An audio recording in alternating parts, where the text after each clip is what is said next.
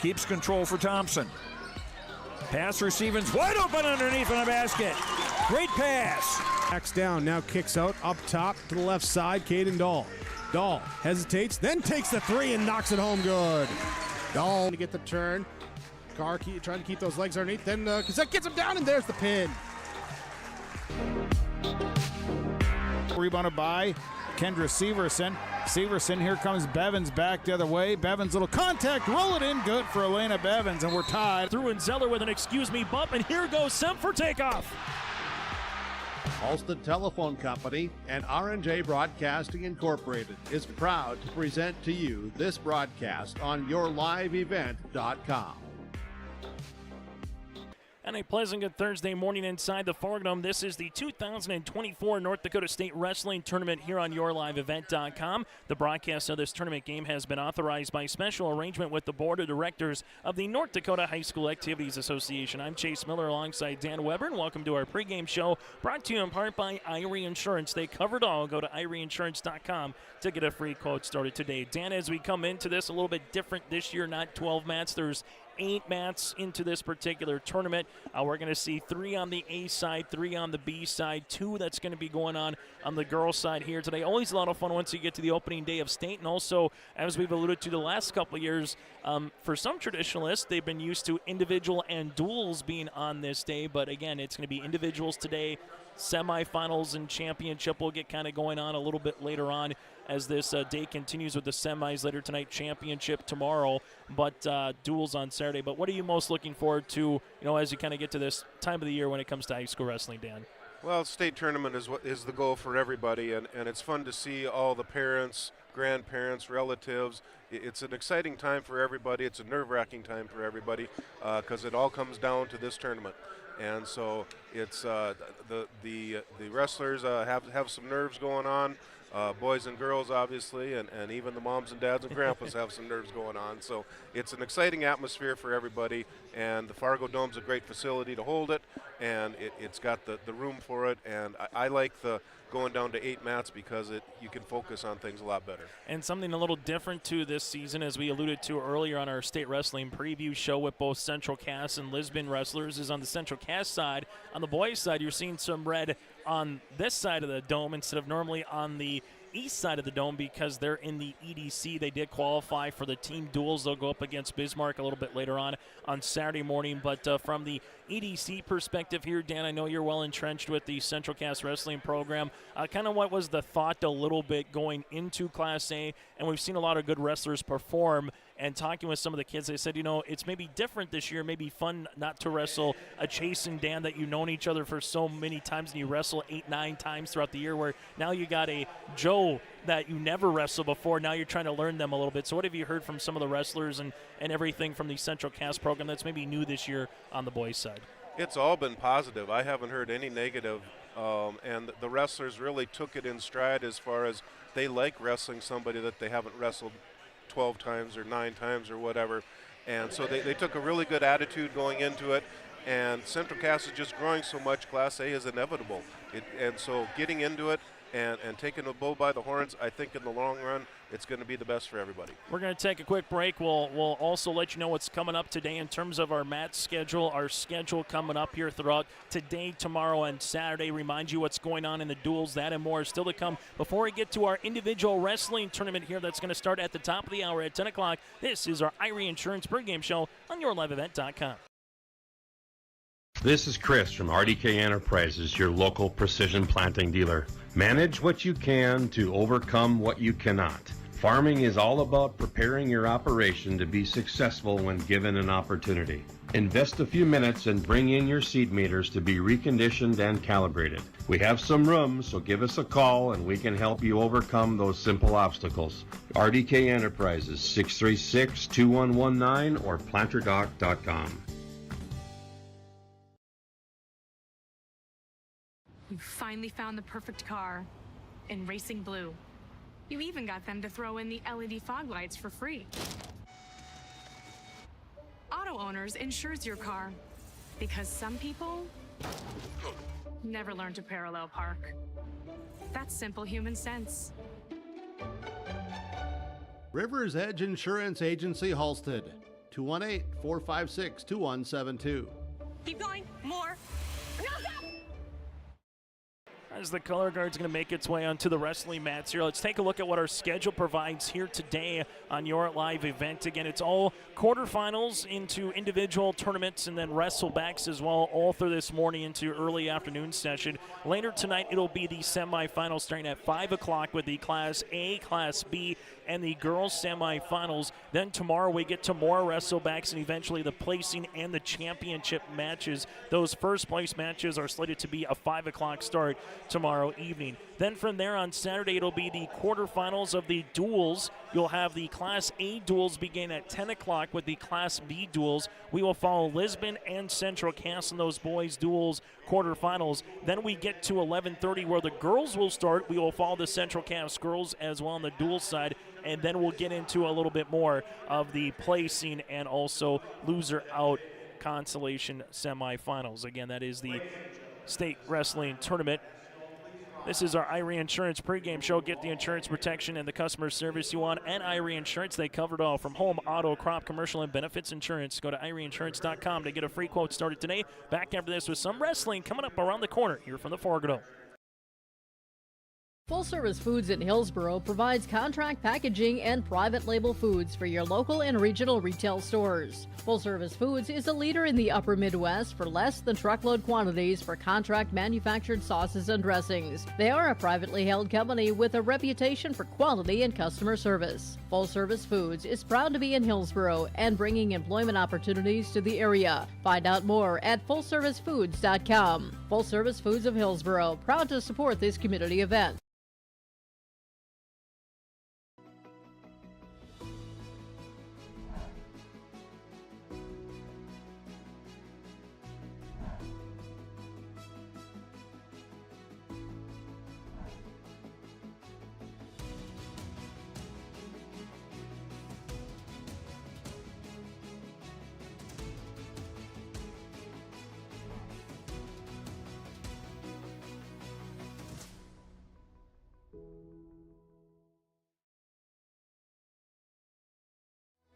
Even as a kid, I knew I wanted to be part of Polar Communications because they have such a long history of taking care of their employees.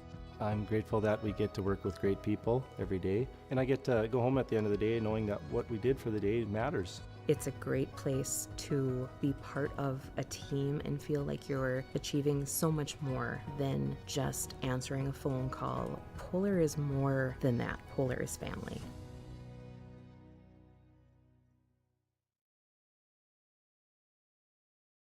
Dakota Heritage Bank, serving you with 10 locations across North Dakota and northwestern Minnesota, has a strong background in ag and business lending, but they can also help with auto, recreational, personal, or home loans, including home equity lines of credit. Dakota Heritage Bank is a family-owned community bank where decisions are made locally. Our friendly staff greets you with a smile, takes the time to get to know you, and can help you with your banking needs. Visit us online, dhbanknd.com. Dakota Heritage Bank, Equal Housing Lender, member FDIC.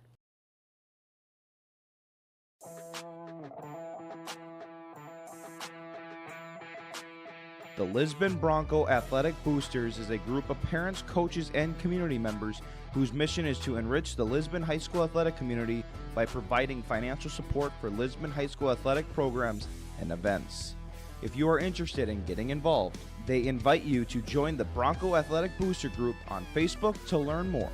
The Lisbon Athletic Boosters send a good luck wish to all athletes competing today. Wallach Johnson Insurance is your friendly neighborhood team of qualified insurance professionals celebrating over 40 years of service. As an experienced independent insurance agency, they have access to highly rated insurance companies and can shop around to find you an affordable solution for farm, crop, business, home, and auto insurance. Visit them at one of their locations in Lisbon, Winter, or Rutland and get a free quote started today. For more information, go to nd-insure.com. Halstead Telephone Company delivers fast broadband internet, telephone, and cable TV to residents in this region, including Halstead, Shelley, Neilsville, Climax, Fisher, Bigland, Gentilly in Minnesota, and Hillsborough, Caledonia, Gardner, and Argusville, North Dakota. Serving the area residents since 1904, Halstead Telephone continues to create a bright future for this region using 100% fiber optic technology. Service plans offer flexibility and choices, and there's local support personnel ready to help. Contact Halstead Telephone Company today. Here we go on YourLiveEvent.com. Again, that does it for our Irie Insurance pregame show. Chase Miller, Dan Weber with you here. We do have Brent Dick literally across the opposite side of the Fargo. It almost feels like a home to visiting a football match a little bit here, as Brent's going to be covering the Class B for us. Dan and myself, Chase, will be covering the A, and then we'll have, because there's not two divisions yet in girls wrestling, we will cover simultaneously the girls as well. Anna White here for the Central Cass Squirrels will be coming on to wrestle here for Central Cass in the individual girls side. That will be on mat number 4 against Milena Rompsum here for the Lisbon Broncos. We'll keep you apprised of what's going on. Again, on mats 1, 2, and 3 are the A schools. Mats 4 and 5 are the girls schools, and then 6, 7, and 8 are the B schools here, as we officially are underway here a couple minutes. That's what you like about wrestlers, Dan. They're ready to go. They're not going to wait till 10, 5 minutes before 10. Let's get to some state wrestling coverage, right? Absolutely, and just a little tidbit, the leg bands weren't on the mat, so they just got her going. They'll figure it out. I'll figure it out from there. Once the officials kind of look at the head scores table of their respective match and they give a thumbs up, they are ready to go here into our opening part of this wrestling tournament. Again, it is the 2024 state wrestling tournament here. Over on mat number 4, again, Anna White, 42-1 on the season, has surpassed 100 career wins, going up against Milena Rompsum, the 7th grader, 12-14 on the year, as White goes to a single leg, able to get a 2-point takedown the opening 8 seconds, and working quickly here for White, looking for that potential fall. Doing a good job there is Rebsum getting back to her bases. White's going to get a couple more near fall points to make it 4-0 here for Central Cass against Rompsum there on the girls' side. Yeah, Anna had a very nice single leg there, and went and got her right to her back for the near fall points. As across the way too on the girls' side, you have Charlotte Crosteen of Pembina County North going up against Bria Brossert here from the Rugby Panthers. And for Anna White right now, continues to work up top. 45 seconds here into this first period. Now we'll be looking for the fall on Rebsum, and she's able to get it at the 1:13 mark left in the first period. Anna White is moving on now at 43-1 here on the season. As all 8 mats are officially underway in some type of wrestling. And on mat number 2 here, we've got Max Glosser versus Rice Safakewicz. Glosser from Dickinson and Safakewicz from Grand Forks Central. Glosser's ahead 5-0. As we continue, Crosteen right now against Brossert here from Rugby. Crosteen from Pembina County North, looking for a couple points, able to get 2 points on a takedown. Now we'll be working the cradle over on mat number 5, while on mat number 4, Eloise Jenner of South Border going up against Castine of the Minot High Magi, the 8th grader. And on mat number 1, we have Grady Olofsson from West Fargo Cheyenne and versus Dylan Mossett from Bismarck St. Mary's. Crosteen from Pembina County North earns the fall here in the first period with 36 seconds left at 100 pounds in the championship round here. That's again on mat number 5. Mat number 2, we've got Glosser from Dickinson ahead 5-0 over Safakewicz from Grand Forks Central.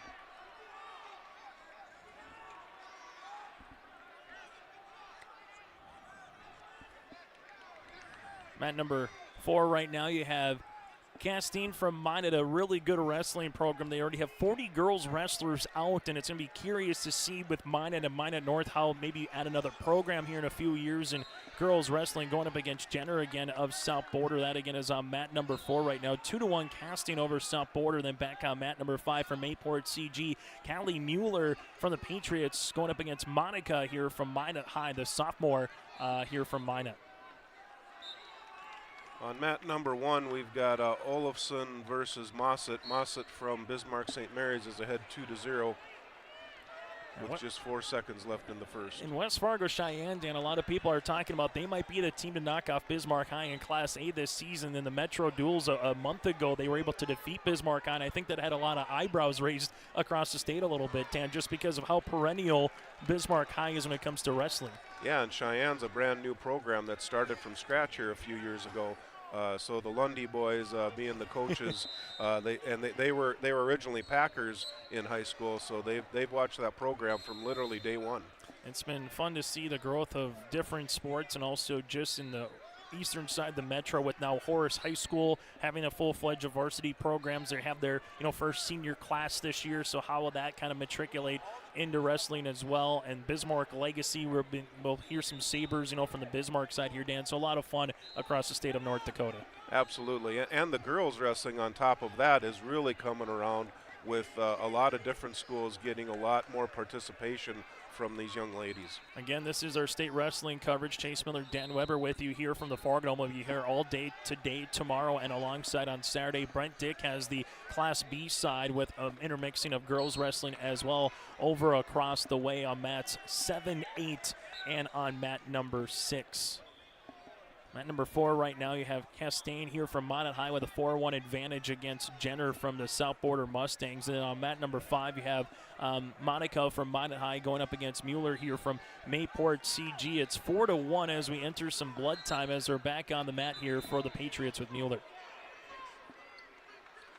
And on mat 1, the boys wrestling, we've got Mossett from Bismarck St. Mary's ahead 4-1 over Olafson from West Fargo Cheyenne. They're in the second period.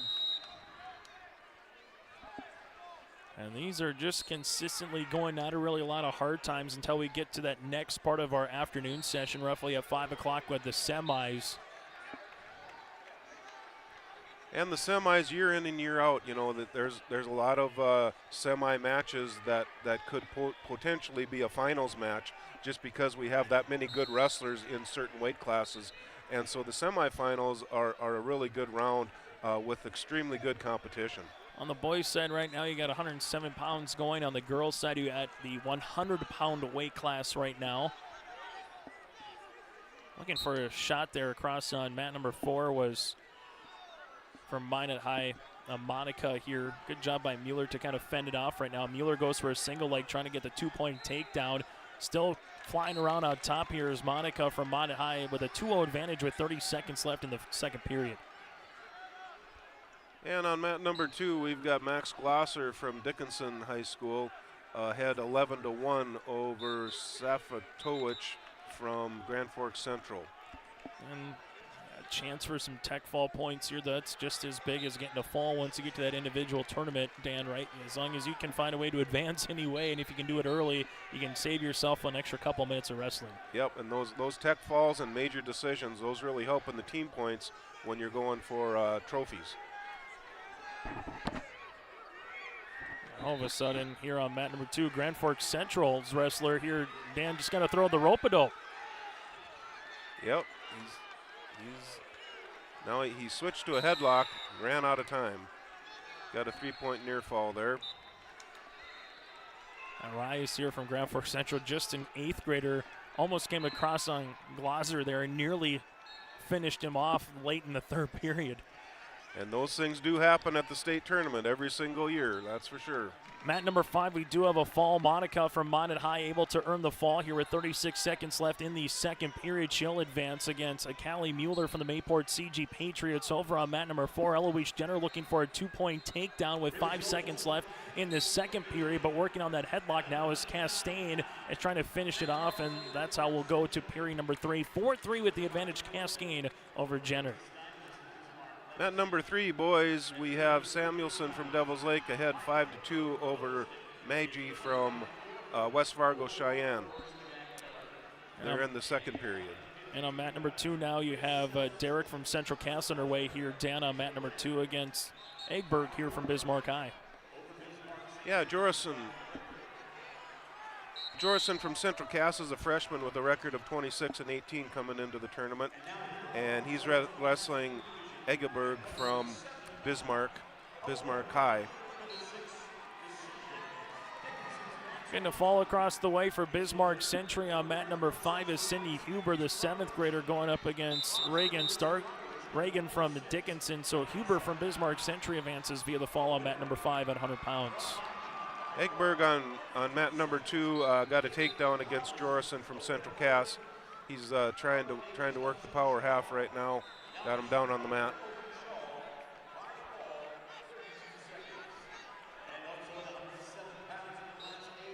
It's the high school state wrestling tournament here on yourliveevent.com, as currently on mat number 4 in this girls bout between Jenner and Castaigne. It's been tight, 4-3, 60 seconds left in the third period. Castaigne from Minot High with the 1-point advantage. Back on mat number 2, Egberg from Bismarck High tried to tilt but wasn't able to get the angle there to get any back points, so it's still 2-0 Egberg from Bismarck over Jorison from Central Cass. As Jenner working on top now of Castaigne. Castaigne trying to get back to her base. Jenner needs to find a way to either toss her over or just let her go potentially, as now they will get the 1-point escape, as Jenner thought that heard a whistle, but not from their mat, heard it from a different mat, said I wanted to go back up to a neutral position to start.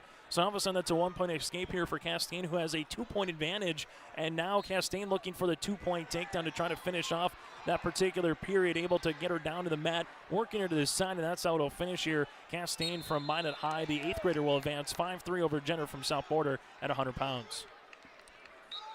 And Jorison from Central Cass gave up a 3-point near fall at the end of the first period. Egberg from Bismarck is ahead 5-0 starting the second period. Egberg started in the top position. This continues here on mat number 3. Mat number 4 and 5, that is. On mat number 5 right now, you have Keeley from Mandan going up against Levy Montez from Pembina County North. So that one currently underway at 106 pounds now on the girls' side. That'll be again on mat number 5. And on mat number 1, we have McGreen from Mandan versus Sandness from Bismarck Legacy. It's 0-0 in the first period. On mat number 2, Jorison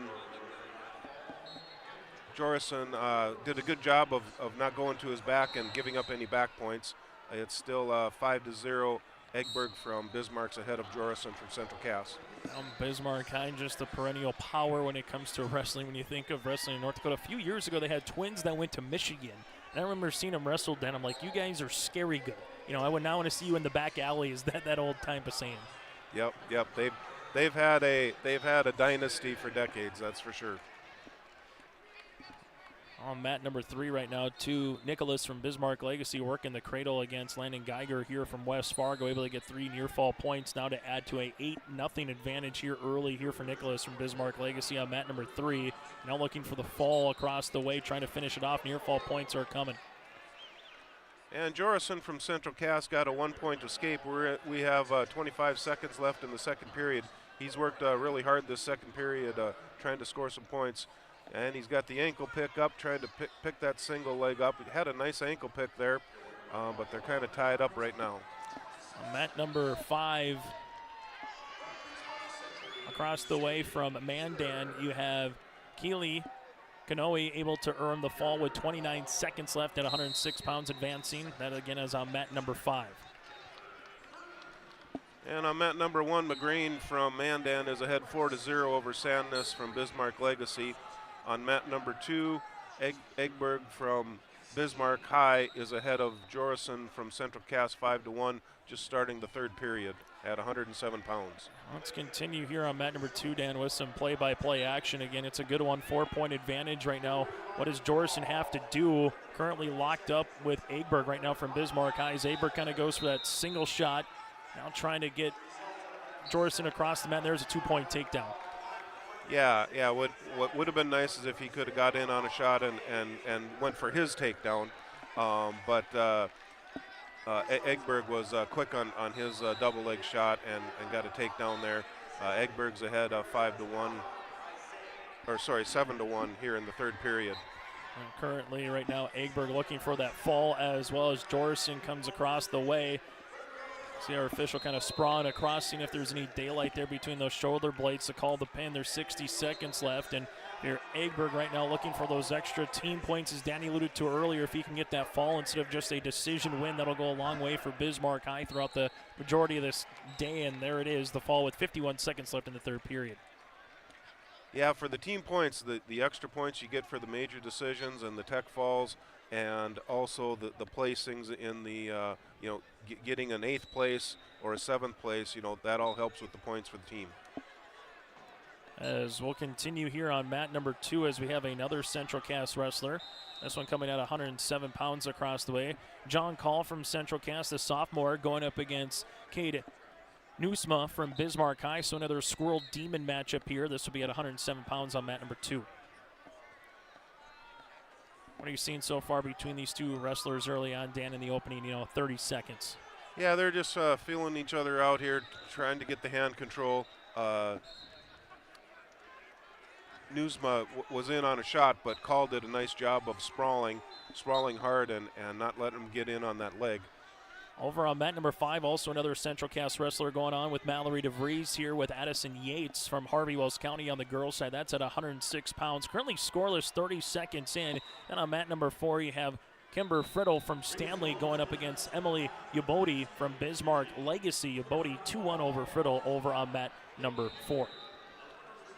Nusma from Bismarck High was able to get in and get a takedown on Call. Call's trying to get his base here. We've got a minute left in the first period at the 107-pound weight class.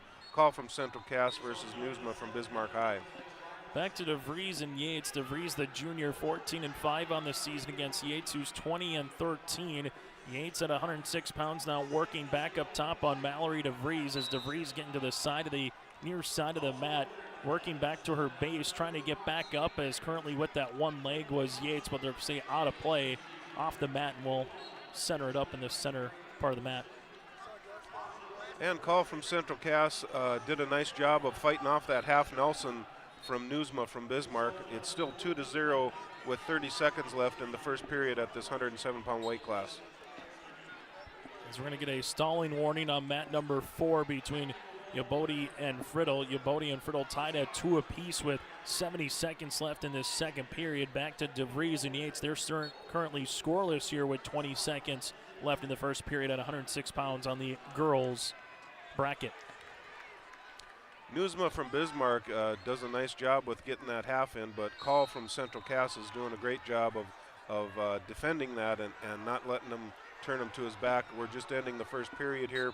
Still 2-0 Nusma from Bismarck High over Call from Central Cass. I'll tell you what, if you're a wrestling fan, this is a fun time, Dan. You got 8 different bouts going on at one particular time. A really good day one crowd as we kind of look across the Far Dome. This is what a state tournament's kind of all about right now. Absolutely, yeah. A lot of families come from the west. This nice facility, it's worth it for them to drive all those miles from the west because of our nice facility, and we really get the crowds because of this nice facility that holds everybody, and you can still see very well all 8 mats. Mallory DeVries will start in the down position against Addison Yates from Harvey Wells County here to start this second period. Still scoreless over on mat number 4, on mat number 5 that is. On mat number 4, Emily Abodi here from Bismarck Legacy with a 6-3 advantage over Friddle from Stanley with 10 seconds left in the second period at a 100-pound weight class. And John Call here on mat number 2 against Cade Nusma. He's in the bottom position, and Nusma's trying to get those legs in, but John Call's doing a great job of basing up and really fighting hard from the bottom there. Mallory DeVries has a headlock in against Yates from Harvey Wells County on the center of the mat. Now working more towards the edge of the mat, that is. Mallory DeVries with 3 points, up by 3. Now looking for the fall as Yates is doing her best job to try to give some separation up and see if she can get out of the grasp of DeVries, trying to roll her way out of it. Nusma from Bismarck High was able to get a 2-point near fall against Call from Central Cass. It's 4-0. Nusma's ahead with 40 seconds left in the second period. Over on mat number 4 right now, Yabodi able to get a 2-point takedown, 8-3 advantage with 90 seconds left in this fourth period at 100 pounds. Over at 106 pounds, Mallory DeVries now back up top here against Yates. It's still 3-0 with under 40 seconds, and DeVries is still working for that fall. Yates has done a really good job like a fish out of water, just scrambling right now a little bit over on mat number 5. And call on mat number 2. There's just 10 seconds left in the second period. He's doing a good job of getting to his base. Mallard DeVries does finish with a fall there in the second period against the 8th. So for the Central Cass Squirrels, DeVries advances at 106 pounds. And we're going to roll into the third period here at 107 pounds on mat 2. John Call from Central Cass versus Newsma from Bismarck. Newsma is ahead 4-0 going into the third period. Call is going to have the top position starting the third period. And so for a lot of Bismarck High Demons doing well early on here is you got Ireland on mat number 3, 13 rip over Blue Miller from Bismarck. St. Mary's at 114 pounds as we do have a blood timeout. Timeout brought to you in part by Bank North. Visit ibanknorth.com, member FDIC, equal housing lender with our blood timeouts. And on mat number 2, Newsma from Bismarck got a 2-point reversal over Call from Central Cass. Call hit a sit out and is trying to finish that. We've got 1:30 left in the third period. Newsma's ahead 6-0. What a good back and forth match on mat number 4 right now. It looks like Emily Abodi is going to advance with a 12-5 win over Friddle here on the decision of Stanley at 100 pounds over on mat number 4. On mat number 5 right now you have Gabby Hanig from Valley City and Jacobson from Rugby. It's currently Jacobson with a 2-1 advantage with 60 seconds left in the first period. And on mat number 1 we've got Kraft from Minot versus Sorensen from Watford City. Sorensen is ahead 2-0 with a takedown in the first period at the 114-pound weight class. On mat number 2, we've got Call from Central Cass and Newsma from Bismarck High. Newsma's ahead 6-0 with 40 seconds left in the third period. Newsma's trying to lock up a cradle, but Call was able to sprawl out and not allow that cradle. Hanig from mat number 5 right now for Valley City with a 3-2 advantage, working with some near fall points. Nice takedown against Jacobson here. She's running out of daylight though with 10 seconds left in the first period, trying to finish with the fall with Gabby Hanig here from the 8th grader from Valley City. Now down to 5-3 to 1, and that's how we'll end our first period. But Hanig getting 3 near fall points to take a 6-2 advantage over Jacobson here at 106 pounds. Call from Central Cass. There's 15 seconds left in the third period. Call's trying to get up off the bottom and get a reversal there. Newsma from Bismarck High is ahead 6-0.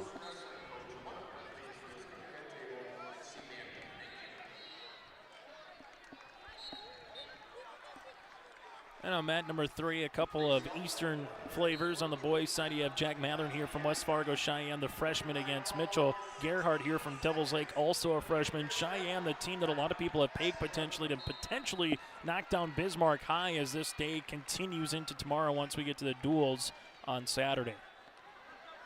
And Call from Central Cass lost that match 6-0, but he did a very nice job of fighting hard during that whole match.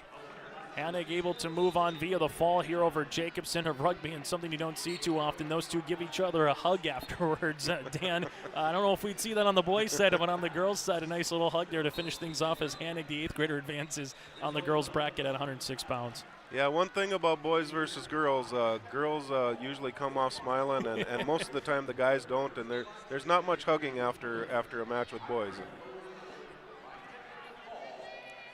On mat number 1, we've got Kraft from Minot versus Sorensen from Watford City. Sorensen's ahead 2-1 with 1:20 left in the second period. Mat number 4 right now, it's been Manise from Bismarck Legacy with a 2-0 advantage here against Newtown Partials Bunner. And able to finish off with the fall there is Manise from Bismarck Legacy, advancing at 106 pounds. At 106 pounds on mat number 5, you have Ferderer from Bismarck Century going up against Lura here from Carrington. Mat number 3, we have Mitchell Gerhardt from Devils Lake versus Jake Mattern from West Fargo Cheyenne. Mattern from Cheyenne is ahead 3-2 in the first period with 27 seconds left.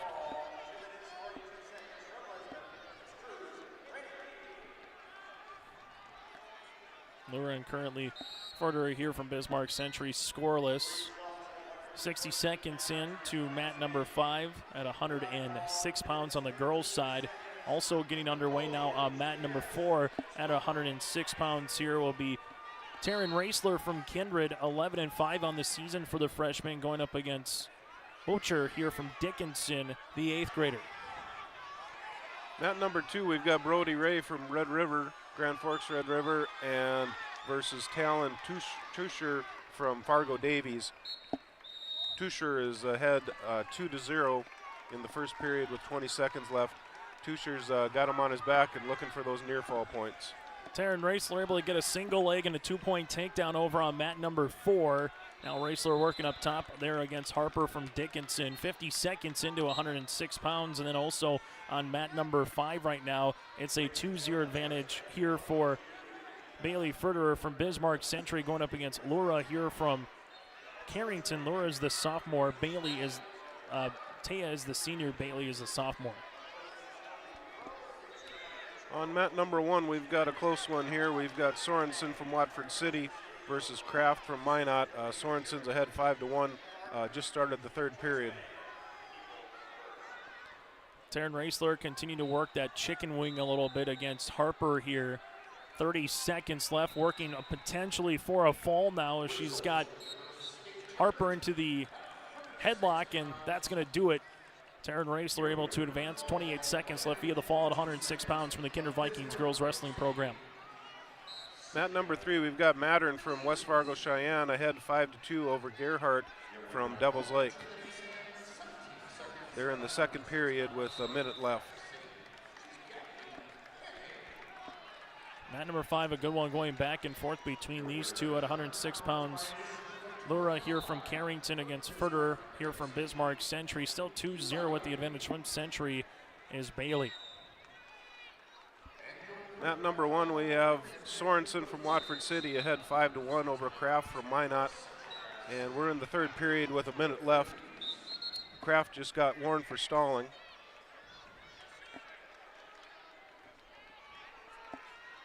Good 2-point takedown on the shot there by Bailey. Went for that single leg and now working Laura around the mat right now at 106 pounds. 60 seconds left in the second period. On mat number 2, Tersher from Fargo Davies is ahead 7-0. And we've got 20 seconds left in the second period in this match.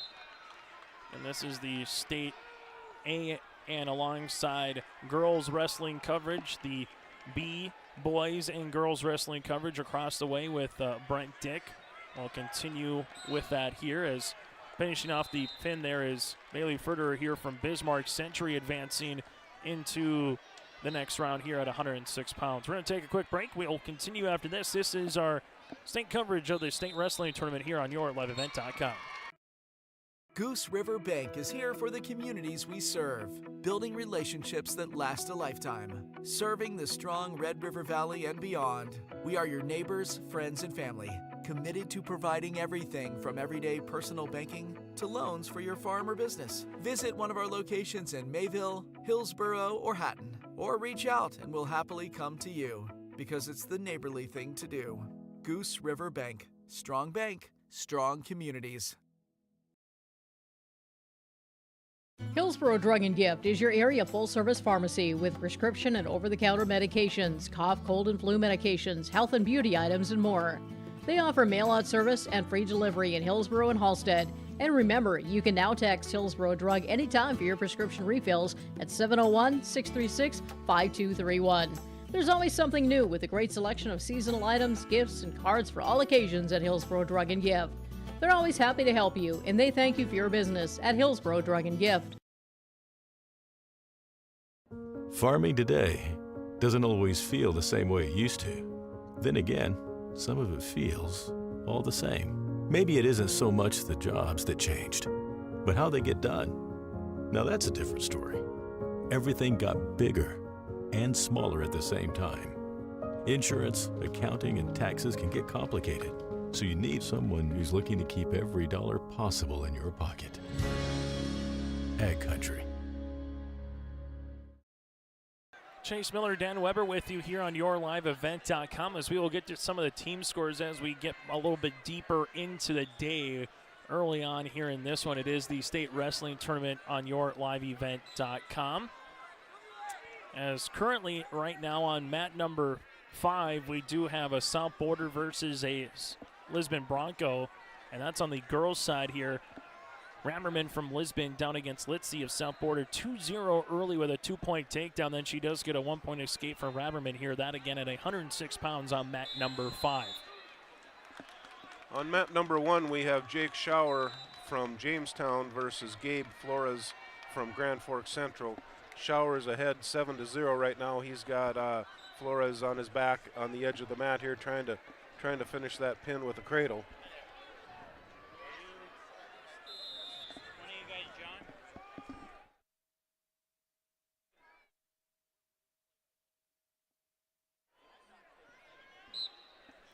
With it, continuing across the way here on mat number 2 here for the Bismarck Century Patriots here, Dan, looking like a chance to finish it off. Yeah, the Century Patriots have him on his back.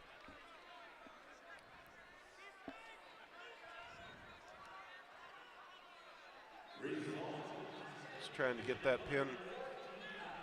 Got a minute 30 left. We're at the 114-pound weight class. Yeah, Grady Iverson there from Bismarck Century against Burchell here from Breckenridge Wahpeton. And there's a pin with a minute 25 left in the first period. So again, Iverson from Bismarck Century advances over on mat number 5 again. Rammerman and Litzy. Litzy doing a good job getting ahead 7-1 currently. There's Litzy again and Rammerman at 106 pounds. Over on mat number 4, you have Alicia from Bismarck Legacy going up against Schultz from Minot High, and from Bismarck Legacy, the freshman, a perfect now 41-0 on the season. Alicia matches, that will be a fun one to watch at 112 pounds, making quick work there from Kylie of Minot High. On mat 1, we have Schauer from Jamestown. He's a freshman with a 26-3 record coming into state. He's ahead of Flores from Grand Forks Central, 12-0. He's got control of this match, got him in a cradle right now. Schauer's got the cradle, trying to pin Flores, and they're going to give him the tech fall there. He had the 15 points, which gives you the tech fall, and the match is over at that point. Winning across the way here is going to be Litzy from South Border against Rammerman. That again at 106 pounds in the championship round. At the 121-pound weight class on mat number 2, we've got Savageau from Fargo Davies versus Bond from Grand Forks Red River. Savageau got a 2-point takedown here. He's got a chicken wing in, trying to bring him to his back. He's working on a chin drop right now. Mat number 4, Bennett from Pembina County North going up against Jocelyn Boyer here from Northwood. It is a 2-0 advantage for Boyer, the freshman, against Bennett. And again, on mat number 4 right now, as Boyer doing a good job working up top and trying to roll Bennett over here to get some more points. On mat number 1, we've got Ensminger from Bismarck Legacy versus Volk from Devil's Lake. Ensminger threw a headlock and is getting back points right now here on mat number 1 in the first period at 121 pounds. Bryce Volk from Devil's Lake's doing a nice job of trying to fight that headlock, but he's got that headlock pretty tight. And there's the pin with minute 17 left in the first period. Ensminger from Bismarck Legacy pins Bryce Volk from Devil's Lake. Veda Hoffman of South Border going up against Ireland from Bismarck High. That one currently scoreless, getting underway on mat number 5 at 112 pounds on the girls' side. On the boys' side, right across the way from him on mat number 3 from Williston, Aaron Morris, the senior, at 21-9 on this season with a 6-3 advantage at 114 pounds here against Wesley Fisk of Devil's Lake as we go to period number 3. That at 114 pounds on the boys' side. On mat number 2 at 121 pounds, we've got Savageau from Fargo Davies ahead 2-1 versus Bond from Grand Forks Red River. Savageau just got another takedown and took him right to his back, so he's getting back points.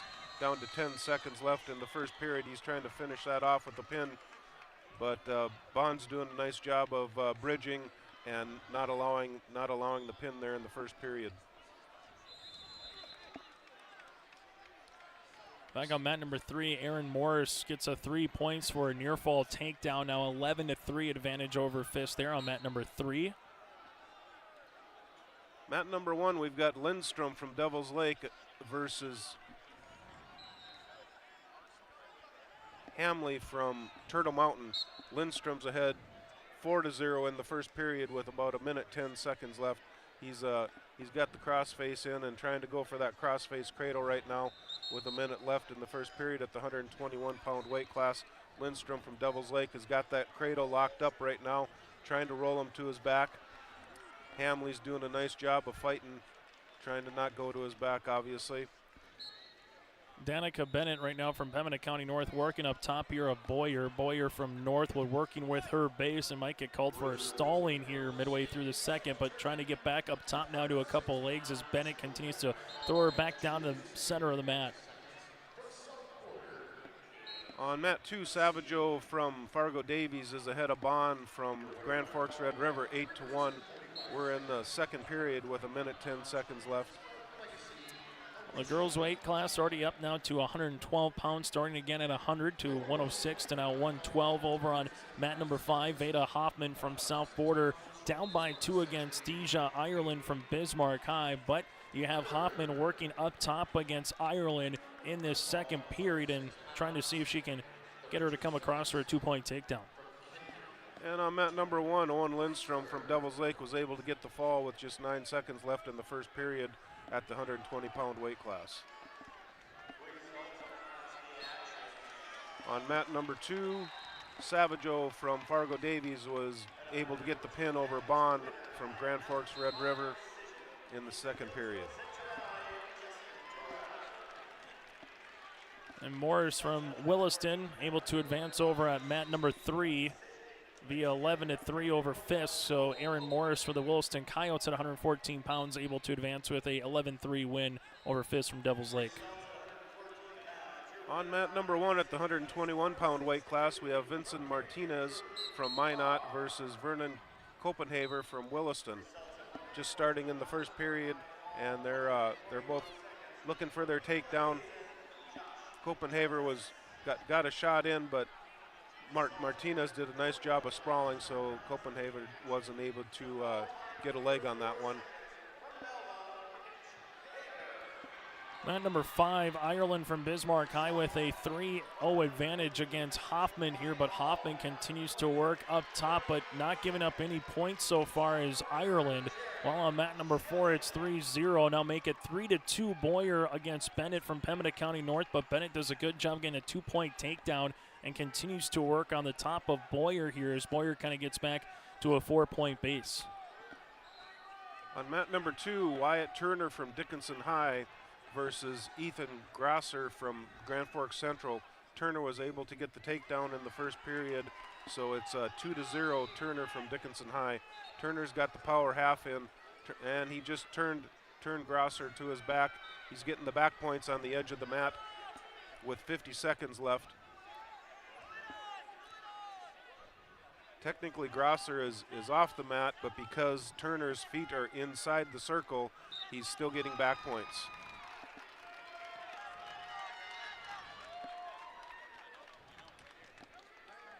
And over on mat number 1 here, just quickly into the 121-pound weight class, we do have a decision via the fall early on here with Copenhaver from Williston moving on via the fall over Martinez against Minot. On mat number 2, Turner from Dickinson High was able to get the 3-point near fall, so it's 5-0 Turner with 14 seconds left in the first period. They're going to get a fresh start here in the center circle. 3 seconds, 2 seconds, and at the very last second, finishing off with a 2-point takedown here is Danica Bennett from Pembina County North. She was looking at her bench, and everyone's saying go around to finish the 2-point takedown, and she got it with a second to spare as we're going to some bonus wrestling over on mat number 4. Yeah, that's always great when you can see that last second and have it go into overtime and get a fresh start for everybody and see what happens. The entire bench from Pembina County North looked like a bunch of guys doing the lasso for radio, from rodeo, just saying go around, and Boyer able to get the escape, but then Bennett came right back with a 2-point takedown, able to get the leg and finish it off here at 112 pounds as we start this overtime session, currently tied at 4 apiece. On mat number 1, Ben DeForest made quick work. He pinned his opponent Sanchez from Devil's Lake in the first 36 seconds in the first period. Over on mat number 5 right now, 7-2 the advantage at 112 pounds currently for Ireland against Hoffman. And we will get a 2-point takedown, and coming back there is Danica Bennett from Pembina County North. That might be the wrestling early on match that we've seen here. You got a feel for Boyer. She was up 4-2, but give a lot of credit to Danica Bennett from Pembina County North to come back at 112 pounds and win via overtime. We haven't really said overtime too much here today, Dan, early on. Granted, we're about a half hour plus in, but and that one might be something we circle back to a little bit later on here today. Yeah, absolutely, and it was nice to see her get that to go into overtime and then to win it. That's awesome.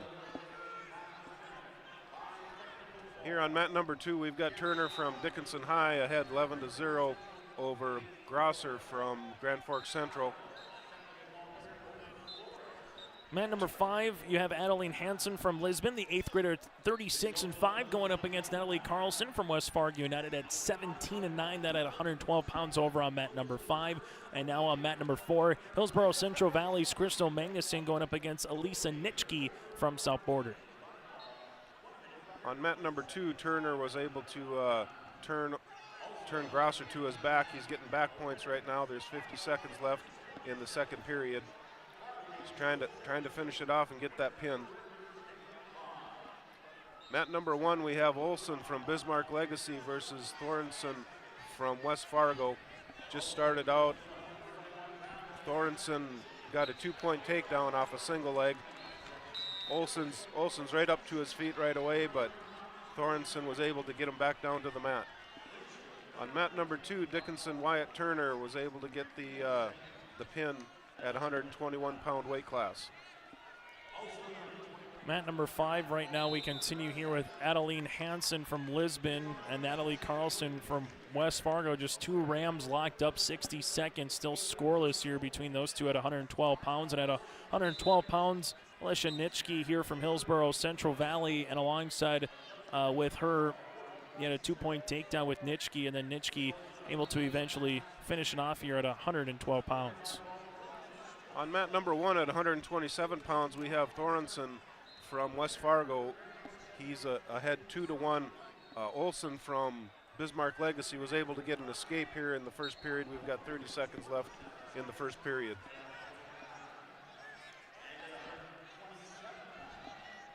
Olson is in on a single leg on Thorenson on mat number 1. Trying to finish that. No points yet. And no points. He was very close to getting a takedown there, Hunter Olson from Bismarck Legacy, but they were on the edge of the mat and they ran out of space. So they're starting out in the neutral position with 7 seconds left in the first period. And again, Alyssa Nitschke from South Border defeats Crystal Magnuson of Hillsborough Central Valley to move on. Also on the girls' side going on right now, you have Vivian Becker from Bismarck Century going up against Victoria Sanchez from Valley City. On mat number 2, we have Caesar Cruz from Grand Forks Central versus Rowdy Mott from Watford City. Cruz is ahead 2-0 here in the first period with 35 seconds left. At 112 pounds on mat number 1, Victoria Sanchez, the junior, wins via the fall to improve to 30-10 on the season against Vivian Becker here from Bismarck Century. That again at 112 pounds on mat number 4. And we've got another close one on mat number 1 at the 127-pound weight class. Thorenson from West Fargo is ahead 2-1 over Olson from Bismarck Legacy. They're both in the neutral position with 1:30. Thorenson just got warned for stalling. Olson is in on another single leg trying to finish off that takedown. And Olson's got the 2-point takedown to make it 3-2 Olson from Bismarck Legacy. Alexis Schneider from Napoleon Gacko Streeter, the junior, perfect 47-0 on this season at 118 pounds, going up against Central Cass's Aubrey Quinn, the junior, at 15-16 on this season. Schneider is probably one of the, if not the best girls wrestler you could argue in the state at her particular weight class, and has it right to the cradle here for the Imperials. Gets a 2-point takedown, working with back points right now and trying to finish off Aubrey Quinn here in this first period, 35 seconds in. And there she is, going to finish with the fall, and Schneider now improves to 48-0 on this season. No one wants to see Schneider across the way here, Dan. She was awfully impressive in that girls do, unable to do it there to Aubrey Quinn. Yep, very good wrestler, very tough. Yep. On mat number 1, we've got a tight one. Olson from Bismarck Legacy is behind Thorensen from West Fargo, 5-4. Got 17 seconds left in the second period. And over on mat number 3 here from Central Cass, Simon Schneider from the Squirrels against Piatz from Bismarck Century. Piatz already with a 2-point takedown, 30 seconds in. That's on mat number 3.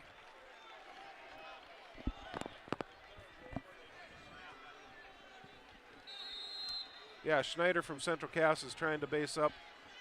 Piatz is trying to lock up that crossface cradle, but Schneider's doing a good job of fighting that off. He's trying to peel the hands to not let Piatz get that locked up. And Piatz was able to roll Schneider to his back with that cradle, and there's the pin with a minute left in the first period. Again, at 121 pounds over on the opposite mat, just across from it here at mat number 4 right now. Ella Wald from Bismarck Century going up against Ava Owens from Fargo. It's a 6-1 advantage for Owens from the Fargo Stingers. On mat number 1, this is still a tight one. There's a minute 30 left in the third period, and Thorensen from West Fargo is still ahead of Olson from Bismarck Legacy, 5-4. Ingwich from New Salem Almont with a 6-1 advantage now over Emma Schilling against the Dickinson Midgets. That again at 112 pounds. 118 pounds Walden Owens going at it again at 118 on the girls' side. Olson from Bismarck Legacy was able to get a 2-point reversal, and so now it's 6-5. Olson is ahead of Thorensen, and Thorensen just got a 2-point reversal, so now it's 7-6. This is a real tight one here on mat number 1. 127-pound weight class with 1 minute left in the third period. And still on mat number 1, we're all locked up at 7 with 50 seconds left. Thorensen from West Fargo versus Olson from Bismarck Legacy. This has been a tight one the whole time, back and forth. One wrestler will score a point, and the next wrestler will come back with a 2-point takedown, and so on. So this has been a really tight one here at 127 pounds. From New Salem Almont, Anna Ingwhite able to finish with a fall against Emma Schilling from Dickinson. Then at 112 pounds, and at 118 pounds right now, Ava Owens and Ella Wald tied as we go to period number 2 at 118 pounds. On mat number 1, we've got 25 seconds left in the third period. We're all tied up 7-7. Olson has shot in on a single, but Thorensen did a nice job of sprawling and is trying to fight that off. Still no points there. And Thorensen got a 2-point takedown here with 2 seconds left.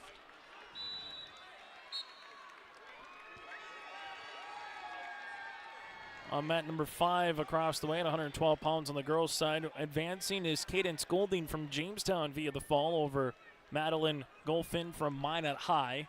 While Ava Owens and Ella Wald, Bismarck Centuries against Fargo. The Stingers, Wald with a 1-point escape now, leads it by a point at 118 pounds, 30 seconds into this second period. Thorson on mat number 1 was able to get a takedown in the last couple seconds of the match to win that match 9-7 at the 127-pound weight class.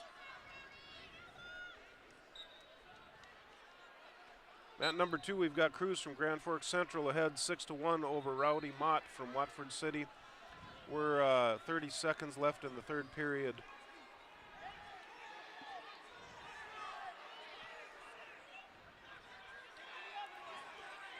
Ava Owens from Team Fargo right now, 2-1 advantage over Ella Wall with a 2-point takedown, and now working with some near fall points and gets the fall with 42 seconds left in the second period. Ava Owens from the Fargo Stingers advancing at 118 pounds on the girls division.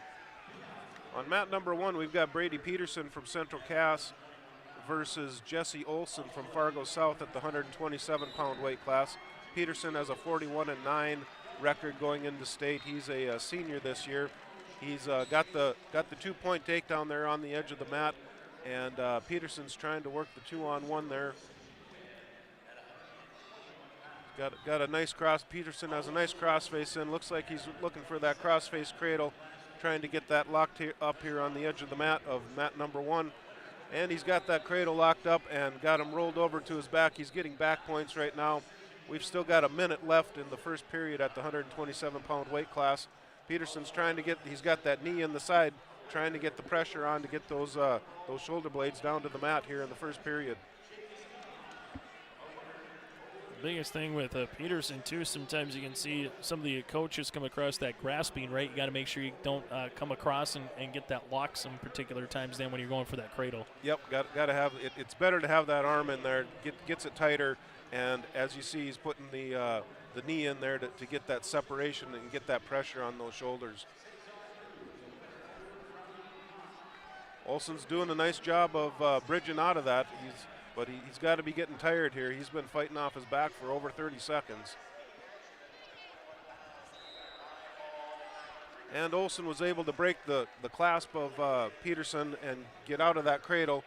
Peterson's ahead 5-0 with 10 seconds left in the first period. 2-0 advantage over on mat number 5 right now on the girls' side.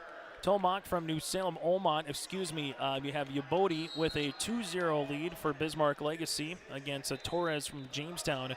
Over on mat number 4 right now, you have Tomac with also a 2-0 lead from New Salem Olmont going up against Katie Bynum from Pembina County North at 118 pounds.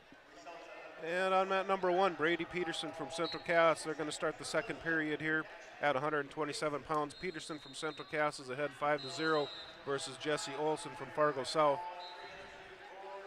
Peterson is in on a single leg trying to finish that off. And there he's got a 2-point takedown for Peterson from Central Cass. Peterson's ahead 7-0. Peterson looks like he's gonna work on that crossface again.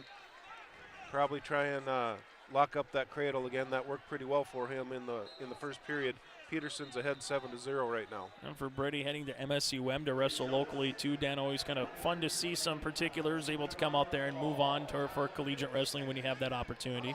Yep, absolutely. He's worked hard in his high school career, and he wants to give college wrestling a good, honest shot, and that'll be good for him.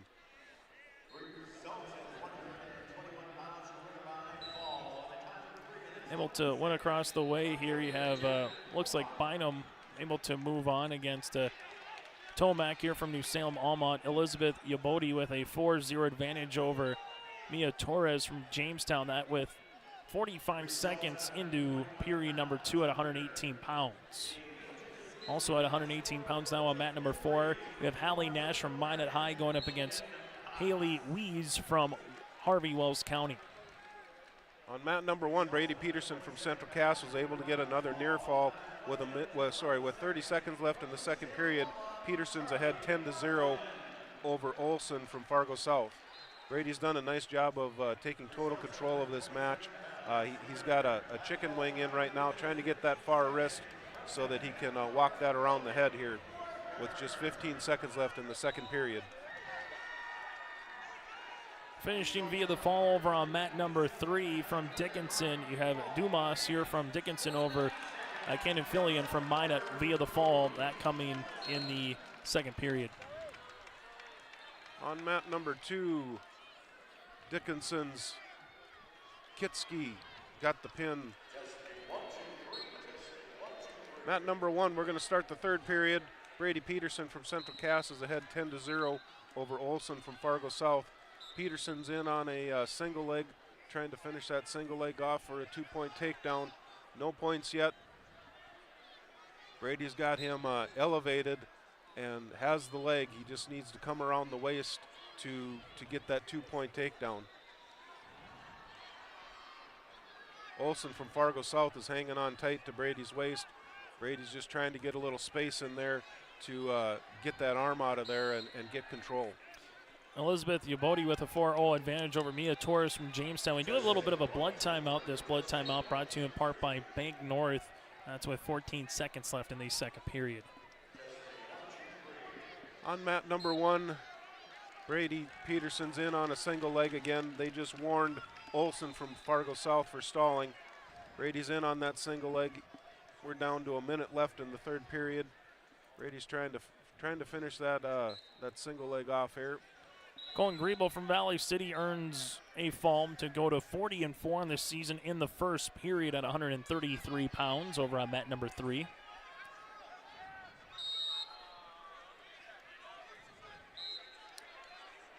Okay, they had a stalemate on mat number 1. Brady Peterson's ahead 10-0 over Olson from Fargo South. We've got 45 seconds left in the third period. Brady's in on a double leg, nice double leg shot. He's trying to drive into that, and of course Olson's sprawling. And on mat number 3 right now, Grady Link from Central Cass at 133 pounds going up against Danielle Charbonneau here from the Devils Lake Firebirds. That again is mat number 3 at 133 pounds right now. Peterson from Central Cass was able to get another takedown. He's ahead 12-0 over Olson from Fargo South. Peterson's on the top position, trying to work a pinning combination here. Olson was warned for stalling again, so Peterson will get another point for stalling, and that's the end of the match. Peterson ends up winning that 13-0. He did a very nice job of keeping control of that match for the whole time. Charbonneau here from Devils Lake with a 2-1 advantage over Grady Link with 60 seconds left in mat number 3. And then on the girls' side right now, currently going on from Minot High, Hallie Nash from Minot going up against Haley Wees, again on mat number 4. That one just currently finished with Nash able to take the advantage. Lincoln Charbonneau on mat number 3, they had quite a transition there. It looked like Link was going to get a takedown, but Charbonneau was able to roll through on that and ended up getting the takedown. Charbonneau's ahead 4-1 over Grady Link with 25 seconds left in the first period. Charbonneau's got that arm bar. He doesn't quite have the wrist yet, but he's trying to drive that arm bar across the head. And looks like we had a potentially dangerous there. That arm bar was pretty high, and the referee called potentially dangerous, so Grady Link will get a fresh start here. Over on mat number 4 right now, Isabel Erickson from Northern Cass in the grasp of Meidinger with a little bit of a headlock now working back up top. It's a 2-0 advantage here for Carissa with that 2-point takedown. 50 seconds left in period number 1. On mat number 3, Grady was able to get a stand up, but wasn't able to get free. So after the first period, Charbonneau from Devils Lake is ahead 6-1 over Grady Link from Central Cass. In the second period, Link chose the bottom position. So Grady's at the 133-pound weight class, and we're going to start the second period.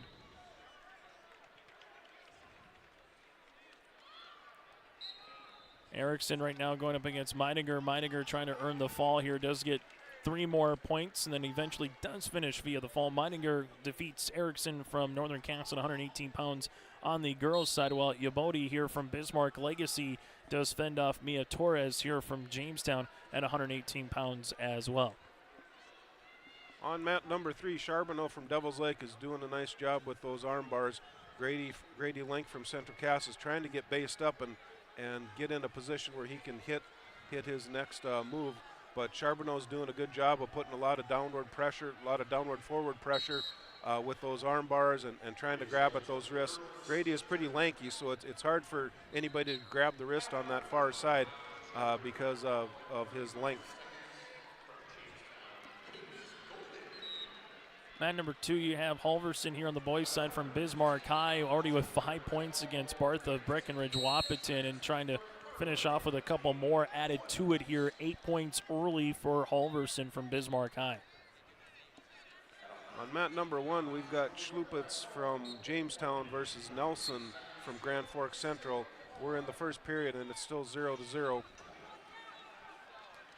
Carl Team Grand Forks at 124 pounds, going up against Baptiste from Kenmare Bullbells here on mat number 4. Mat number 5 right now, Sarah Novak, also from the Grand Forks Knight Riders, going up against Elizabeth Hook from Mandan. Mat number 3, Charbonneau from Devil's Lake, is still on top of Link from Central Cass. Charbonneau's doing a good job of keeping the pressure on Link. Link's working hard on the bottom, trying to get his stand up, but Charbonneau's got a lot of pressure and has those arm bars in quite a bit.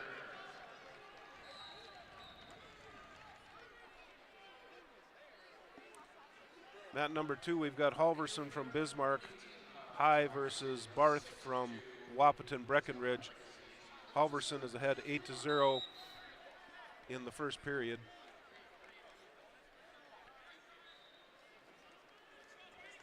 Back to mat 3. We're going to start the third period. Grady Link versus Charbonneau from Devil's Lake. Link is going to start in the top position. Baptiste here from Bismarck Legacy able to earn the win at 118 pounds as they go down to 124 pounds with Steidler here from Bismarck Legacy going up against Simons from Killdeer on the girls' side. Link on mat number 3 is trying to lock up that cross-face cradle. Charbonneau's got pretty good hand control to where Link couldn't get that locked up. Link's got the near leg hooked and trying to get him broken down to work on the next pinning move. Mat number 3, we've got 1:20 left in the third period at the 133-pound weight class. Grady Link is in the top position, again trying to work on that cradle. He's got the cradle locked up and he's trying to tilt it back, and they're counting back points for Grady Link. Grady's got to be careful there not to get too high. And Charbonneau was able to get a 2-point reversal. Grady just got a little bit high on that cradle. Charbonneau got a 2-point reversal. Charbonneau's ahead 8-3 with 45 seconds left in the third period. Link is up to his feet and trying to get some space to get broken away and start out with a fresh start from takedowns. But Charbonneau isn't letting them down. As on mat number 5 right now, Sarah Novak going up against Elizabeth Hook from Mandan. Hook with a 2-point takedown to add to her advantage currently at 118 pounds again on mat number 5, and also now looking for the fall. And Link on mat number 3, he's in the down position trying to get some separation there. Elizabeth Hook does finish with a fall at 118 pounds here, 40 at the 140 mark in period number 2. On mat number 4, we go to the second period, a 2-1 advantage for Steidler here over Simons from Killdeer, and at 124 pounds on the girls' side. Charbonneau from Devil's Lake had a 10-4 decision over Link from Central Cass at the 133-pound weight class. As for the Central Cass girls wrestlers, coming on will be Brianna Mayer here from Central Cass, the junior, going up against Brenna Erickson from Dickinson. This at 118 pounds in the opening round over on mat number 5. On mat number 2, we have Nelson from Bismarck Century versus Alexander from West Fargo Cheyenne. Alexander is ahead 4-1, and they're just going to be starting the third period here. Looks like they're going to take the neutral position here on mat number 2 to start the third period at 133-pound weight class. Currently, Mayer and Erickson just kind of a little bit of hand grasping going back and forth, both in that locked position. As Mayer trying to see if she can go for that single leg shot on Erickson. Erickson does a good job blocking it as they get back to their center part of the mat. Mat number 2, Alexander from West Fargo Cheyenne was able to get a takedown here in the third period, so he's ahead 6-1 over Nelson from Bismarck Century. Currently scoreless again on mat number 5 right now between Erickson and Mayer. Working to the edge of the mat, and Erickson, does she get a 2-point takedown? Nope, they're going to say that it was too far out of the mat, that she didn't have her legs properly in, so they'll start back in a neutral position here with 52 seconds left in this first period. On mat number 3, Gage Glosser from Dickinson is ahead 4-0 over Mouse from West Fargo Packers. That's in the first period at the 133-pound weight class. Mat number 2, Alexander from West Fargo Cheyenne is ahead 8-3 over Nelson from Bismarck Century.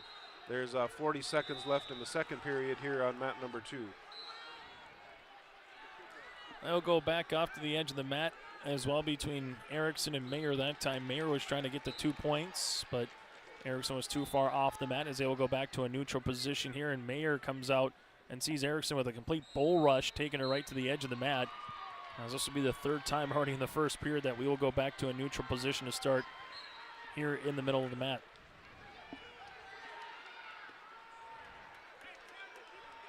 On mat number 2, Alexander got another takedown. He's from West Fargo Cheyenne. That match here on mat number 2 after the second period is 11-5. Alexander from West Fargo Cheyenne is ahead of Nelson from Bismarck Century. Brianna Mayer with a 2-1 advantage over Erickson here, as Mayer able to get a 2-point takedown, but then Erickson comes back with a 1-point escape going into period number 2. On mat number 3, Gage Glosser was able to get a pin over Nolan Mouse from West Fargo. Mat number 4 right now, you have Olivia Lindstrom of Devil's Lake going up against Marley Stremick from Pembina County North. Stremick from the Pembina County North Grizzlies, 35-5 on this season here at 124 pounds. Stremick is a big wrestling name up in that Walhalla area, that's for sure. I actually wrestled with 2 of the Stremick boys at Dickinson State back in the 80s. And you just have certain names, no matter the sport, it just keeps going on for generations, doesn't it, Dan? Yep, that's for sure, yep. Mayer able to work off the mat. The coaches are asking for the 2-point takedown, but by the time it comes off the mat, we've seen the official more than not from both the Erickson or Mayer point of view get either no points or it goes back to the center, and currently tied at 2 right now with 127 left in this second period.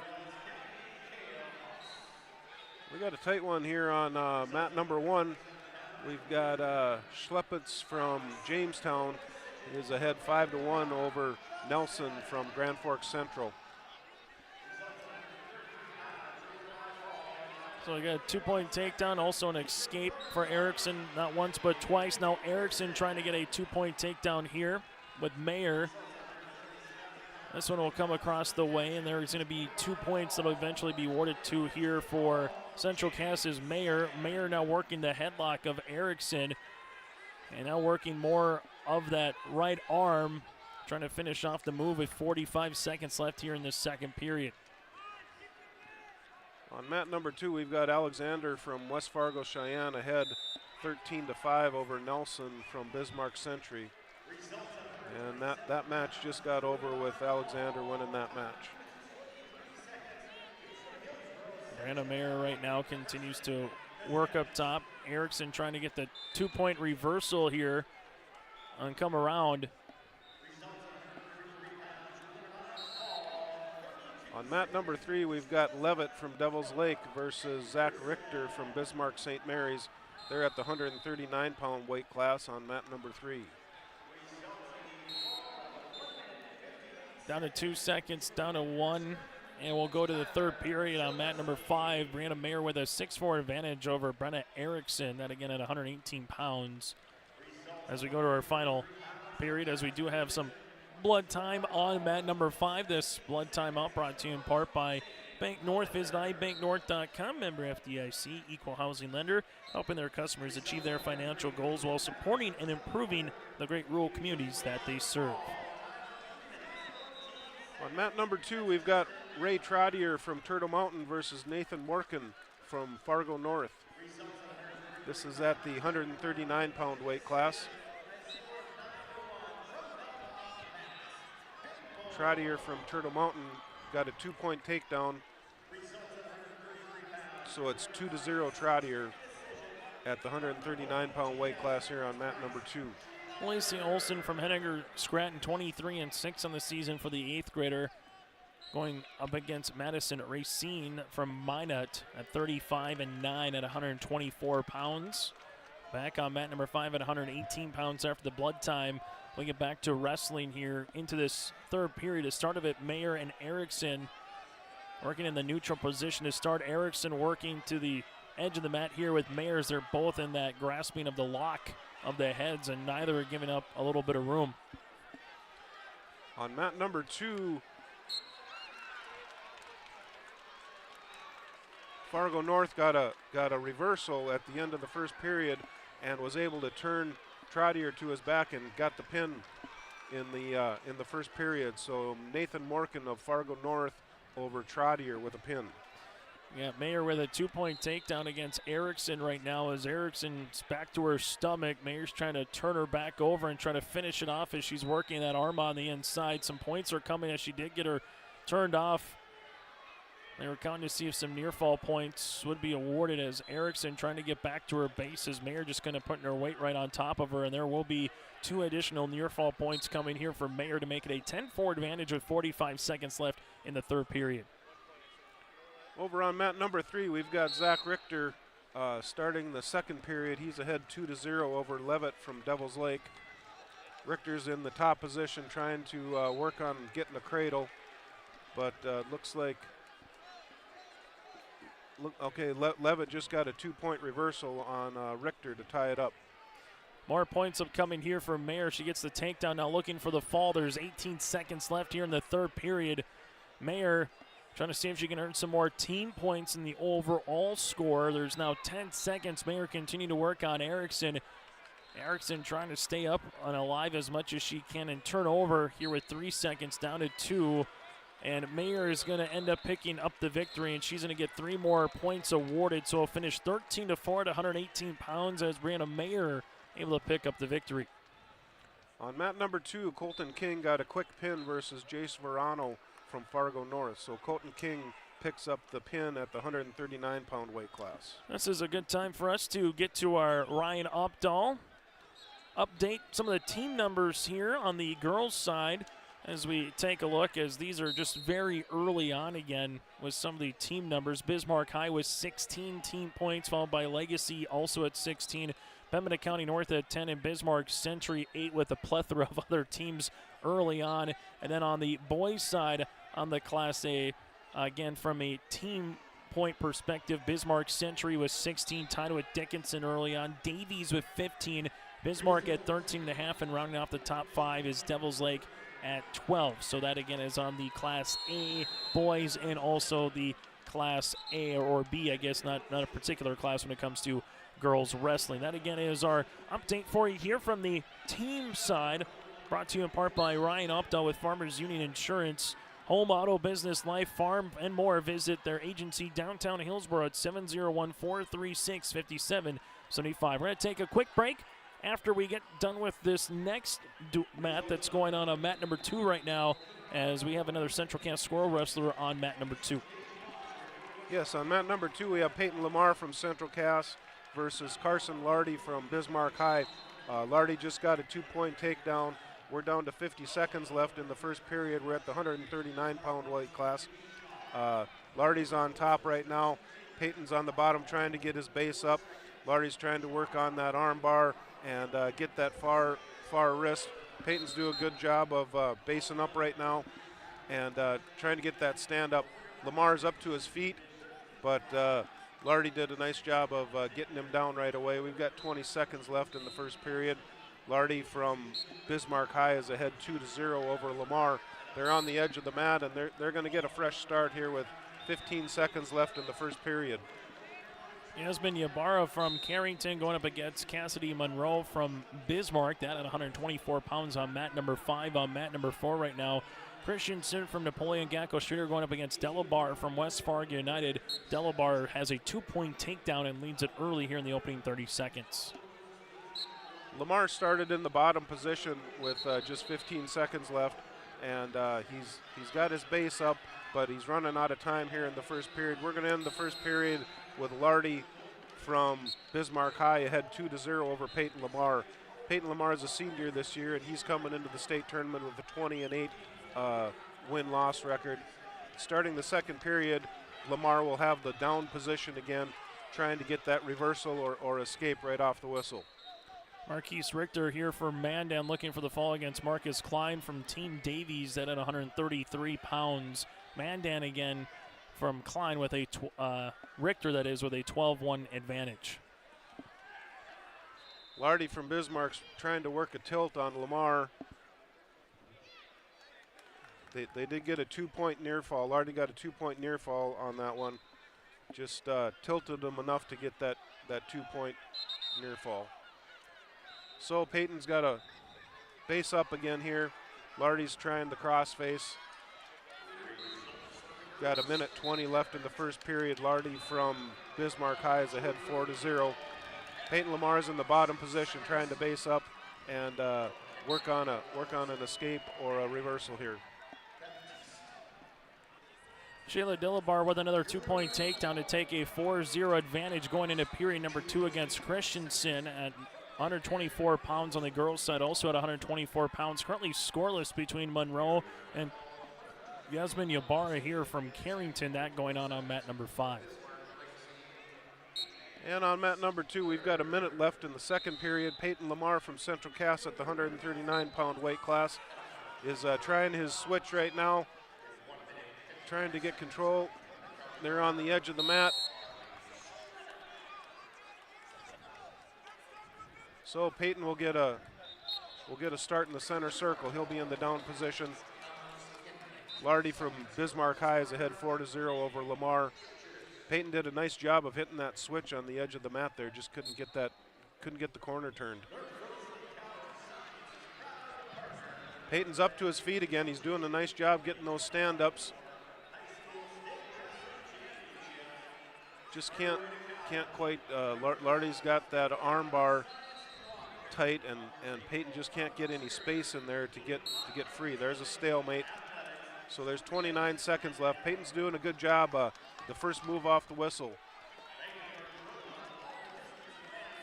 Over on mat number 4 right now from Napoleon Gacko Streeter, Christensen against Delabar, and all of a sudden it's Delabar that has a chance to finish Christensen off here with 50 seconds left in the second period, but getting back to her stomach is Christensen, but a couple more points coming here. 3 near fall points for Delabar to make it 9-0, 40 seconds left in the second. Lamar from Central Cass had a nice stand up. He's running out of time here. He's got less than 10 seconds left. So that'll be the end of the second period here on mat number 2, 139-pound weight class. Lamar from Central Cass is behind Lardy from Bismarck High. Lardy decided to take the down position to start the third period, so Lamar's going to have the top position. On mat number 3 right now, Yasmin Ybarra right now trying to work out of a 1-point escape after she started in a down position, but Monroe takes her off to the side of the match, doesn't get the 2-point takedown. Well, Delabar does win via fall here for West Fargo United girls wrestlers. Lamar's still in the top position in the third period, trying to get Lardy rolled over here, trying to get him stretched out.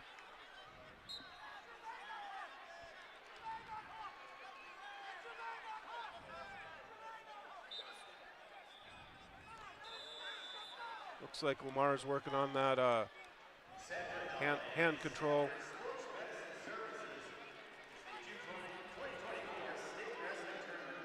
We're in the third period here on mat number 2. We've got a minute left.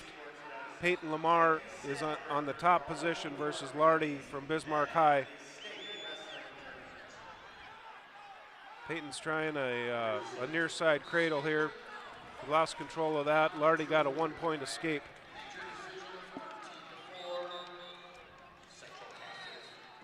Lardy and Lamar are both tied up, trying to get their head position, get their control here to set up their next takedown.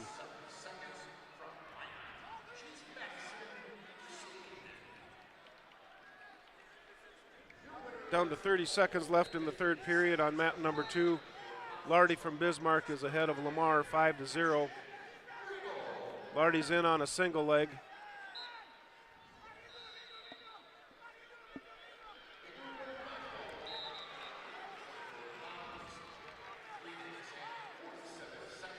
Lardy was able to get a 2-point takedown with just 8 seconds left in the third period. Okay, we have a warning stalling. And that's the end of that match. Lardy from Bismarck beats Peyton Lamar 7-0 at the 139-pound weight class. This allows us to step away for a quick break. We'll continue with our state wrestling coverage here from the Fargo Dome on YourLiveEvent.com. Vets Club thanks you for your support of their activities and events. Stop in and to check out their new menu. Enjoy the Vets Club appetizers every Wednesday from 5 till 7. And as I've said many times, they have the best roasted chicken around. Enjoy roasted chicken every Saturday from 5:30 till 7:30. Get there early because sometimes it's gone early because it is the best roasted chicken. Fries and coleslaw also available with this meal every Saturday. Dine in or take out. The Hillsboro Vets Club. Treat yourself to a great career at American Crystal Sugar Company. Team up with quality people making quality products. Full-time and year-round in a stable business. With great pay and benefits including time off available from day one. American Crystal Sugar Company invests in you to promote your continued growth and career advancement. Grow your career doing your best work within the world's best beet sugar company. Apply online today at AmericanCrystalCareers.com. This is Tim Cazzette, your local Golden Harvest Seeds dealer. During these winter months, as you think ahead to the spring planting season, I remind you there is strong yielding varieties of Golden Harvest beans and corn available for spring delivery. There's discounts offered. Please ask me about Golden Advantage deferred payment options or any cash payment discounts. Call me, Tim Cazzette, at 701-430-0877, and thank you for planting Golden Harvest seeds on your farm. You'll fall in love with carefree living when you move to Benedictine Mission Court in Ada. Sign a lease this month and get your third month of rent free. Not only that, Benedictine will waive your community fee. That's a value of over $4,000. Benedictine Mission Court offers housekeeping, 3 meals a day, common areas, on-site spiritual care and worship services, and indoor access to Essentia Health Clinic Ada. Call today to schedule a tour, 218-784-5250. Benedictine Mission Court in Ada. There's a new inventory of trailers at Bloomfield Enterprises of Hillsboro. You can see the latest inventory online at BloomfieldTrailers.com. Bloomfield Enterprises has a full line of Big Tex trailers. Big Tex has affordable and versatile utility trailers for all your jobs. Big Tex has a full line of products from ATV trailers to gooseneck to dump trailers and more. Call Larry at 218-368-7989 or Tim at 701-430-0877. Bloomfield Enterprises in Hillsboro.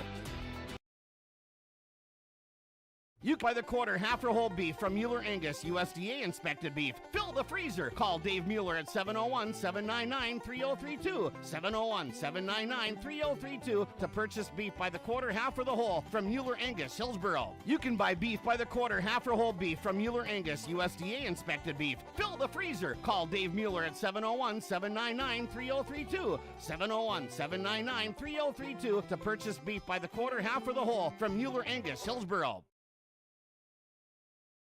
If you're ready to save time, aggravation, and money, the team at Weber Insurance is here and ready to make the process as painless as possible. Weber Insurance makes sure you find the best insurance because their agency is 100% independent. They have the freedom to shop the marketplace and find the best possible combination of cost and coverage. Talk with Dan, Leslie, or Carol to get a quote started today, or go online to weberinsurance.net. Call, click, text, or stop in at Weber Insurance, locally owned in Castleton. As we come back here as part of our state wrestling coverage, let's just remind you of what's still to come throughout the rest of today. The Class A and B and girls semifinals will get underway at 5 o'clock. That'll be later tonight. Tomorrow we'll get to the wrestleback portion of the session for both Class A, B, and girls starting at 10 o'clock in the morning. Those will start at 133 pounds on the boys' side and 124 pounds on the girls' side. Then tomorrow night, roughly at 5 o'clock, will be the championship matches. That'll go again at 5 o'clock, give or take. And then from there, Saturday will be the duels here on YourLiveEvent.com. Again, Chase Miller, Dan Weber with you here on the west side of the Fargo Dome. On the east side of the Fargo Dome in a separate stream, Brent Dick covering the Class B portion for us as well. As we continue to come here on mat number 1, able to pick up a win for the West Fargo Cheyenne Mustangs, or on mat number 2, that is Gizelbeck from West Fargo Cheyenne against Seister here from Fargo South. Over on the girls' side, as we continue here, you have Peyton Russell on map number 4 going up against Natalie Meyer. Russell from Mod I, Meyer from Dickinson. On map number 1, we've got Noah Davidson from West Fargo Packers versus Ethan Dennis from Watford City. Dennis was able to get a 2-point takedown and a near fall, so Dennis from Watford City is ahead 5-0 going into the second period. Dennis was in right away on a double leg takedown, so Dennis is ahead 7-0 at the 145-pound weight class on mat number 1. Dennis has got the arm bar hooked up. He's looking to get that far wrist. He's got 1:30 left, so he's got plenty of time left here in the second period. We'll continue to give you updated team scores on our Golden Harvest Tim Gazette seed sales scoreboard as they are making their way through. On the boys' side, roughly at about that 145 or 139-pound weight class right now, and on the girls' side at 130 pounds on the girls' side. And on mat number 1, Dennis from Watford City has got Davidson on his back, looking for that pin here in the second period. And he gets the pin with 53 seconds left at the second period at the 145-pound weight class. That's Dennis from Watford City over Davidson from West Fargo Packers. On mat number 3, we've got Thompson from Bismarck Legacy over Kappas from Breckenridge Wahpeton. Thompson is ahead 5-0 in the second period at the 145-pound weight class as well. 130-pound weight class is going on the girls' side again. We have Taryn Gores from Northern Lights going up against Carissa Mann from Napoleon Gacko Streeter. That's on mat number 4 right now as we go into the first period. And then Deegan from Valley City going up against Kylie Yetter from Minot. That on mat number 5 going to the second period scoreless at 130 pounds. Mat number 2, we've got Connor Johnson from Fargo North versus Conrad Kapari from Dickinson. They just started the match at the 145-pound. It's 0-0. They're both tied up, locking up heads here and trying to get that hand position and head position. Kapari from Dickinson is in on a double leg. They're on the edge of the mat here. Johnson from Fargo North has got a nice sprawl. Kapari's still, and they just went off the mat, so they'll start in the neutral position at the center circle. Now, mat number 1, Landon McMahon from Team Bismarck going Bismarck High against Hunter Parisian here from Central Cass, and McMahon makes quick work of Parisian here, the senior against the sophomore at 145 pounds, 62 seconds, and McMahon wins via the fall. Mat number 2, Kapari is in on a double leg again, trying to finish that takedown. He doesn't have control yet. Johnson from Fargo North is doing a nice job of sprawling and getting some ankles to make that harder to finish that takedown.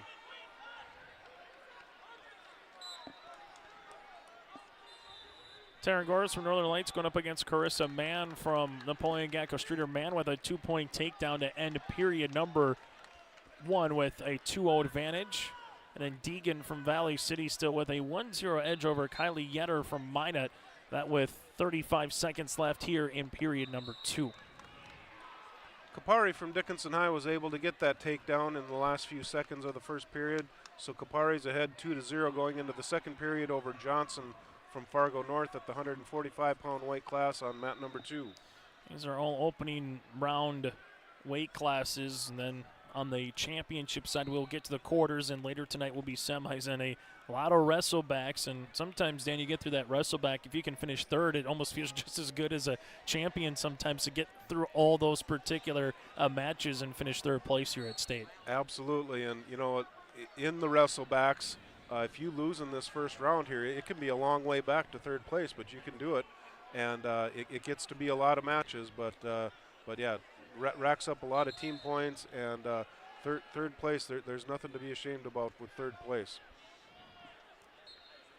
As on the girls' side right now, currently continuing its way, 2-0, Carissa Mann with the advantages. We do have some blood time over on mat number 4. Mat number 5 currently going at each other at 130 pounds, as well as Deegan from Valley City, trying to work that bar across, has that arm across here for Deegan from Valley City against Yetter from Team Minot.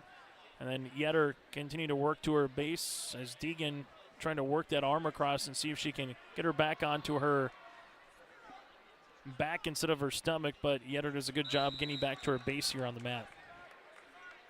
Mat number 1, we've got Landon Zink from West Fargo Cheyenne versus Easton Encinas from Devils Lake.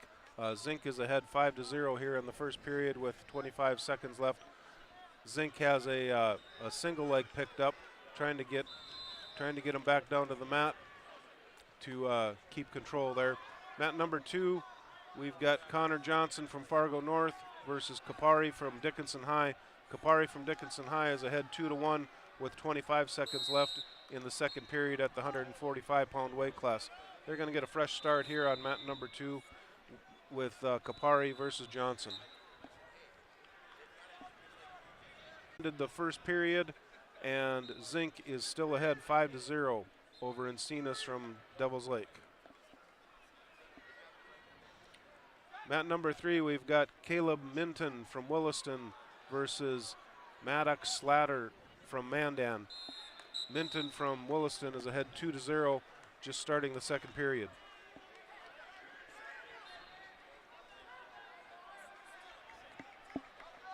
From Team Valley City, Deegan right now got a 2-point takedown with a 2-point near fall points coming as well. Now with a 5-0 advantage over Kylie Yetter here from the Minot Magicians as we go to the third period.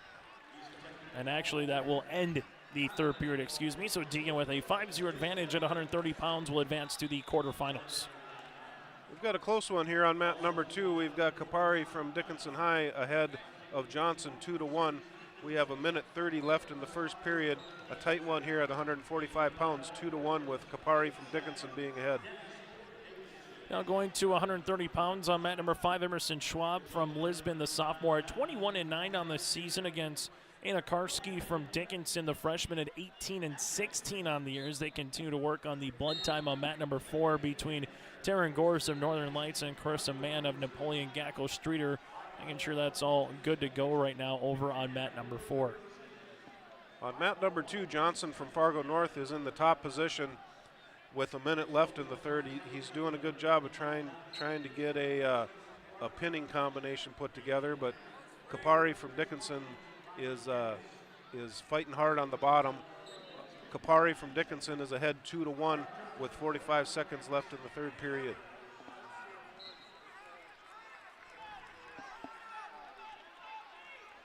Johnson from Fargo North is trying to work that arm bar and maybe get a tilt out of that. So Johnson from Fargo North lets Kapari go with 30 seconds left, so they're both in the neutral position. Kapari's now ahead 3-1. Johnson from Fargo North is working hard to get that takedown set up. Johnson shot in on a fireman's carry. Got 10 seconds left. No control yet. He doesn't have a takedown yet. It's very, very close. No control. He's got to pop that head out of there and get the arm around the waist. And there's 2. Oh, that's going to be a tight one. I don't know if, yep, they gave him the 2 points. So we're going to go into overtime here. Mat number 1, Zink from West Fargo Cheyenne does win earn via the fall here. Dan is, again, we haven't said overtime too much here. I know on the girls we said it, I think this is our first one on the Class A boys side. Yeah, that's correct. And Johnson from Fargo North, he got that literally in the last half a second. It was really, really close. Kapari got a 2-point takedown in overtime here at the 145-pound weight class to beat Johnson in overtime. Emerson Schwab wins via the fall over Anna Karski at 130 pounds. That coming with 7 seconds left in the first period. So Emerson Schwab from Lisbon moves on to the quarterfinals of the girls' 130-pound weight class. And on mat number 1, we've got Caden Kraft from Minot versus Michael Norman from Grand Forks Central at the 152-pound weight class.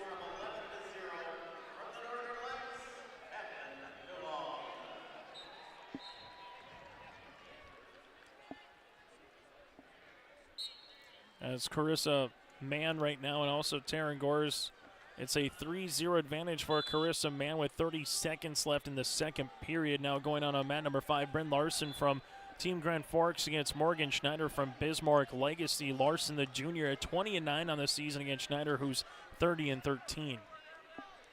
On mat number 1, Norman from Grand Forks Central was in on a deep single leg, but wasn't able to finish it. He ran out of mat there, and they went out of bounds. It's 0-0. Norman from Grand Forks versus Kraft from Minot with a minute left in the first period at the 152-pound weight class.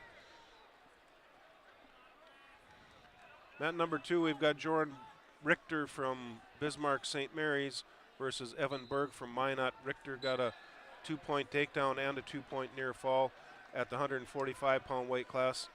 Richter's still working on those arm bars, trying to turn Berg over again. He's going to try and thread the needle here. He's got a lot of downward pressure. Richter has a lot of downward pressure on Berg, trying to thread the needle and get that arm tied up. As we're still scoreless between Schneider and Larson right now over on mat number 5. Mat number 4, we have a 3-1 margin here for Carissa Mann against Taryn Gores from Northern Lights. Mann, the senior from Napoleon Gackel Streeter, who they had a really good East Region girls dual tournament as well for the Imperials.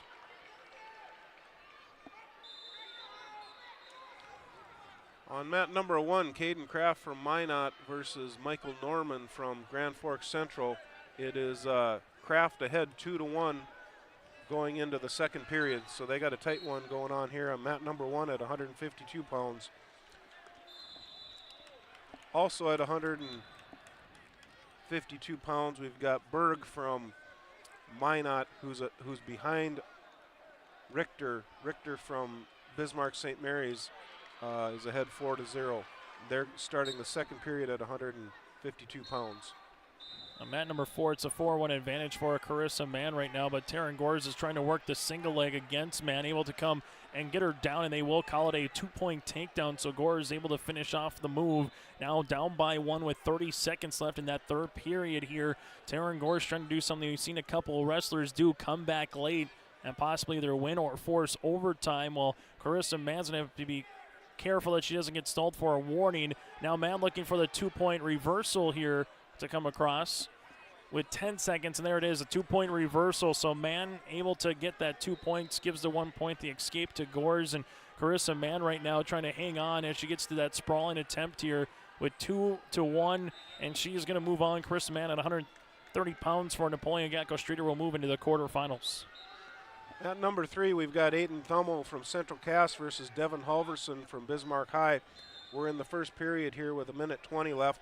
The score is 0-0. They're both in the neutral position trying to set up their takedown. I feel like we've said a lot of Central Cass Bismarck High in the Class A side so far here today, Dan. Yep, definitely. Yep. And of course Bismarck with their dynasty, they've got a very tough team year in and year out. So on mat number 3, we're down to 50 seconds left in the first period. Thummel from Central Cass versus Halverson from Bismarck High.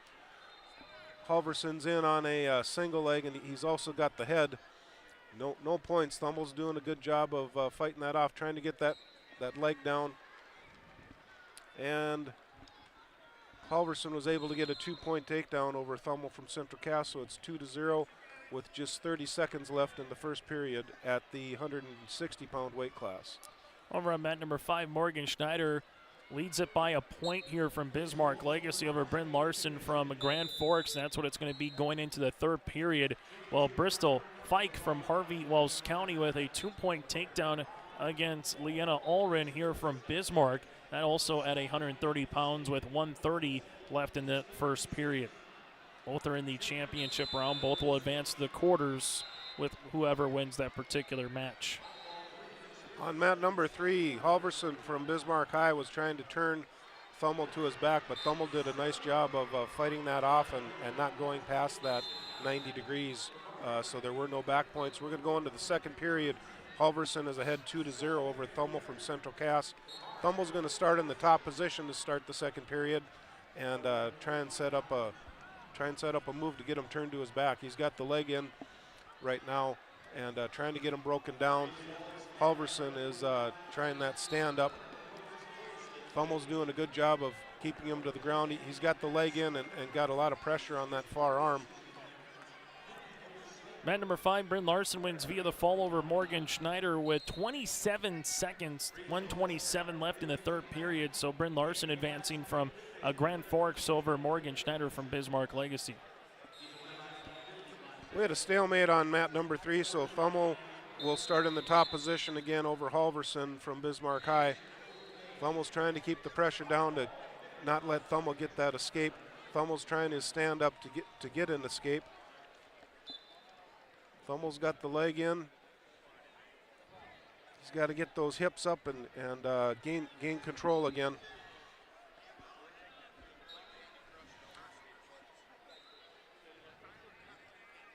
Rachel Dahl from Napoleon Gacko Streeter going up against Colin from Bismarck Legacy. The sophomore Colin is 39-1 on the season against the 9-23 Dahl. And Halverson from Bismarck High was able to get a 2-point reversal on Thummel from Central Cass, so the score is 4-0. Halverson is ahead here in the second period. Halverson's trying to lock up a cradle, and he's got Thummel turned over. They're counting back points right now.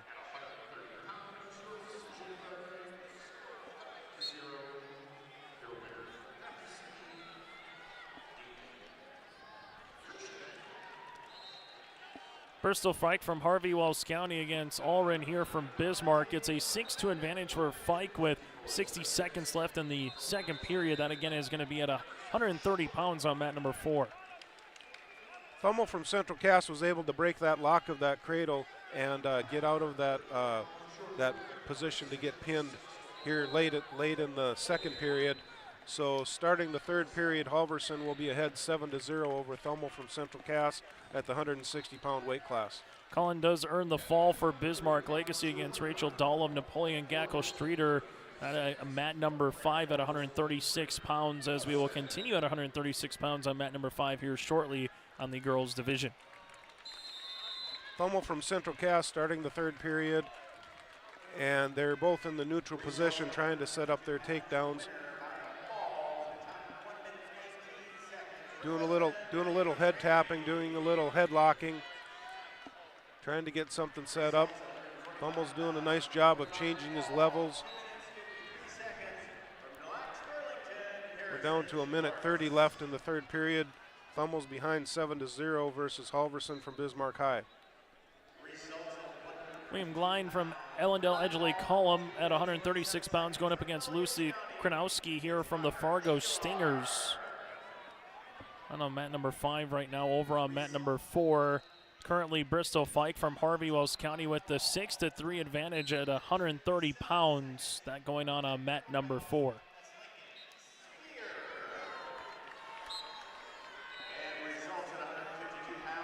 Thummel from Central Cass gave up a takedown, and now Halverson from Bismarck High is getting some back points. We've got 40 seconds left in the third period. As we will at the top of the hour give you an update on the team scores from both Class A, Class B, and also the girls side here. As again with this, the question I think really becomes for years to come with girls wrestling continue to grow. Can you host everything on one weekend, or will the girls possibly, Dan, get their own 1 or 2 days like a Wednesday, Thursday, then the boys get a Thursday, Friday? I know for high school athletics, Friday and Sunday you try not to do anything with, but we've seen Minnesota have girls hockey, for example, next week with Roar Road, making its way down there, the Roseau Rams. That'll be curious over the next handful of years. If girls wrestling continues to grow the way it is, if everything will be on 3 days as it is now, or maybe does it break its own particular day or two? Yep, and going way back, there was a time where Class A and Class B boys wrestling tournaments were in separate cities on separate weekends. I'm not saying that it'll get to that necessarily, but breaking it up, for sure. But at the Bell Brawl at Central Cass in January, they had over 300 girls in just that tournament.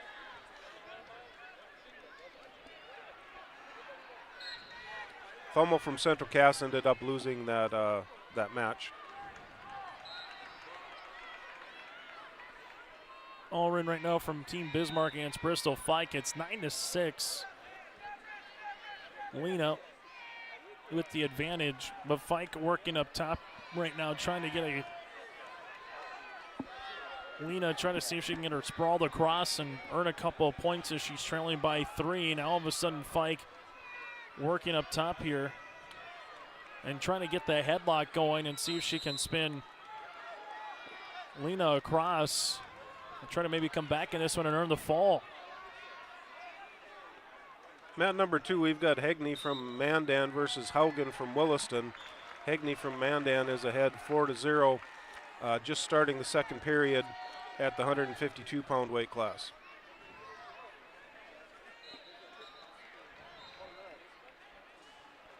And winning via fall, Bristol Fike from Harvey Wells County now improving to 29-9 on the season, coming back after trailing 9-6 against Lena here from Bismarck High, who will drop to 30-18 on the year. While on mat number 5 from Team Fargo, Lucy Kronowski with a 4-0 advantage over against Glenn here from Ellendale Edgeley Cullum. That currently with 60 seconds left in period number 2. On mat number 3, we've got Wyatt Kozadowski from Fargo Davies. He's just a sophomore with a 39-1 record versus Jared Satterley from Jamestown. Kozadowski is ahead 4-1 here in the first period.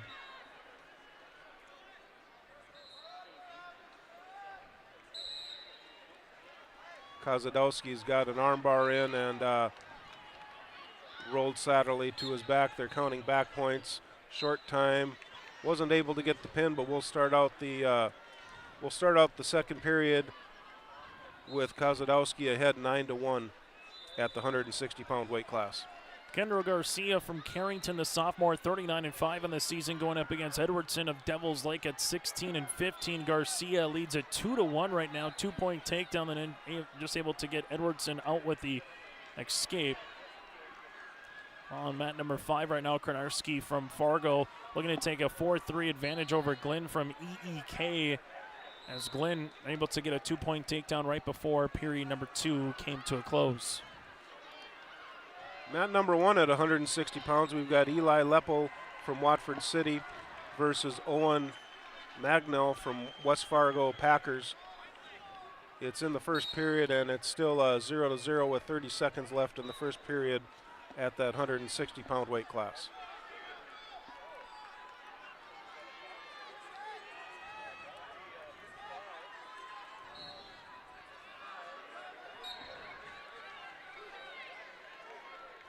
.40 seconds left in the first period. Garcia works in the upward position with a 4-1 advantage over Edwardson right now.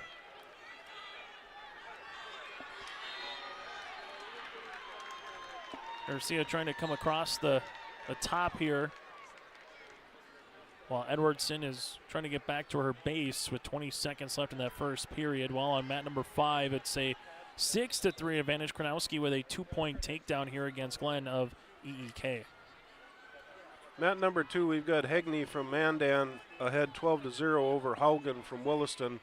We're just starting the third period here at the 152-pound weight class. They're both tied up right now on the edge of the mat, and they're going to go off the mat and get a fresh start.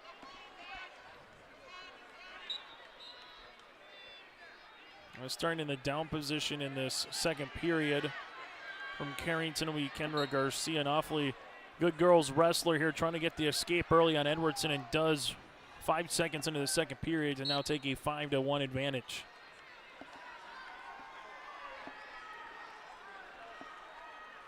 On mat number 1, we're starting the second period. They're still tied up 0-0 at the 160-pound weight class. We've got Zink from West Fargo Cheyenne versus Wolfschlager from Mandan. 6-4 is the advantage right now. Kronowski against Glenn from EEK, and Kronowski working up top, trying to finish with 2 more points and a takedown. Able to get those 2 extra points to win 8-4 and advance at 136 pounds into the quarterfinals. Over at 130 pounds still, Garcia adding on to her lead against Edwardson. It's now 7-1, well in control. There's a sophomore from Carrington. On mat number 1, Zink from West Fargo Cheyenne shot in really deep on a single leg and was able to get a 2-point takedown.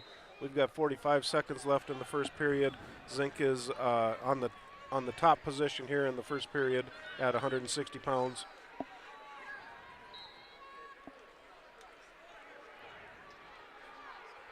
Stouter from Jamestown, McKenzie going up against Madison Reams from Bismarck. That'll be now on mat number 5, currently underway, also at 136 pounds. And then finishing via fall here from Carrington, Kendra Garcia, with 33 seconds left in the second period, is advancing to the 130-pound quarterfinals. Hegney from Mandan was able to get the tech fall in the last second of the match, beating Haugen from Williston with the tech fall. And look across the way, Class B boys to 150 to 160 pound weight classes. Class A right now also at the same 152 to 160, and the girls at 136 pounds on both of their mats. On mat number 1, we've got a tight one here as Zink is ahead 2-0 over Wolfschlager. Starting the second period, Zink is going to start out in the bottom position.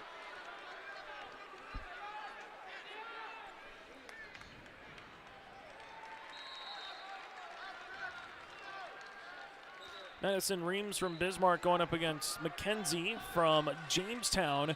Reams already with a 2-point takedown early on mat number 5. And then we're going to get a potentially dangerous move, and 1 point will be coming here to McKenzie from Jamestown. On mat number 4 here you have Brindley from West Fargo United already with a 2-point takedown against Victoria from Team Minot. On mat number 1, Zink was able to get an escape in the second period. So he got the 1-point escape and now the 2-point takedown. And there's the pin for Zink from West Fargo Cheyenne at the 160-pound weight class. Mat number 2, we've got Jensen from Wahpeton Breckenridge versus Fisher from Bismarck Century.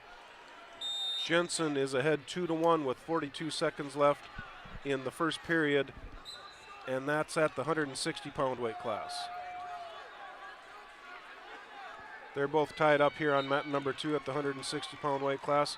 30 seconds left.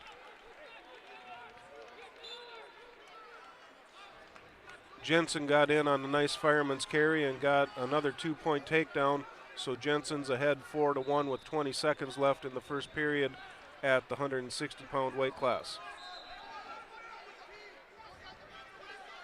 Mat number 1, we've got Isaac Turner from Bismarck High versus Delaris Jones from Minot. And that's also at the 160-pound weight class. As Brindley from West Fargo United advances at 136 pounds to the quarterfinals upcoming on the girls individual tournament, also at 136 pounds now on mat number 4. Kendall Kovar from Carrington going up against Miley Christensen of Valley City. Christensen at 26-4 on this season. Kovar at 21-10, and on mat number 5 right now, McKenzie from Minot with a 3-2 advantage over Reams. That one currently now tied at 3 after Reams earns a 1-point escape. And on mat number 4, Christensen trying to make little work of Kovar here. 40 seconds into that first period with the 2-point takedown, now trying to earn the fall here early in period number 1. On mat number 2, we've got a tight one here with Jensen from Wahpeton Breckenridge versus Fisher from Bismarck Century. Jensen is ahead 4-2 with 1:40 left in the second period at the 160-pound weight class. They're in the neutral position. Jensen got in on a nice single leg and Jensen gets a 2-point takedown, so he extends that lead to 6-2 over Fisher from Bismarck Century. As Miley Christensen earns the fall, 40 seconds left in the first period on 136 pounds. Miley Christensen from Valley City with the fall over Kendall Kovar of Carrington to advance to the quarterfinals at 136 pounds on the girls' side. Also at 136 pounds, it's a 6-3 advantage. 40 seconds left in the second period for Madison Reams from Bismarck High right now, doing a good job working up top on McKenzie from Jamestown. Kind of has that arm bar across the way. Some near fall points are coming here for Reams. At least 2, possibly looks like 3 near fall points will be awarded to make it now 9-3. On mat number 1, Jones from Minot is ahead 2-0 over Turner from Bismarck High. They just started the second period. Turner has the top position starting this second period. He's got both legs in, trying to get Jones sprawled out here.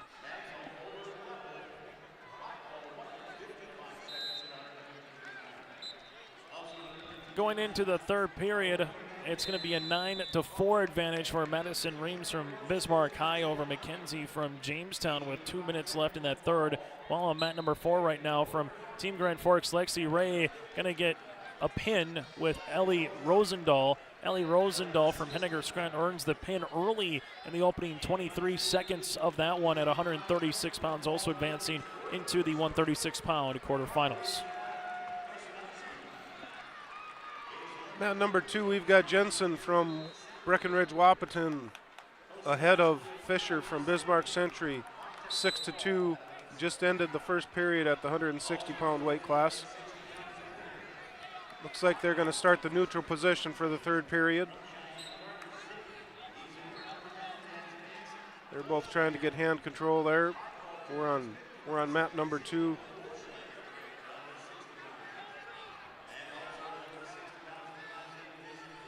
Doing a little head tapping.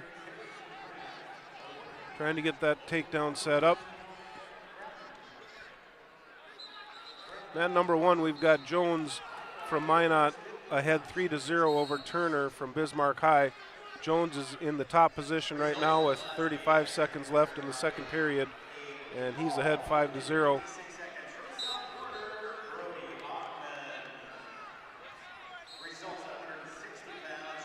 Ethan Miller on mat number 3 from the Valley City Highlanders going up against Landon Petron here from the Grand Forks Central Knights at 160 pounds on the boys' side on mat number 3.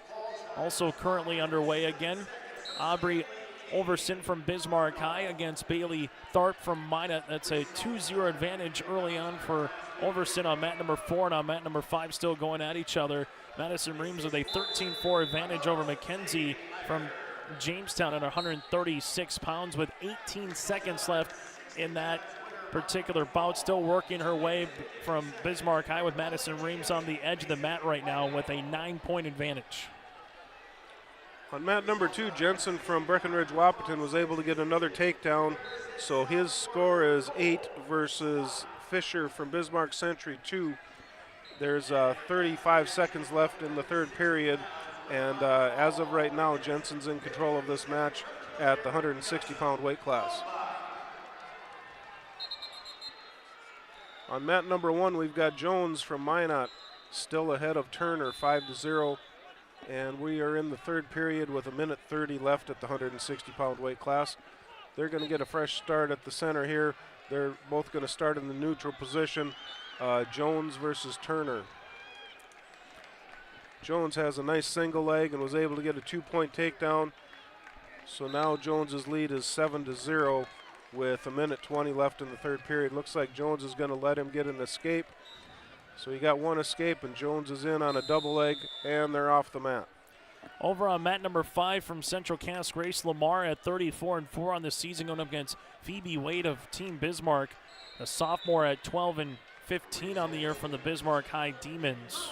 This is a 136-pound opening round championship match.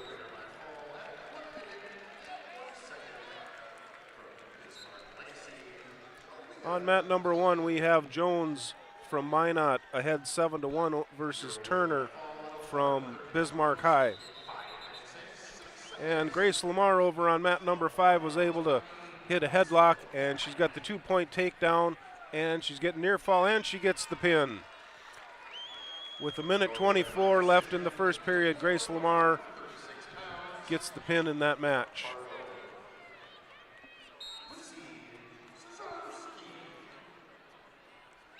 Back to mat number 2. Henry Sletdahl from Breckenridge Wahpeton versus Tyrus Jangula from Bismarck High. At the 160-pound weight class, Jangula has a 2-point takedown, and he's getting near fall points. And winner by fall, Grace Lamar here for the Central Cass Squirrels against Phoebe Wade at 136 pounds. So able to advance into that particular quarterfinals. And 142 pounds here on mat number 4. We have Aubrey Overson of Bismarck High against Bailey Tharp of mine at a 7-1 advantage. Now make it 9-1 with a 2-point takedown for Overson.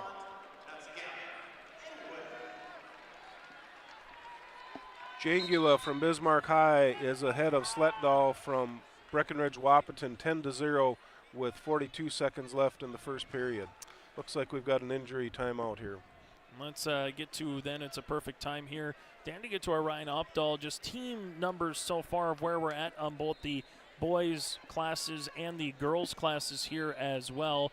Take a look at the B boys on the team totals. South Border with 30 points, Lisbon with 28, and Velva with 19. That is number 1 through 3 right now. Carrington is 4th, and then you have a gridlock with about 5 teams currently tied with 5th, with Oaks, Kindred, New Salem, Almont, and Northern Lights. On the A boys side, currently with the team duels, team points, that is West Fargo Cheyenne 26.5 points, 2 points more than Bismarck High. Dickinson 3, Davies 4, Williston in the top 5.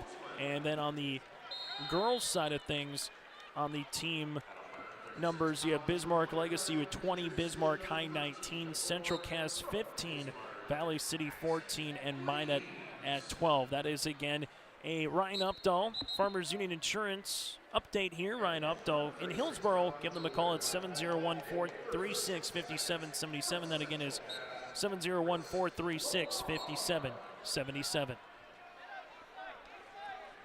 On mat number 1, we've got Tyson Rice from Williston versus Kenneth Johnson from West Fargo Packers. Rice is ahead 2-0 with a minute left in the first period, and we're at the 172-pound weight class on mat number 1. Lois Schneider here from Central Cass going up against Macy Bossy here from Minot. That's at 142 pounds between the Squirrels and the Magi. And then on mat number 5, Hallie Carr from Minot, the junior, against Hope Midlighter here from Linton HMB. That is also at 136 pounds. Jangula from Bismarck High is in control of this match at 172 pounds. He's ahead 12-0 over Sletdahl from Breckenridge Wahpeton, and we're just starting the second period. As Lois Schneider trying to get back to her base and gets the escape here with 60 seconds left in this first period against Macy here from Team Minot. Then Macy going to a single shot, blocked there by Schneider. As the two just kind of hand wrestling with one each other right now. 2-1 is the advantage again on our Golden Harvest Tim Cassette seat sales scoreboard. On mat number 1, we've got a tight one here. Rice from Williston is ahead 2-0 over Johnson from the West Fargo Packers at the 172-pound weight class. We're going to start the second period, and Rice got a near fall there at the end, so he's ahead 5-0 starting the second period. Over on mat number 5 right now, Hallie Carr from Minot High against Hope Midlighter here from Linton HMB. It's a 4-0 advantage for Carr as she continues to work up top. While you have a 2-point takedown coming here for Lois Schneider now with a 1-point advantage as we're getting to the end of period number 1. Schneider will take a 3-2 lead going into period number 2 over on mat number 4. On mat number 2, we've got Arjo from Bismarck High versus Christ from Devil's Lake. That's the 172-pound weight class.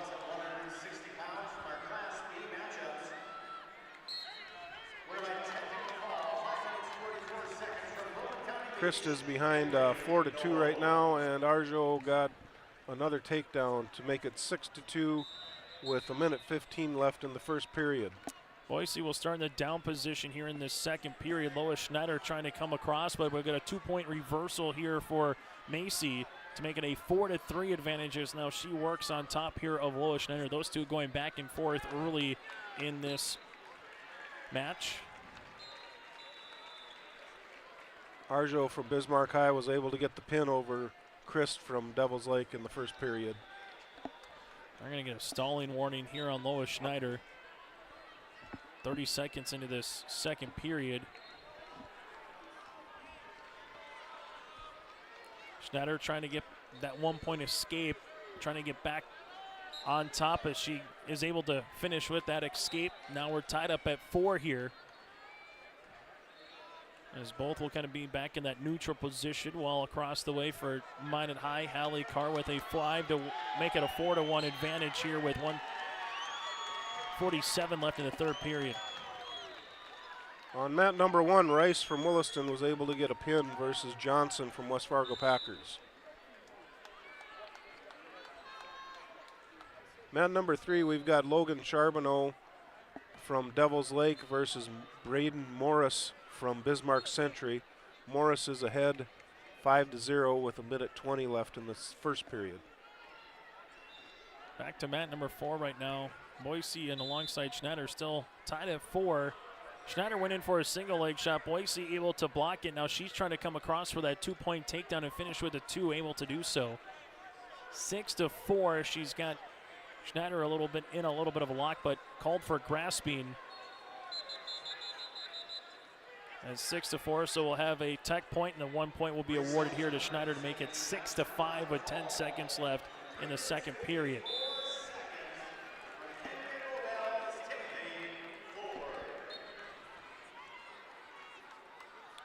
On mat number 2, Bledsoe from Minot has got Vorez from Grand Forks Central on his back, trying to get that pin locked up at the 172-pound weight class.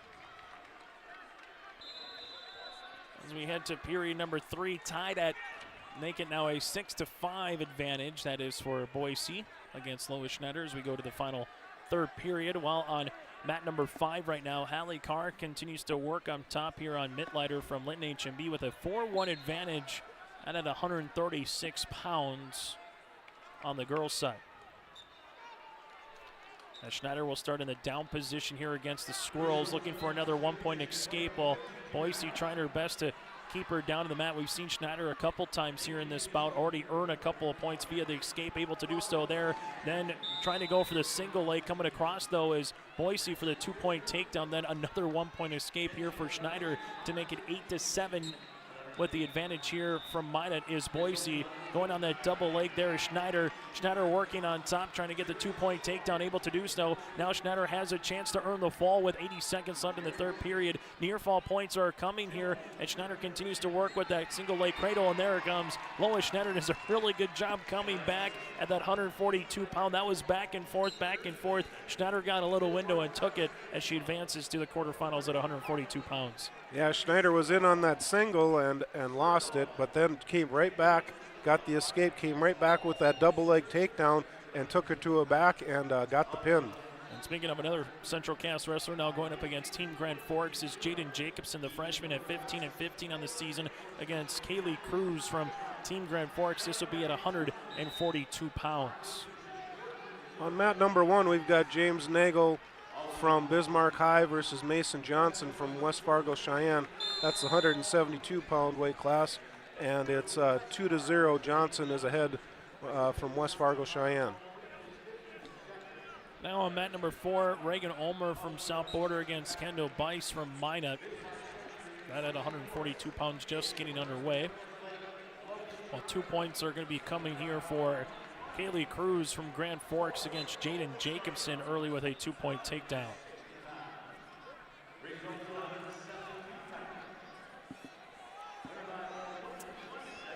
On mat number 2, we're going to have Kate Olsen-Tinglestead coming up here on mat number 2. On mat number 1, Johnson from West Fargo Cheyenne is still ahead 2-1 at the 172-pound weight class. There's 1:30 left in the second period.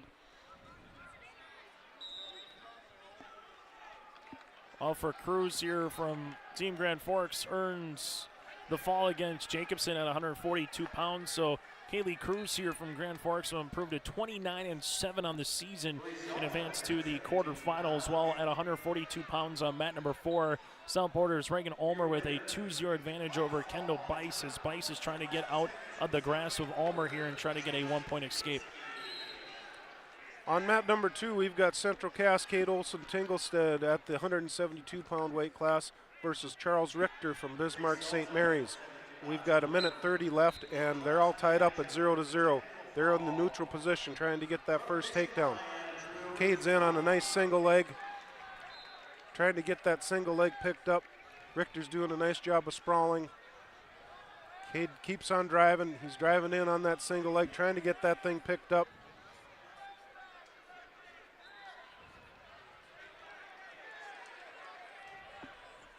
Looks like Cade might switch to a fireman's carry here. Going to the second period, Reagan Ulmer up now 5-0 on Kendall Bice of the Minot High Magicians. Well, on mat number 4, Nacklin from the Fargo Stingers against Kiera Ware from Bismarck High. Nacklin with a 2-point takedown early in period number 1, leads it by 2. Olson Tinglestead, we're still 40 seconds left in the first period, still knotted up at 0. Tinglestead's working on that takedown. He's got the head control and trying to grab a leg on the outside there. He's turned the corner. He's trying to get that leg hooked, and there's a 2-point takedown for Olson Tinglestead. 21 seconds left in the first period. Olson Tinglestead gets that takedown. Now he'll try and keep St. Mary's down on the mat here for the last 21 seconds here of the first period. Nacklin earns the fall for the Fargo Stingers at 142 pounds against Kiera Ware from Bismarck High. That coming in the first period. While on mat number 4 right now, 40 seconds into the second period, Reagan Ulmer with a 2-0 advantage against Kendall Bice, worked in the upward position as Bice is trying to get back to her base. And Olson Tinglestead was able to take Richter to his back at the end of the first period there, so he got 3 back points. So Olson Tinglestead is ahead 5-0 going into the second period here at the 172-pound weight class on mat number 2. Tinglestead is going to start in the down position to start period number 2. He hits a switch right away and is able to get an escape, a 1-point escape. So Olson Tinglestead is ahead 6-0. Richter's in on a single leg. He's got it picked up. Tinglestead's trying to fight away from that. Richter gets a 2-point takedown. Ryer Muskie of Valley City going up against Emery Slater here of Team Mandan at 172 pounds on a 2-point takedown coming for Slater over on mat number 3 against Muskie from Valley City. Richter's got an armbar in and a deep waist. Olson Tinglestead, let's see, we got a potentially dangerous there. So they're going to get a fresh start in the center here with a minute 22 left in the second period. We'll see what Cade's first move is off the whistle.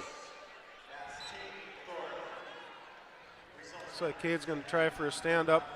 Richter's got that half Nelson in right away with that far wrist. Olson Tinglestead was able to get the 1 escape. We're still in the second period with just a little over a minute left.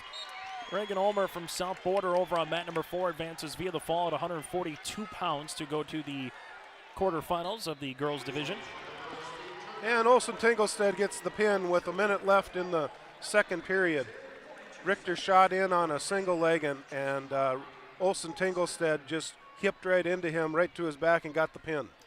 As we continue here on mat number 5 now, Alexis Ranke from Lisbon going up against Meyer from Dickinson. Meyer with a 2-point takedown, then a 1-point escape coming here for Ranke 30 seconds into this first period. Over on mat number 5, it's Lindenberg of Williams County going up against Ryberg from Bismarck Legacy, that at 142 pounds as well. Mat number 2, we've got Damian Cross from Jamestown versus Ty Weidrich from Williston, just starting out at the 172-pound weight class. Mat number 1, we've got Wermeyer from Fargo Davies versus Shep from Fargo North. That's also at the 172-pound weight class, and they're just in the first. Let's see, we do have Wermeyer just got a 2-point takedown with 1:20 left in the first period. Alexis Ranke will be in the downward position here against Clancy Meyer from Team Dickinson. Meyer working up top, 50 seconds left in the first period, a 4-1 advantage here for Meyer. While over on mat number 4 right now, it is currently scoreless between Ryberg and Lindenberg, as Ryberg does just get a 1-point escape for Bismarck Legacy 20 seconds into period number 2. On mat number 2, Weidrich from Williston has a 4-0 lead, and we've got a blood timeout here on mat number 2, 4-0 lead over Cross from Jamestown. And that'll allow us to take a quick break here on our action as well, as we will continue after this as we're officially into the afternoon portion of our state audio-only tournament here on YourLiveEvent.com. Since its beginning, the Central Cass Booster Club has generated and helped sustain fan interest in the men's and women's athletic programs at Central Cass High School. Through the years, that mission has brought in to also enhance the youth programs throughout the community. For more information, search Central Cass Booster Club on Facebook or email centralcassboosterclub@gmail.com. That's centralcassboosterclub@gmail.com. Go Squirrels! Central Cass Schools' mission is to foster student excellence in cooperation with family and community and to provide educational opportunities in a safe and caring environment. Thank you to everyone who has helped make this mission a reality. The STEM Center, Theater, Music Wing, Early Childhood Center, Wellness Center, and Athletic Complex will help set students up for success in school and life after graduation. They wish everyone at Central Cass good luck this year with academics and activities as you grow into the new space and move forward with excellence. Hey growers, when working on your water management solutions, call Chad's Excavating out of Mayville. They are your water management contractor, helping you with tile drainage plans, service drainage plans, or both. Remember, water management is a lifetime investment. Call Chad 701-430-0182 to get your water problem solved. For more information, follow Chad's Excavating on Facebook.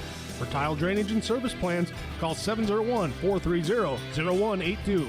Chad's Excavating out of Mayville, helping farmers grow. Almost half of the energy used in homes goes toward heating and cooling the spaces we live in. Energy Star certified heating and cooling equipment can improve your comfort while lowering electric bills.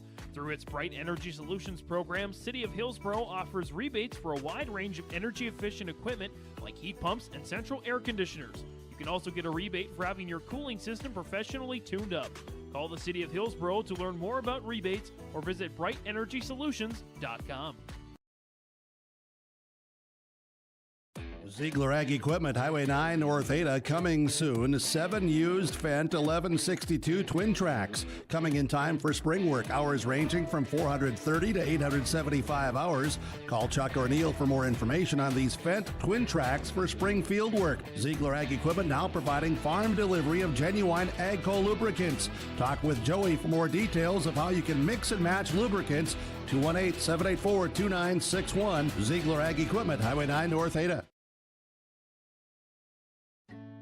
This is Dustin Nagel with Dakota Heritage Bank. We're a family-owned community bank where decisions are made locally. At Dakota Heritage Bank, we can assist you with all of your banking needs, including checking and savings accounts, credit and debit cards, loans of all types, and more. We offer free mobile banking, online banking, and bill pay services. Just go to dhbanknd.com or download the mobile app for convenient on-the-go banking with Dakota Heritage Bank. Member FDIC, Equal Housing Lender. It's our coverage of the North Dakota State Wrestling Tournament here on YourLiveEvent.com. Chase Miller alongside Dan Weber with you here. Let's take a quick look at our Golden Harvest Tim Kazette Seed Sales scoreboard. Golden Harvest again, Tim Kazette Seed Sales scoreboard on the B boys since the last update. Still South Border, Lisbon 1-2 respectively. On the Class A boys, 1-2 Bismarck High, followed by West Fargo Cheyenne, and then the top 2 seeds, or the top 2 teams right now on the girls' side, Bismarck High, followed by Legacy with Central Cass just 1 point behind Bismarck Legacy as we continue here on our state wrestling coverage inside the Fargo Dome. On mat number 1 at 189 pounds, we've got Bridger Owens from Bismarck High versus Mason Eckhorn from Minot. Owens is ahead 2-0, and we've got 1:10 left in the first period. Owens has got Eckhorn in a cradle right now. Alexis Ranke going up against Meyer here from Dickinson. Meyer with the 8-1 advantage against Ranke. 50 seconds left in the third period at 142 pounds. Then you have Nacklin from Team Fargo against Baumgartner here from Bismarck High. Currently up top is Baumgartner from Bismarck High, looking for that headlock against Nacklin here at 148 pounds. On mat number 2, we've got Maddox Weigel from West Fargo Cheyenne versus Colton Adams from Williston. Weigel's ahead 2-1, but just got the pin. So Weigel from West Fargo Cheyenne was able to get the pin over Adams from Williston in the first period. At number 3, we've got Tucker Nelson from Minot High versus Juan Gonzalez from West Fargo Cheyenne. Nelson is ahead 4-1 in the second period.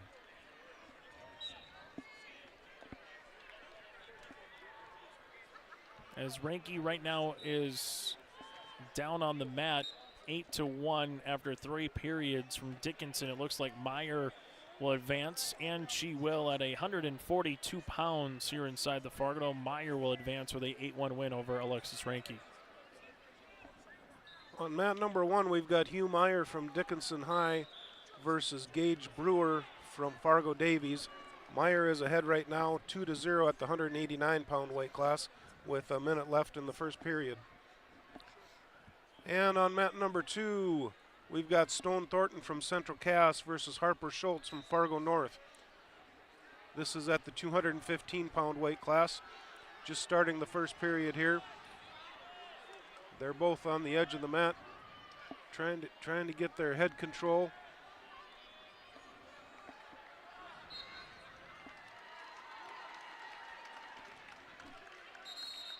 Schultz was in on a single leg, but they ended up going out of bounds, so they're going to get a fresh start in the center here.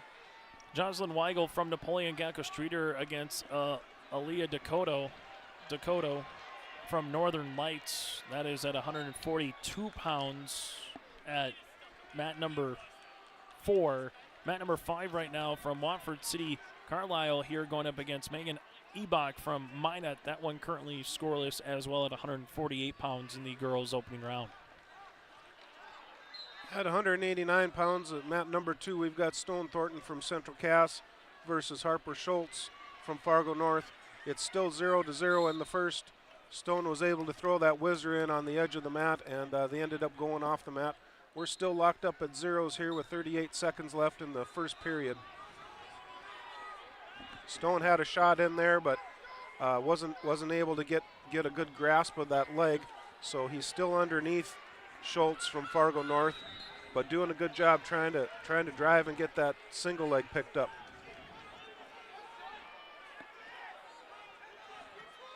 Well, on mat number 4, Jaslyn Weigel, the senior from Napoleon Gacko Streeter, wins via the fall, improves to 45-6 in the season over Dakota here from Northern Lights. And Thornton gave up a 2-point takedown here at the end of the first period. So we're going to go to the second period with Schultz from Fargo North ahead 2-0 over Thornton from Central Cass. Also from Central Cass now at 148 pounds coming out on the girls' side. We'll let you know who's coming out here against the West Fargo United as well. Elizabeth Duchuk here from Central Cass at 148 going up against Gabrielle Martinez here from West Fargo. Both are pretty good on the season, 21-16 for Martinez. Duchuk at 22-18. On mat number 2, we've got a blood timeout here, so we've got a break in the action on mat number 2. Mat number 1, we have Mitchell Melander from Central Cass versus Aiden Schlothman from Bismarck High. Schlothman is ahead 5-0 right now in the first period. Melander's going to start in the bottom position with 36 seconds left. He did a nice sit out and turn, trying that stand up. Looks like Schlothman is trying to put those legs in and get Melander spread out. It's currently on mat number 5 right now. Carlisle from Watford City scoreless with Megan Ebach from Minot. That's midway through this second period. And on mat number 2, we've got Thornton going again versus Schultz from Fargo North. Thornton is behind 2-0 starting the second period at the 189-pound weight class. Mitchell Mealander on mat number 1 got pinned by Schlothman from Bismarck High in the first period. Over on mat number 4 right now, Isabel Duchuk from Central Cass against Gabrielle Martinez from West Fargo United. Currently still scoreless between those two, just a lot of head-to-hand wrestling or hand combat so far. Neither has really been able to get the other on the mat and try to earn a 2-point takedown as we're nearing the last 15 seconds of the first period. Thornton from Central Cass was able to get a 2-point takedown there, but he kind of hit his head again, and it looks like Schultz is bleeding, so they've got a blood timeout here again at the 189-pound weight class. But Thornton did a nice job of getting that takedown right before the blood timeout here, so he'll start out in the top position when they get this thing all cleaned up. Dante from Williston on mat number 3 going up against Tate Easton from Devil's Lake, and Easton with a 2-point advantage with a 2-point takedown. 30 seconds left in period number 1. That at 189 pounds on the boys Class A side. Okay, we're going to get going here again on mat number 2. Got the blood all cleaned up, and Thornton from Central Cass is going to start out in the top position with 1:35 left in the second period at the 189-pound weight class. Thornton's trying to get that arm bar hooked up there. He's got him broken down. There he's got the arm bar and he's got the wrist. So now he's just got to take his time and walk it around the head. You don't want to get in a hurry when you're running that across the head. For West Fargo United, Gabrielle Martinez trying to get the 2-point takedown against Isabel Duchuk, but Duchuk does a good job trying to get back to her base right now, but Martinez trying to see if she can use that chicken wing a little bit against her with 50 seconds into this second period, still scoreless. And on mat number 2, we've got another blood timeout, so we got a little break in the action again there.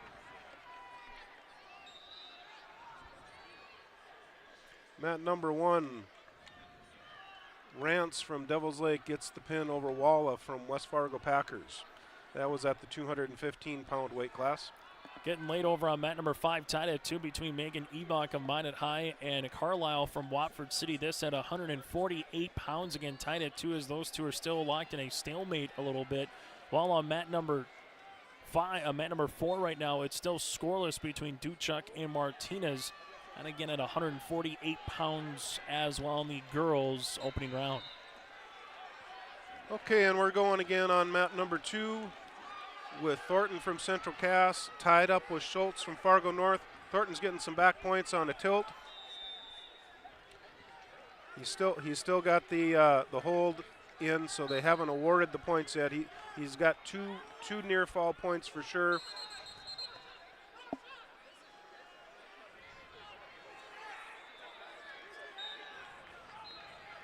Stone Thornton still has that arm bar in, so they haven't awarded the points yet. We're down to 35 seconds left in the second period. Stone's trying to get Schultz turned over again.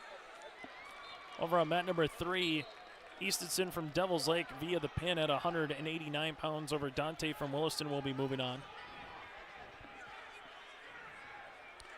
Thornton was awarded those 2 near fall points, so he's ahead 4-2 with 10 seconds left in the second period. He's got the arm bar in again here at the edge of the mat. And they're off the mat. They're going to get a fresh start here with 6 seconds left. Isabel Duchuk with 2 escape points here for Central Cass. Leads at 2-0, 90 seconds left in the third period over on mat number 4. While mat number 5 currently still tied at 2 with 10 seconds left between Carlisle and Ebach in the girls' 148-pound weight class. Stone did a nice job of keeping control of Schultz from Fargo North to finish out the second period, so we're going to roll into the third period here. Stone Thornton from Central Cass is ahead 4-2 over Harper Schultz from Fargo North. Schultz from Fargo North is going to take the down position to start the third period here at the 189-pound weight class. As right now Martinez potentially in a pinning position here against Isabel Duchuk. 40 seconds left in period number 3 over on mat number 4. As Isabel trying her best, but Gabrielle Martinez earns the fall with 42 seconds left in the third period at 148 pounds while we go into overtime between Megan Ebach and Carlisle on mat number 5. Thornton from Central Cass is getting a tilt again for near fall points. He's got 2 more near fall points. Thornton from Central Cass is now ahead 6-2 over Schultz from Fargo North. There's a minute 20 left in the third period. Thornton has done a good job of keeping control of this match. He's right now looking for that cross-face cradle, trying to get that cradle locked up. Down to a minute left here in the first period at 189.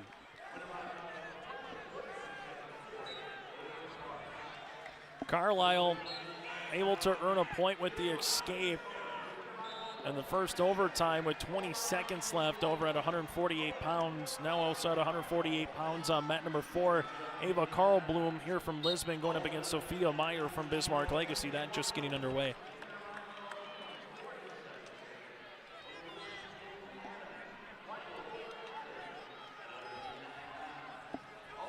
Thornton from Central Cass on mat number 2. He's going to start out in the up position. Schultz from Fargo North will start out in the down position. We've got 42 seconds left in the third period. Schultz did a nice roll through, but Thornton was able to roll through with him. Schultz from Fargo North gets a 2-point reversal with 30 seconds left in the third period. The score is Thornton from Central Cass 6 versus Schultz from Fargo North 4. So we've got a tight one here at the 189-pound weight class. Schultz from Fargo North let Thornton go, so it's 7-4 right now with 15 seconds left. Schultz is trying to get tied up here to try a throw, a last-second throw. Stone from Central Cass, Stone Thornton is trying to avoid that, keeps him. And Thornton from Central Cass ends up winning that one 7-4 at the 108, or actually 7-5 at the 189-pound weight class. While we continue here on mat number 5 on the girls' weight class at 148 pounds, Emma Johnner from Grafton going up against Caitlin Vetter from Minot. Currently a 2-point takedown for Vetter, and Vetter will finish it off with the fall. 31 seconds into that first period, advancing to the quarterfinals. Also at 148 pounds right now as we head to period number 2. Ava Carlblum and Sophia Meyer. Carlblum from Lisbon, Meyer from Legacy, currently scoreless. On mat number 1, we've got Lincoln Brooks from Minot versus Austin Burrell from Fargo Davies. Brooks from Minot is ahead 4-0. We're just going into the third period, and we're at the 285-pound weight class. A reminder, after these opening rounds continue, they will go into the quarters and the first round of wrestlebacks here before this morning into early afternoon session is done. Then it will be strictly semifinals later tonight. That is scheduled as a 5 o'clock start for both A boys, B boys, and girls as well. So we still got a lot of wrestling as we're getting about to the midway point here, Dan, though. Once we get to these heavier weight classes, we're about almost at the midway point here of our morning into early afternoon session. Yep, absolutely. Been a lot of good wrestling. Not a lot of overtimes, but a few overtimes. But yeah, a lot of good wrestling in this first round. And the one thing I've noticed from 2 years ago to even last year on the girls' side, we're not seeing a lot of 20-second pins. There still is a couple of them. There's still some really good wrestlers on the boys and girls where you go, okay, good luck trying to beat X, because they're just that kind of a wrestler. But we're seeing the girls really get deeper into that second and third period as well from prior years. Yeah, they're really improving in leaps and bounds, and it sure is showing at this state tournament. Ava Carlblum and Sophia Meyer currently. It's a 1-0, 35 seconds left in the second period for Meyer here from Bismarck Legacy.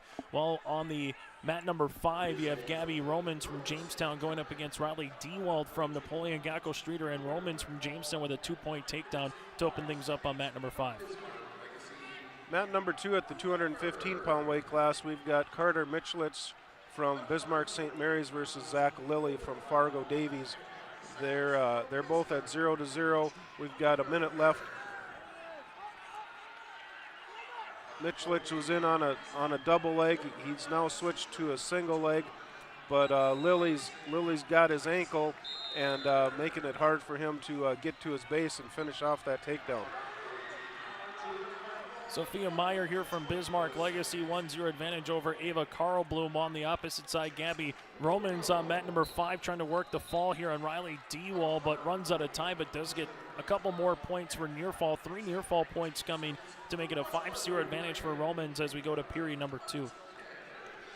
Lily from Fargo Davies was able to get a 2-point takedown, and now he's got the armbar in, walking around the head, and now getting near fall points. Down to 15 seconds left in the first period here. Lily has St. Mary's on their back right now.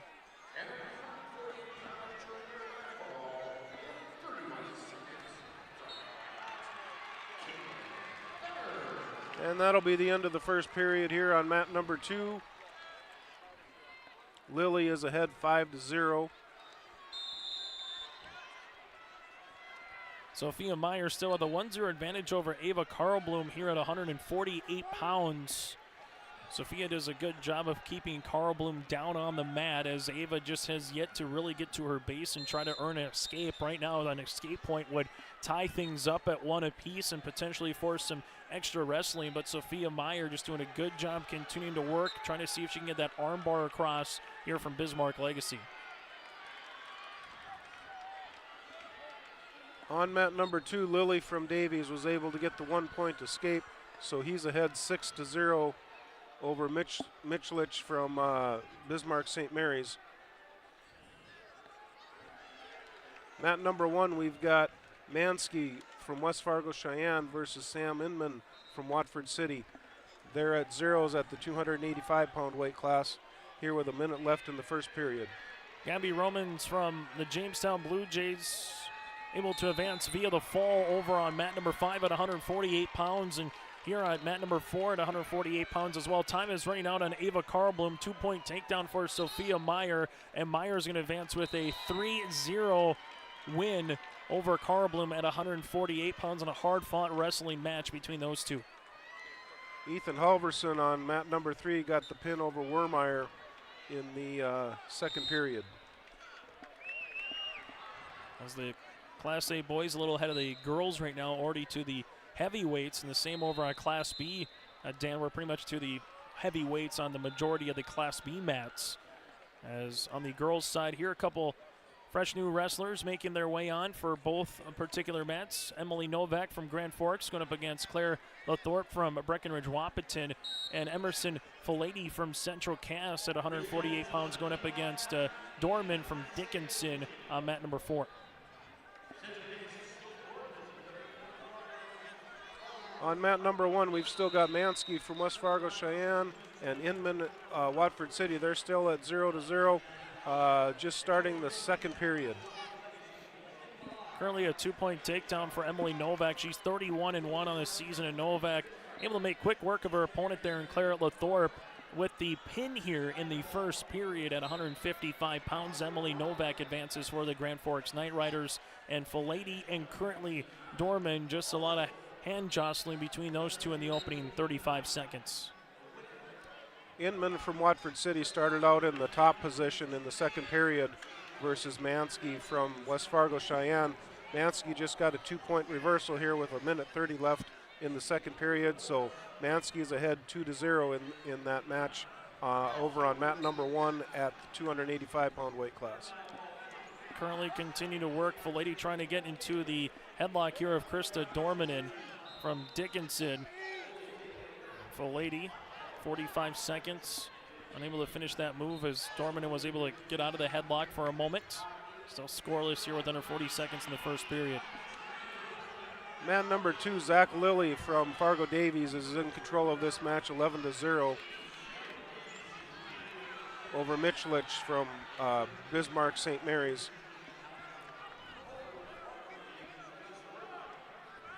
Got a tight one still over here on mat number 1. Mansky from West Fargo Cheyenne is ahead 2-0 over Inman from Watford City. We're down to 40 seconds left in the second period. Mansky's doing a nice job of keeping control. He's got the half Nelson in with the wrist. Man number 5 Jaylee Jetty from Devil's Lake at 155 pounds going up against Aubrey Locken from Stanley. One currently scoreless a minute in, and mat number 4 going into period number 2, currently scoreless between Filady of Central Cass, who will start in a down position against Dorman, and here of Dickinson going into period number 2. Mansky from Cheyenne is trying to run that half Nelson, but just can't get him over quite far enough to get the back points. So we're going to start off the third period here on mat number 1. Mansky still ahead 2-0 over Inman from Watford City. Filady gets the 1-point escape as she started in that down position here for Central Cass, and that is the advantage right now here at 1-0.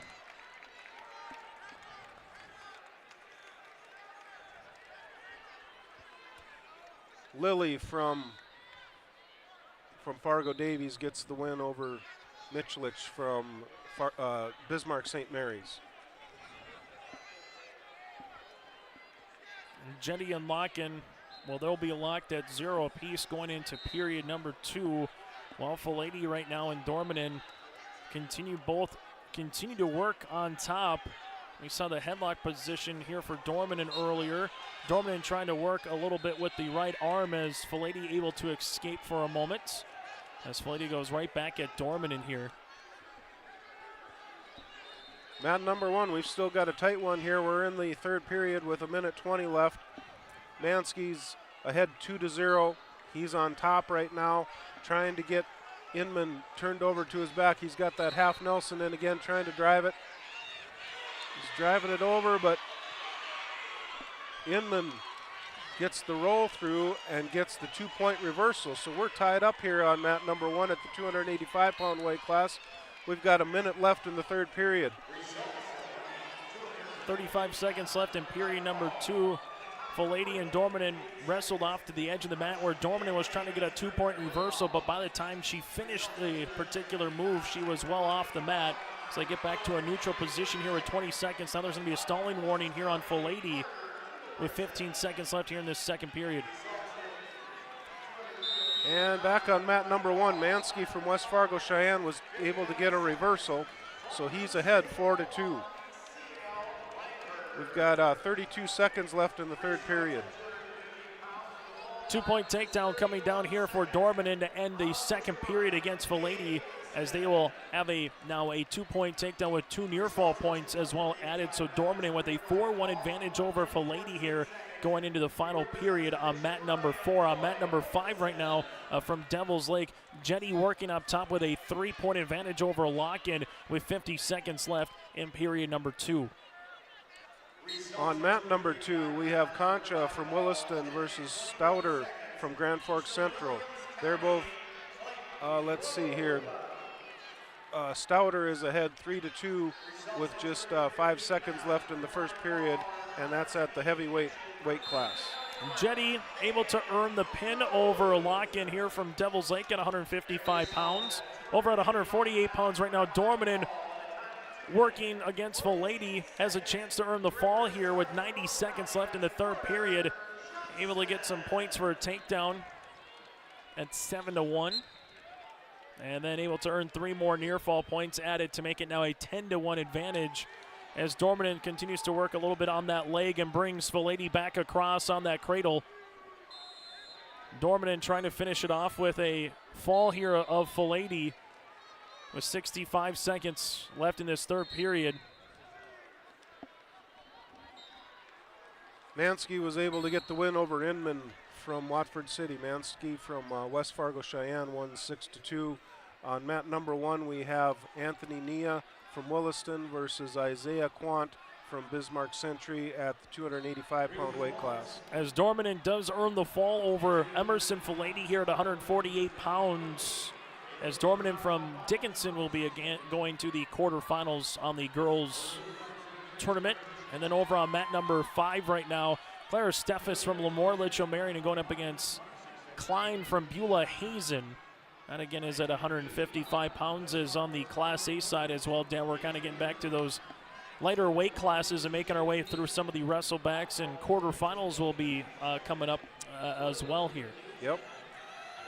We're all tied up here on mat number 2. We've got Concha from Williston versus Strouder from Grand Forks Central. and Stouter just got a 2-point takedown, so Stouter is ahead 5-3 with 30 seconds left in the second period. Concha's trying to get to his base here.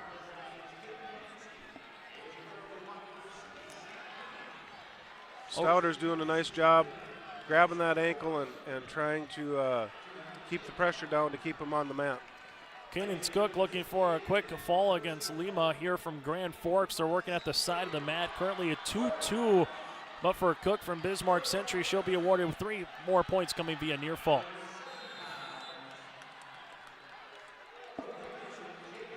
And they ran out of time there. Concha got put to his back in the end of the second period there, but they ran out of time. So we're going to go into the third period with Stouter from Grand Forks Central ahead 8-3 over Concha from Williston. They're going to start out in the neutral position and see who can get a takedown here. Clara Steffes from Lemoore Litchfield Marion earns a fall at 155 pounds over Klein against Beulah Hazen to be advancing to the next round. Mat number 1, we have Owen Hunt from Valley City versus Darian Bitts from Bismarck Century.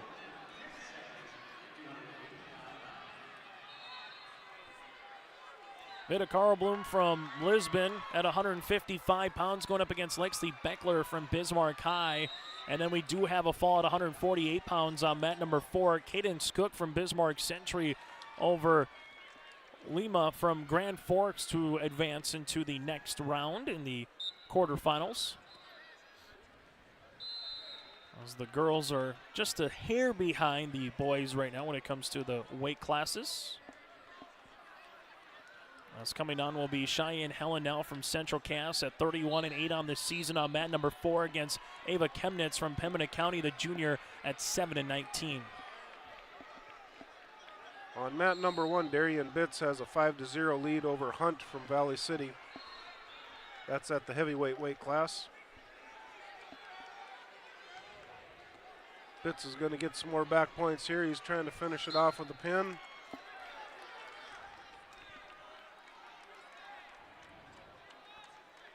On mat number 2, we have a pin over there. Stouter from Grand Forks Central gets the pin.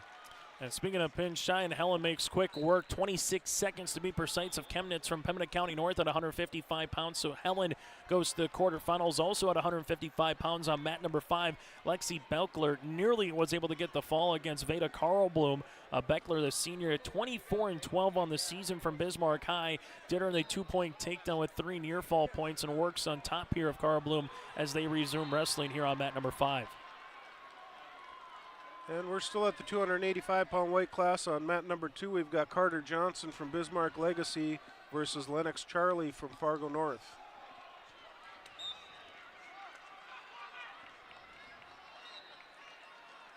Charlie's got the head position there, but Johnson's got the underhook, trying to jack Charlie up a little bit.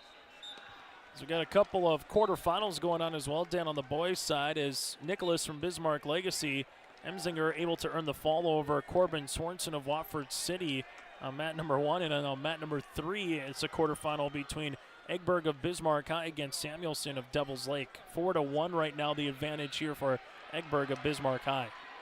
Yeah, I see Ensminger is 46-0, so he has he's a tough one to run into in the quarters. And speaking of fall, we continue to have them coming across the way on the girls' mat. Mat number 4, Amelia Russell from West Fargo United able to earn the fall and pick up the victory at 155 pounds over Aspen Hummus from Jamestown. And then you have Lainey Jockum here from Mandan going up against Charfalos here from Bismarck Legacy, as Beckler does earn the fall over Carlblum at 146. On mat number 2 at 285 pounds, we're nearing the end of the first period. We've got about 30 seconds left. And Johnson and Charlie, Johnson from Bismarck Legacy versus Charlie from Fargo North, they're still at 0-0, and they just went off the mat. So we've got 24 seconds left. Fargo North versus Bismarck Legacy.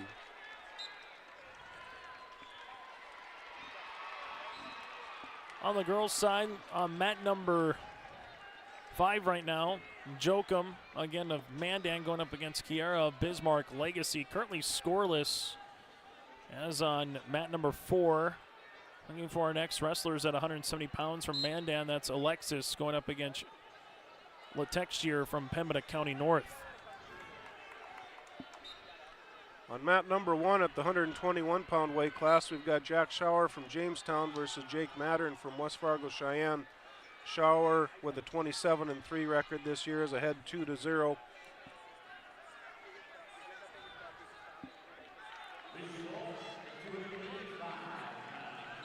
On mat number 2, we're going to go to the second period. Johnson from Bismarck Legacy versus Charlie from Fargo North.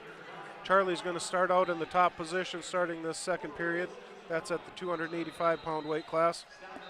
Johnson has a stand-up and is trying to get away, and they go off the mat.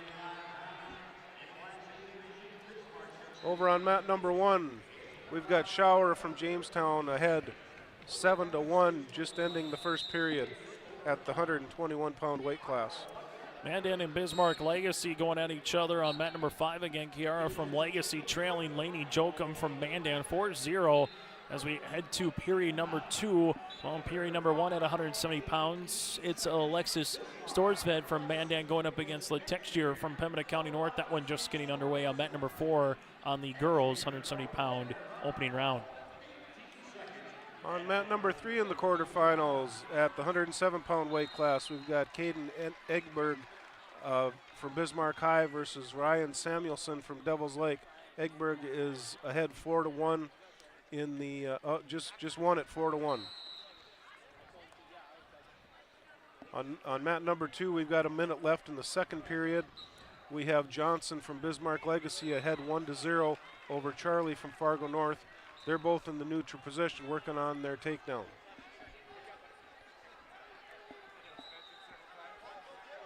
Mat number 1, Schauer from Jamestown is ahead 9-1 over Mattern from West Fargo Cheyenne. Laney Jokum right now looking for the fall. 50 seconds left in the first at 170 pounds on mat number 4. There it comes. 49 seconds left in the first period. Laney Jokum, the 7th grader from Mandan, advances into the quarterfinals. Also now on mat number 5, currently underway in the second period. It's a 4-0 advantage with Alexis from Mandan against Latexier from Pembina County North with a couple of takedowns. On mat number 2, Charlie from Fargo North, he's a little taller, Johnson from Legacy, he's a little taller than Charlie from Fargo North, and he gets that underhook and tries to jack him up a little bit, but Charlie's been doing a good job of defending that.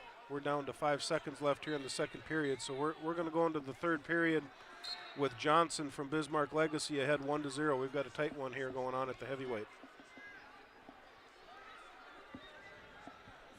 Mat number 1, Schauer from Jamestown has a controllable lead at 11-1 over Mattern from West Fargo Cheyenne. Over on mat number 4 right now, Kaya Wiley from Team Grand Forks against Lexus Reynolds from Hatton Northwood. It's currently scoreless, 30 seconds in to the fourth period. And on period number 5, Kiara from Bismarck Legacy against Laney Jokum from Mandan. It is a 4-0 advantage here from Jokum late in period number 2. On mat number 1, Charlie from Fargo North got a takedown right on the edge of the mat there. They were both looking for a bear hug and couldn't quite get it locked up, but Charlie from Fargo North was able to get a 2-point takedown. So Charlie from Fargo North is ahead 2-1 now with 1:30 left in the third period. As we do have a 2-point takedown on the Class A girls side, or the Class girls side that is. Here over on mat number 4, it's a now 2-0 advantage on the way for Wiley from Grand Forks against Reynolds from Northwood. 40 seconds left in that first period. Charlie from Fargo North was able to hook up a cradle and get 2 back points, so he's ahead 5-1 now with a minute left in the third period. Wiley here working up top against Reynolds from Northwood. 20 seconds left here in this first period, while Laney Jokum from Mandan across the way with a 4-1 advantage going into period number 3 against Kiara from Bismarck Legacy. Charlie from Fargo North is ahead 5-2, and he just got another 2-point takedown, and they're counting the near fall points.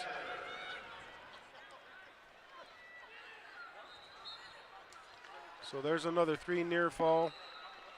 Charlie from Fargo North is ahead 10-2 with 30 seconds left in the third period. The girls at 170 pounds and 155 pounds at 170 right now. Wiley with that 2-0 advantage going to the second period against Lexus Reynolds from Northwood, as those two just in a little bit of a hand fight, if you will, to start this second period. Well over on mat number 5 right now in period number 3, about 80 seconds left. Lainey Jokum with a 4-1 advantage over Kiara. Charlie from Fargo North was able to earn the win, a 10-2 decision over Johnson from Bismarck Legacy at the heavyweight weight class.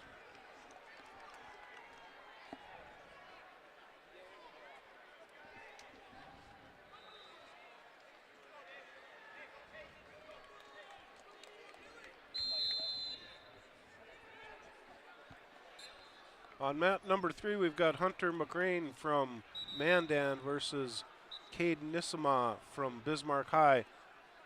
Nisima is ahead 4-0 with 45 seconds left in the second period, and that is at the 114-pound weight class. Mat number 1, we've got Joy Ensminger from Bismarck Legacy versus Kellen Benke from Mandan. That's 121-pound weight class. They're just getting rolling here, 0-0, and they're in the neutral position, both trying to set up their takedown. Lainey Jokum advances for Mandan at 155 pounds via the fall here over Kiara from Bismarck Legacy.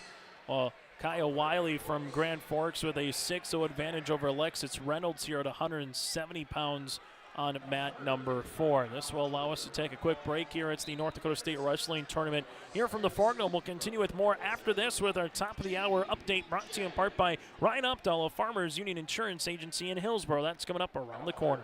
In times like these, it's good to know there's a place where people know who you are, no matter how long you've been gone.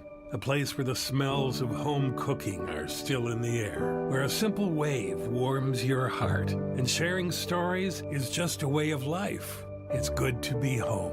Farmers Union Insurance, protecting what's important in life. See your local Farmers Union Insurance agent, Jennifer Worley in Cavalier.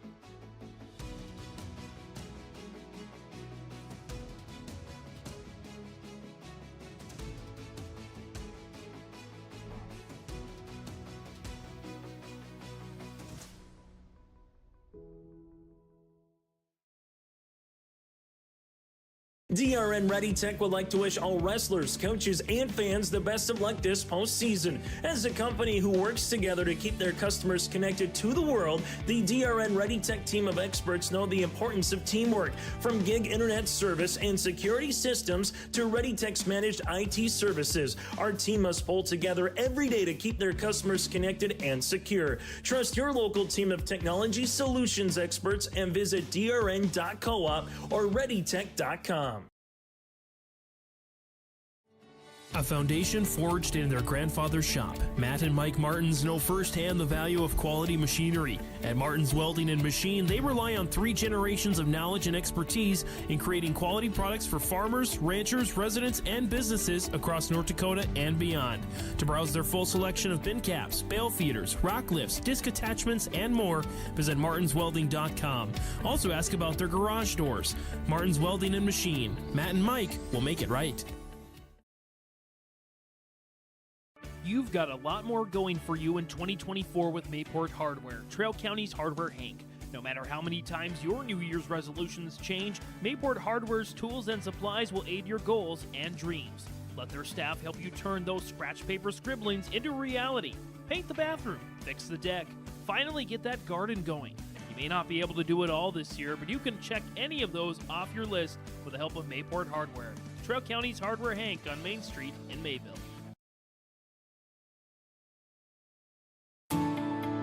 At Enbridge, we believe sustainability is the foundation of our success. How well we perform as a steward of our environment, a safe operator of essential energy infrastructure, a good neighbor, and a diverse employer defines our success. Learn more about Enbridge's environmental, social, and governance commitments and our Indigenous Reconciliation Plan at enbridge.com.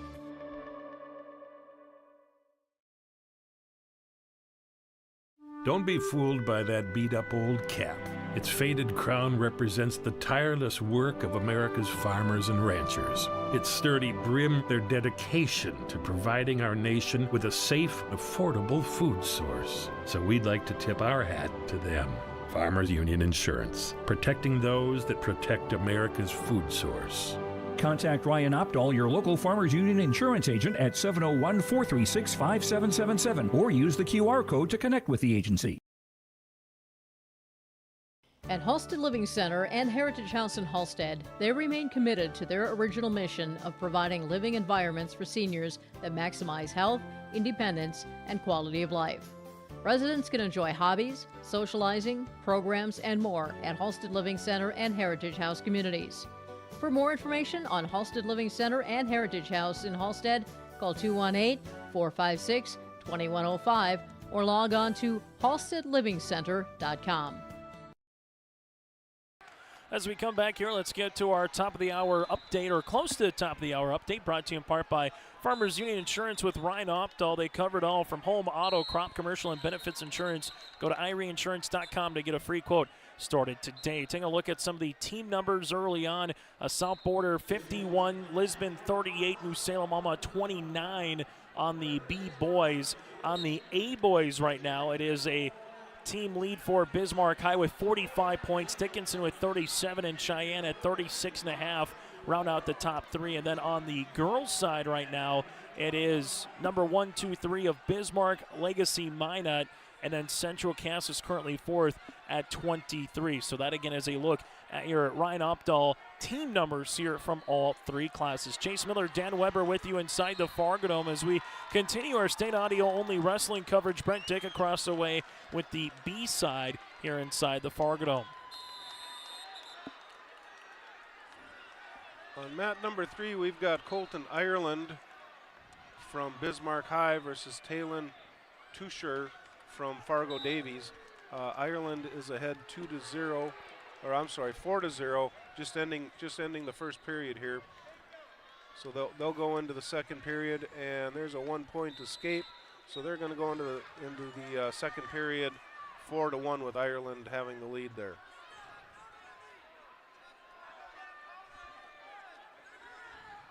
On mat number 1, we've got Cole Savageau from Fargo Davies versus Owen Lindstrom from Devils Lake. Lindstrom has a 2-0 lead with 30 seconds left, and that is at the 121-pound weight class. Over here on number 2, we've got Mossett from Bismarck St. Mary's. He has Limas from Minot on his back. Just 18 seconds left in the third period at the 114-pound weight class.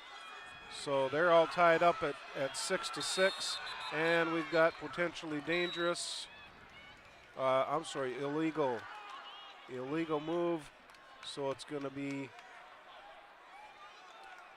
1 point for Minot. So with only 6 seconds left, Mossett from Bismarck St. Mary's is behind 6-7.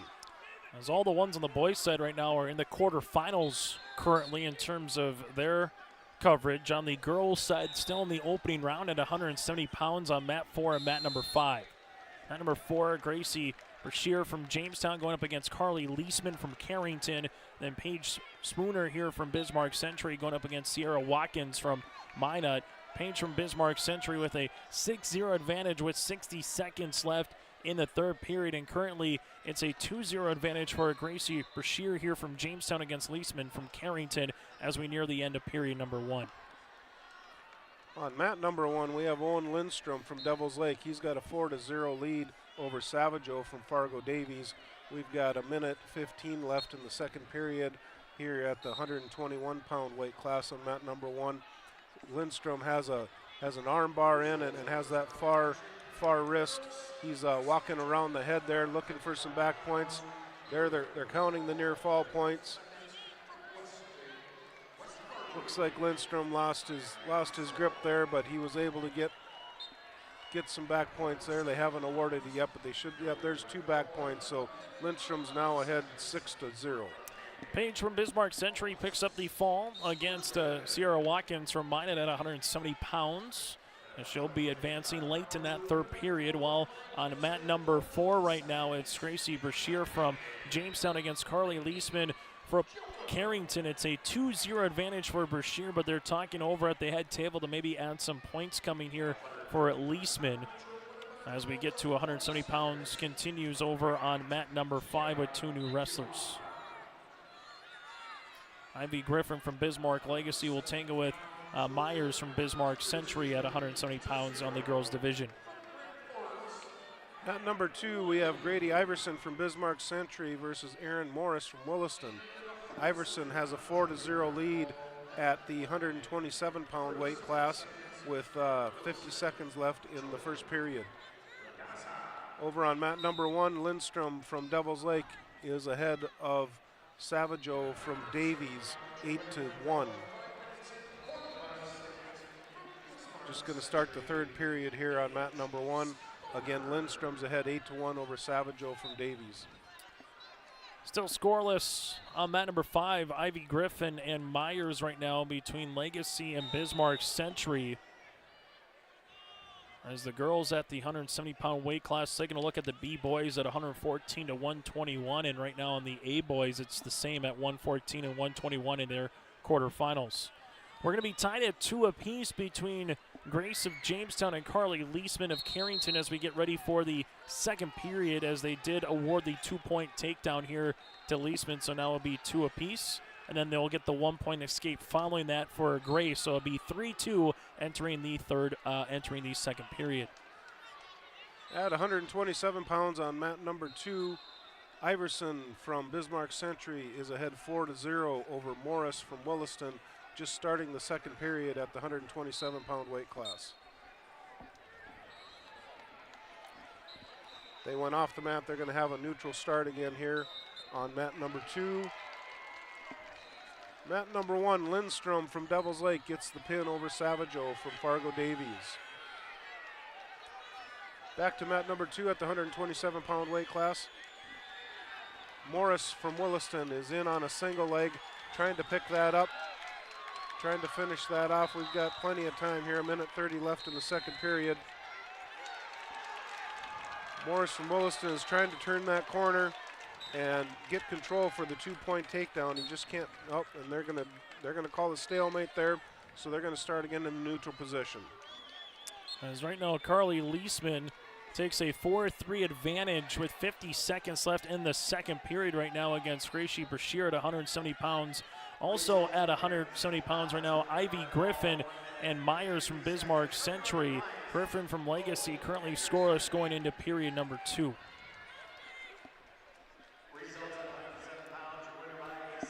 At number 2, Iverson just took a 6-0 lead over Morris from Williston at the 127-pound weight class. Iverson's in the top position, trying to get an armbar hooked up here.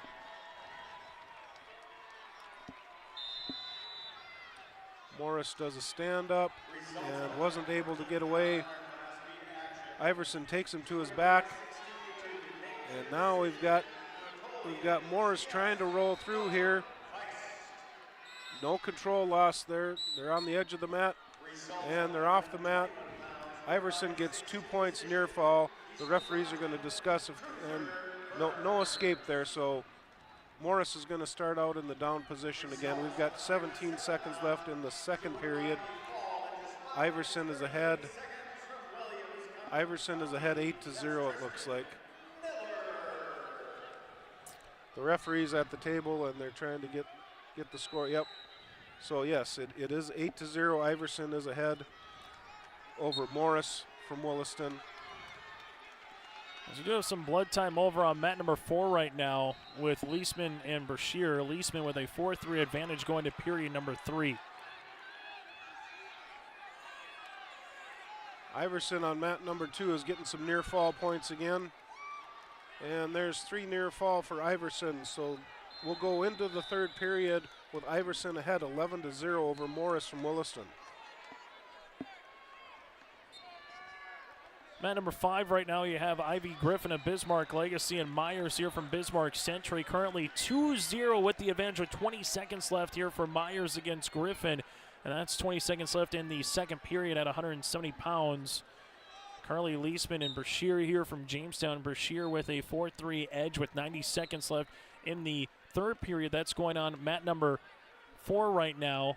And then you're going to get a 2-point takedown for Brashear now working up top as Leisman will need to earn an escape to try to tie this one up at 5 apiece. On mat number 1, we have Copenhagen from Williston ahead 2-0 over Cruz from Grand Forks Central.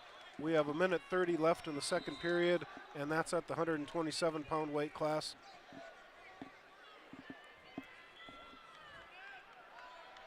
What's going on right now on mat number 4, you do have Gracie Brashear here from Jamestown continue to work up top on Leisman. Now has a chance, has her a little bit in that headlock. With under 45 seconds left here in this third period as Brashear at 32-9 on the season does advance via the fall with 44 seconds left in the third period. Gracie Brashear here from Jamestown. That's Grace again moving on at 170 pounds. Also at 170 pounds, it is a 2-0 advantage still for Brenda Myers from Bismarck Century over Ivy Griffin. Myers working up top on Griffin currently, trying to see if she can advance to the quarterfinals here at 170 as well. On mat number 1, Copenhagen from Williston is still ahead 2-0 with 35 seconds left in the second period. Copenhagen is going to start off in the top position. They're going to get a fresh start here in the center. We'll see what Cruz does for his first move off the whistle. He tries a switch and gets caught there in a chin drop. And Copenhagen's getting some back points.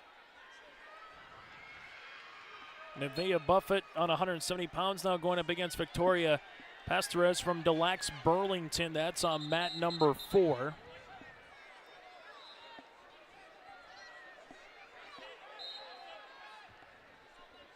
On mat number 1, they haven't awarded the near fall points yet for Copenhagen. He's still got that same arm bar in, so they're holding on to that, and we're going to have a potentially dangerous. So they stopped the match there, and they did give him the 2-point near fall. So Copenhagen is ahead 4-0 with just 2 seconds left in the second period. Ava Gullison from Central Cass now on mat number 5 against Audrey Fuhrer from Ellendale Edgeley Column. Right at 170 pounds right now. Gullison, the 31-14 junior, going up against a 23-14 8th grader on the season. As Nevaeh Buffett here for the Lisbon Broncos works the edge of the match, the sophomore against Victoria Pastorez, the freshman from Des Lacs Burlington. Pastorez will start now in the up position against Buffett here as they resume action in the first period. Got a tight one on mat number 3. We've got Wyatt Turner from Dickinson ahead 4-3 over Piatz from Bismarck Century. They do have an injury timeout going on right now, but looks like Piatz is going to start again.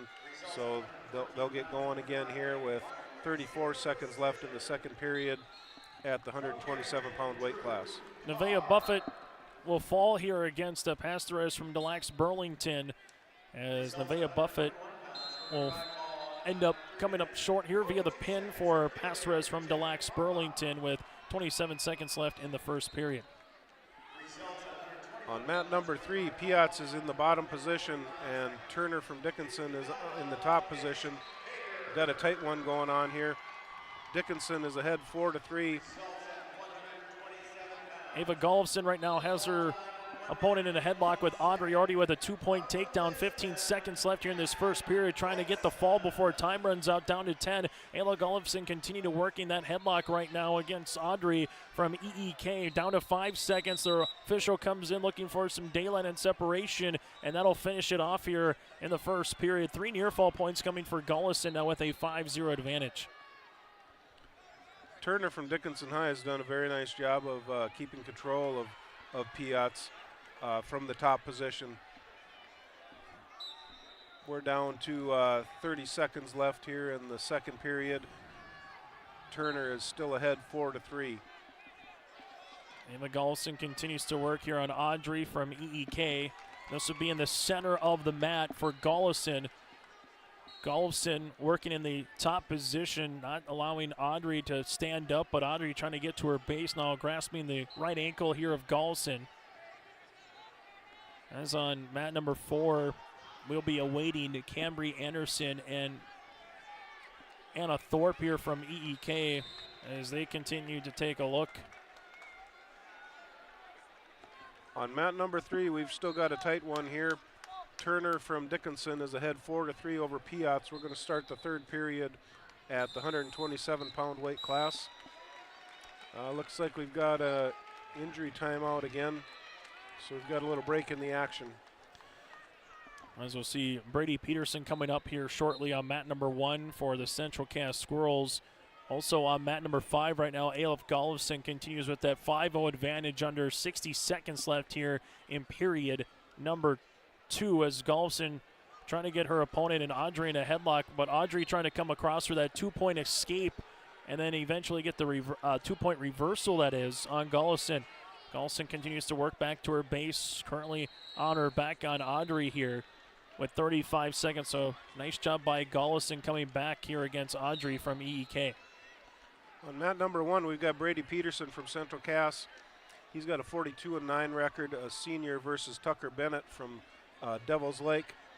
Brady's in on a double leg, and he's got it picked up, but Bennett's got Brady's ankle and holding on tight. Brady just needs to try and turn that corner there, and they're going to give him a stalemate, give him a fresh start there. So they'll start out in the neutral position. Brady didn't hear the whistle there. So we've got a minute 38 left, and they're both going to start in the neutral position. We've got Brady Peterson versus Bennett. Ava Gollefson earns the fall as she will advance at 170 pounds there. So Ava Gollefson from the Central Cass Squirrels against Audrey Fewer will be advancing into the quarterfinals here for Central Cass Girls Wrestling. Also on mat number 4, we do have a final as Cambry Anderson here from Bismarck High advances over Anna Thorpe here for the Bismarck High Demons. Peterson is in tight on a single, but Bennett has him sprawled out a little bit, and we're going to have another stalemate. Brady had a nice shot in on that single, just couldn't get it up quick enough. We're down to a minute left for Peterson versus Bennett here in the first period. They're both trying to set up their takedown. It's at the 133-pound weight class. Brady's in again on another nice shot. Bennett had a sprawl, and now Bennett's got control of the head, but Brady shoots right in again on another single leg. Looks like he's going to switch over to a double.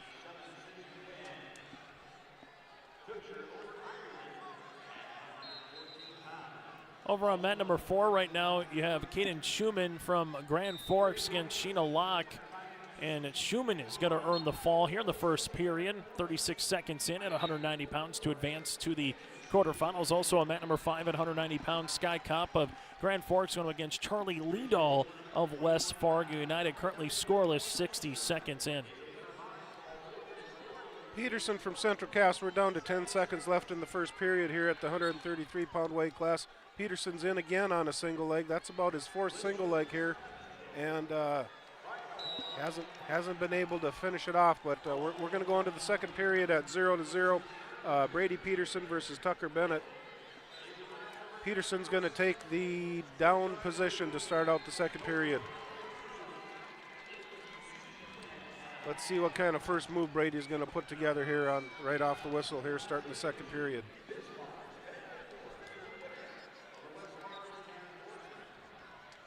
Looks like Brady's going to go for a stand up here, trying to get hand control.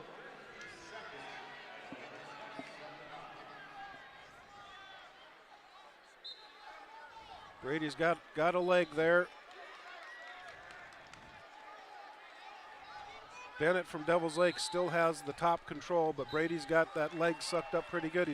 He swam to a double leg. He's in a pretty good position now.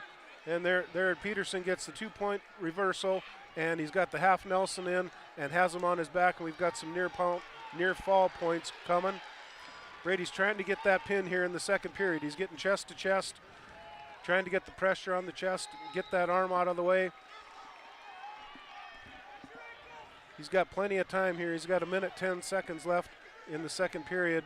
Peterson's got control, got Bennett on his back, trying to get that pin here in the second period.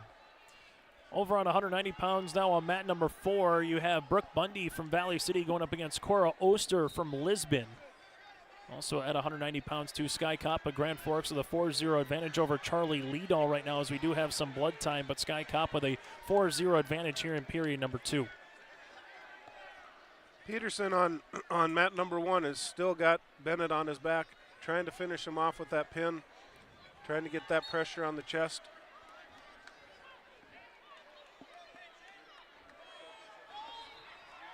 As Brooke Bundy and Cora Oster right now still scoreless, 30 seconds in at 190 pounds. And Peterson gets the pin with 20 seconds left in the second period. Brady's able to get the pin over Tucker Bennett from Devils Lake. So Brady will be advancing to the semifinals in the Class A later today. That'll be at 5 o'clock on the boys' side.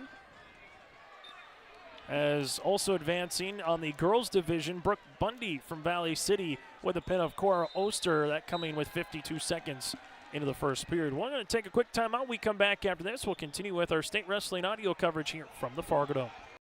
Halsted Telephone Company delivers fast broadband internet, telephone, and cable TV to residents in this region, including Halsted, Shelley, Neilsville, Climax, Fisher, Bigland, Gentilly in Minnesota, and Hillsborough, Caledonia, Gardner, and Argosville, North Dakota. Serving the area residents since 1904, Halsted Telephone continues to create a bright future for this region using 100% fiber optic technology. Service plans offer flexibility and choices, and there's local support personnel ready to help. Contact Halsted Telephone Company today. Hillsborough Dairy, with delivery of fresh dairy products and more to your home door. I've had Hillsborough Dairy delivering cold, fresh dairy products and other items to my door for years. 3 main reasons why. It's the convenience, the products are fresh, and the delivery service from the Udder Guy. Nobody does it like the Udder Guy. Every week, we get the CT. Please call him at 701-436-5877. Delivery right to your door from Hillsborough Dairy. H509, proud to be North Dakota's largest Dollars for Scholars chapter. If you're already a member, you know how important H509's presence is to the graduating seniors in our community. Because of your generosity, every graduating student that completes an application will receive a scholarship. I'd like to invite you to join H509 to help continue these amazing gifts for further graduates of the Hillsborough High School. For more information on H509, visit our Hillsborough Dollars for Scholars website or our Facebook page. Okay, we're back here at your live event. We're at the Fargo Dome here in Fargo, North Dakota for the state Class A and B boys and girls state wrestling tournament. We're in the quarterfinals now for the Class A boys wrestling. Mat number 2, we have 133 pounds. We've got Gage Glosser from Dickinson versus Jackson Alexander from West Fargo, Cheyenne. They're in the first period, and it's 0-0. Alexander was in on a nice single, but Glosser did a nice job of sprawling out and getting away from that. Lot of action here, shooting in, and they're off the mat, and they're going to get a fresh start. On mat number 1, we've got Briar Arnegard from Watford City versus Ray Trottier from Turtle Mountain. That's at the 139-pound weight class. Arnegard is ahead 4-0 right now with 40 seconds left in the first period. Over on mat number 3, we've got Nolan Mack from Fargo Davies versus Seamus Kuklak from Bismarck Century. Mac is ahead, or sorry, Mac is behind 2-6.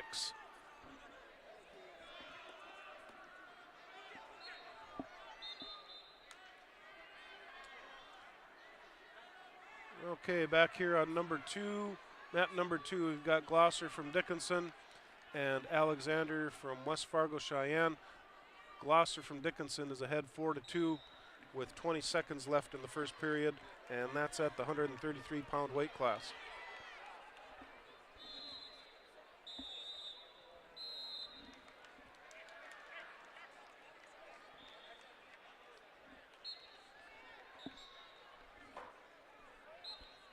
Mat number 1, Arnegard from Watford City is ahead 4-0 over Trottier from Turtle Mountain.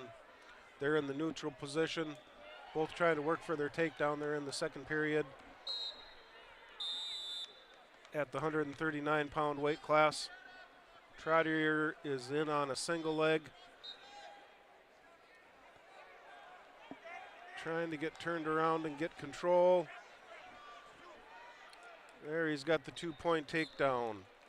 So our score is Arnegard 4 and Trottier 2.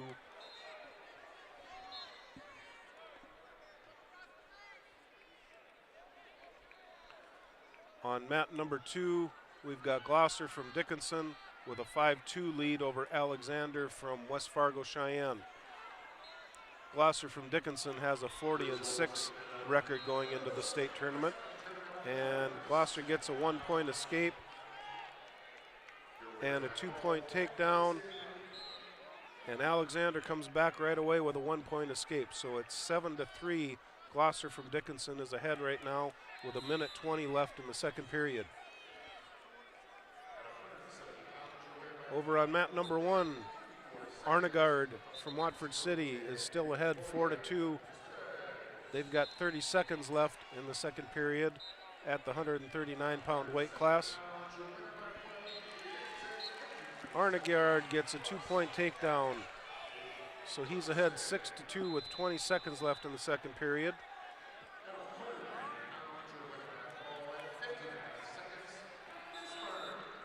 And back on mat 2, we've got Glosser from Dickinson. He's ahead 7-3 over Alexander from West Fargo Cheyenne. This has been a good match. A lot of action in this match with shooting in and good defense as well.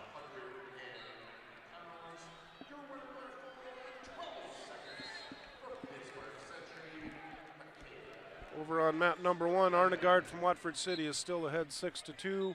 We're going to start the third period here. Arnegard is in the top position right now. He's got a nice crossface in, looking for that cradle.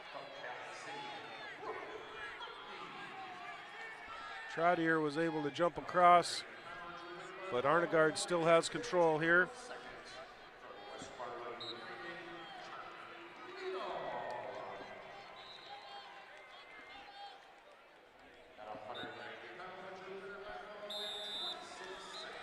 Over on mat number 2, Glosser from Dickinson is ahead 9-3 over Alexander from West Fargo Cheyenne.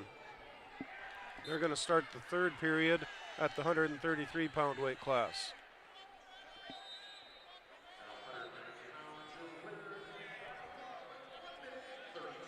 Arnegard has the spladle in right now on Trottier. They're counting back points. There's 1 minute left in the third period.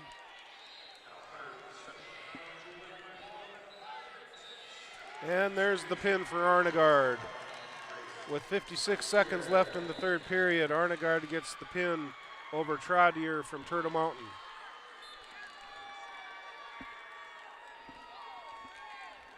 Arnegard punches his ticket to the semifinals at the 139-pound weight class.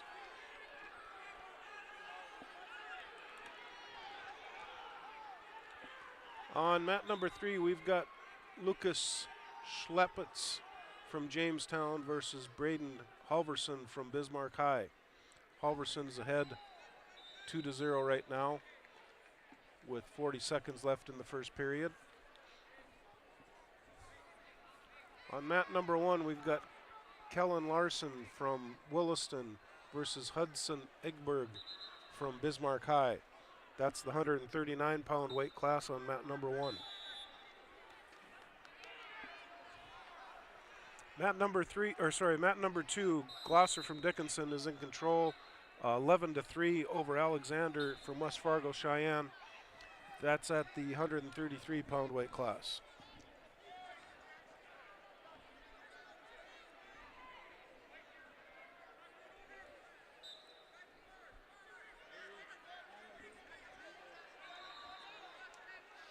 At number 1, we're still at zeros. Larson from Williston versus Eggberg from Bismarck High. We've got 57 seconds left in the first period at the 145-pound weight class.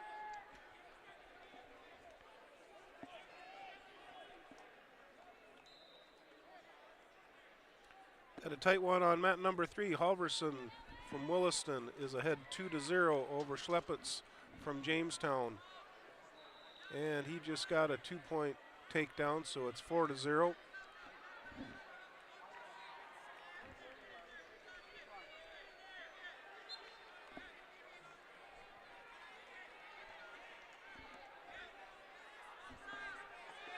At number 1, we're winding down the first period here. They're still tied up at 0. Eggberg versus Larson. At number 2, we've got Jimmy Shar from Bismarck Legacy versus Richter from Mandan.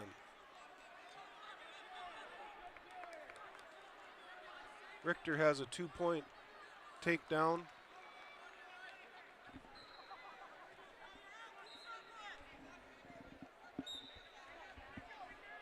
Mat number 1, Larson from Williston is going to start out in the top position starting the second period. Eggberg's trying to get a reversal here. They both keep rolling through. Larson still has control.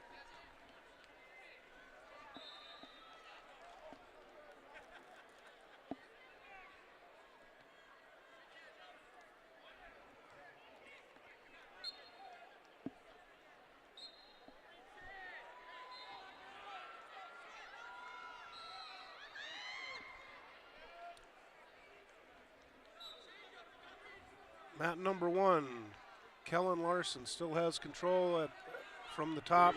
It's still tied 0-0. Eggberg is trying to get the reversal. There, Eggberg gets 2-point reversal. So Eggberg is ahead 2-0 over Larson from Williston.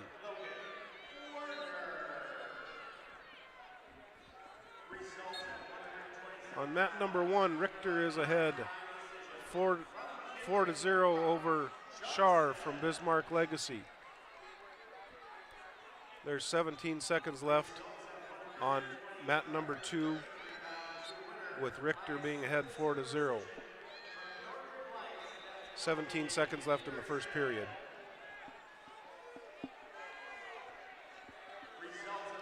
Back to mat number 1, Eggberg is in the top position. He's still ahead 2-0. He's got the legs in. He's working on that power half. And that's the end of the first period. Eggberg is ahead 2-0 over Larson from Williston.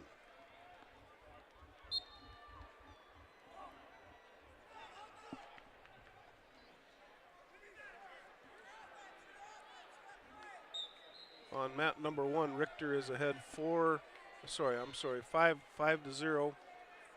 going into the second period. They're both on the edge of the mat. There's 2 points for Richter, so that makes it 7-0 with 1:35 left in the second period.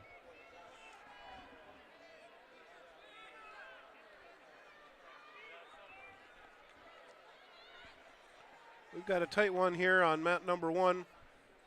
145-pound weight class. Eggberg from Bismarck High is ahead 2-0 over Larson from Williston.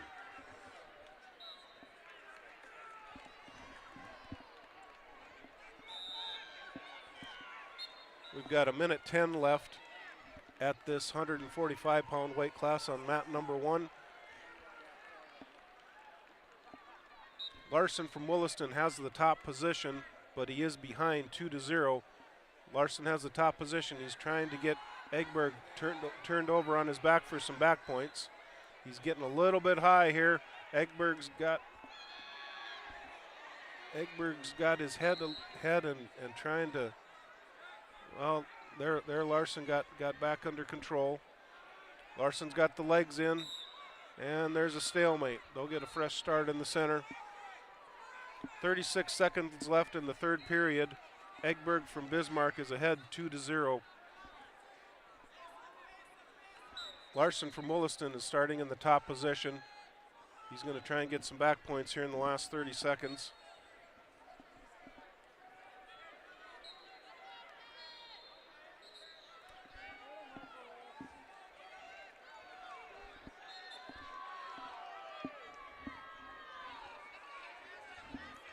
Larson from Williston is still trying to get Egberg turned over. Down to 8 seconds. Just can't quite get him over. So Hudson Egberg is going to win this one from Bismarck High, 2-0 over Kellen Larson from Williston. That's at the 145-pound weight class. At the 139-pound weight class, Richter from Mandan is ahead 10-5 over Shar from Bismarck Legacy. And we just started the third period.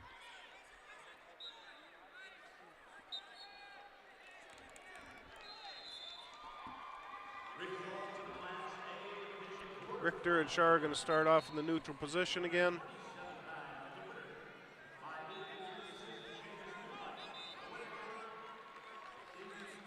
Richter was in on a nice single leg, and they're both off the mat again.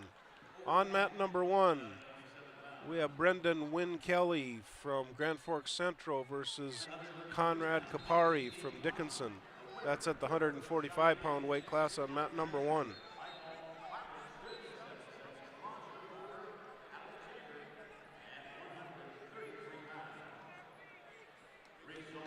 Over on mat number 2, Richter from Mandan has taken a 12-5 lead over Shar from Bismarck Legacy. Mat number 1, Wynn Kelly versus Kapari. They're both 0-0. They're in the neutral position, trying to set up their first takedown here. They've got a minute left in the first period.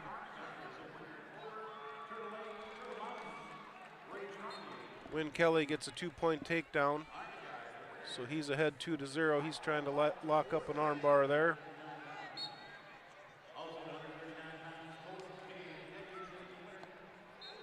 He's got the 2-on-1.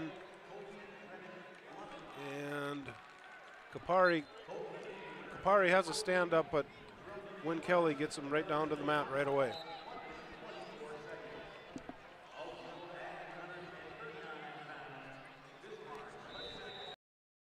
Hillsborough Drug and Gift is your area full-service pharmacy with prescription and over-the-counter medications, cough, cold, and flu medications, health and beauty items, and more.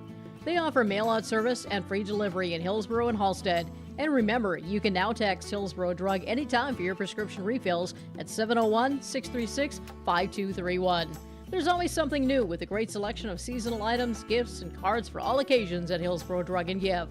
They're always happy to help you, and they thank you for your business at Hillsborough Drug and Gift. The Hillsborough Vets Club thanks you for your support of their activities and events. Stop in and to check out their new menu. Enjoy the Vets Club appetizers every Wednesday from 5 till 7. And as I've said many times, they have the best roasted chicken around. Enjoy roasted chicken every Saturday from 5:30 till 7:30. Get there early because sometimes it's gone early because it is the best roasted chicken. Fries and coleslaw also available with this meal every Saturday. Dine in or take out. The Hillsborough Vets Club.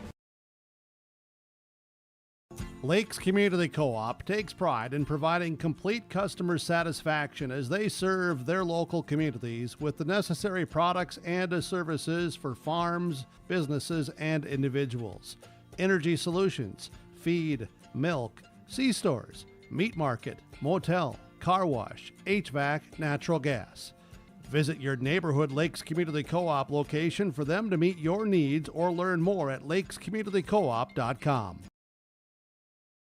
As we continue on our state wrestling coverage, Chase Miller, Dan Weber here with you inside the Fargodome. This is the 2024 State Wrestling Tournament here on YourLiveEvent.com with our audio-only coverage. Going on across the way on mat number 5 right now on the girls' side, as we're going to start making our way through now to the quarterfinals here in a moment. But in our last championship opening round tournament bout, Talon from Central Cass at 6-11 on this season, going up against Belinda Perry here from Bismarck Century, the senior, at 26-4. Also in the quarterfinals at 100 pounds here is going to be Monica from Minot going up against Castaigne from Minot. So a pair of Magi trying to make their way into the semifinals at 100 pounds. We'll keep you apprised what's going on the boys' side as well, as they currently have 3 mats underway. As currently from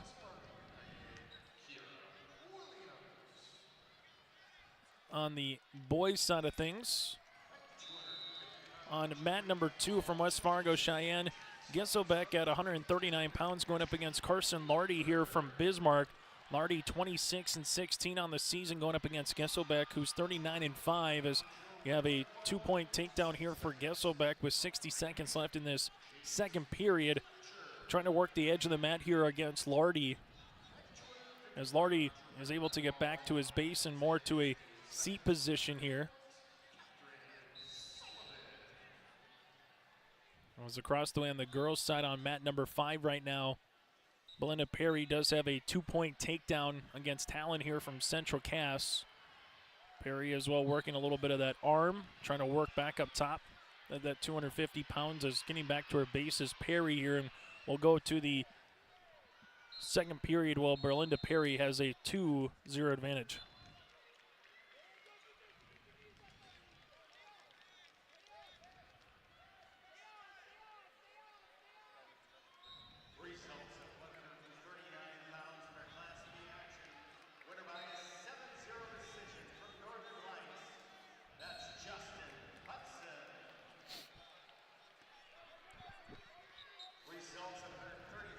Back at mat number 5 right now. You have Monica here from the Central Cass. Again, Talon here from the Central Cass Squirrels going up against Perry. In that headlock right now is Belinda Perry a little bit, and then Perry's going to come across the way with that headlock and earn the fall and advance here for Bismarck Century to the quarterfinals. Back on the A side on mat number 2, Gisselbeck here from West Fargo, Cheyenne. Gets back to his base a little bit, trailing at 2-0 against Carson Lardy here from Bismarck. Or Lardy's trailing against Gisselbeck 2-0. This is at 139 pounds. It's kind of getting sprawled out a little bit here is Carson Lardy with Gisselbeck, as Gisselbeck is trying to stand up, but Lardy takes away that right arm, and now that right arm of Gisselbeck trying to take the right leg of Lardy, trying to work around for a 2-point reversal and escape, and it is. 2 points coming here for Gisselbeck to now take a 4-0 advantage. As we go back to the girls' side, over on mat number 5, Anna White from the Central Cass Squirrels with a 2-point takedown early of Charlotte Crosteen from Pembina County North, the 8th grader. This again at 100 pounds in the quarterfinals, so winner advances to the semis later tonight at 5 o'clock. We'll have that audio-only coverage for you here on YourLiveEvent.com.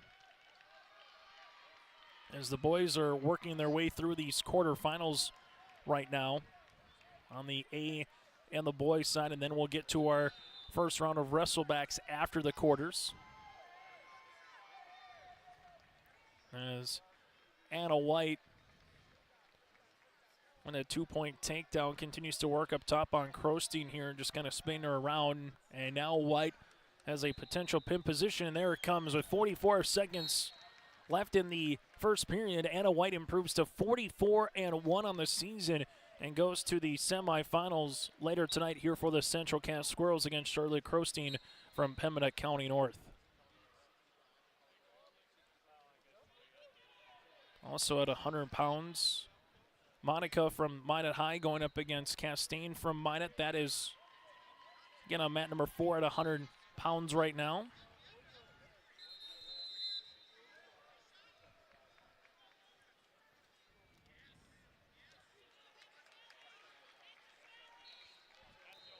As they will start in the neutral position. Here on mat number 2 on the A with Gesselbeck here from West Fargo. Cheyenne going up against that right leg of Lardy. And still 4-1 here for Stetson. And Gesselbeck continues to work up top and get the 2-point takedown here to make it now 6-1.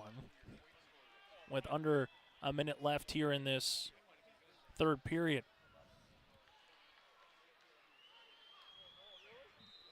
During this time allows us to give you some team update scores of where we are across the way here. On the Class A boys side, Dickinson with 65 points, Bismarck High with 64, and Century with 42. That's your top 3 currently. On the girls side, you do have a team score of Bismarck High with 39, Minot High with 32, and Bismarck Legacy at 30. And then on the B side, on the Class B, it'll be South Border with 57, Lisbon with 50, New Salem Almont with 36.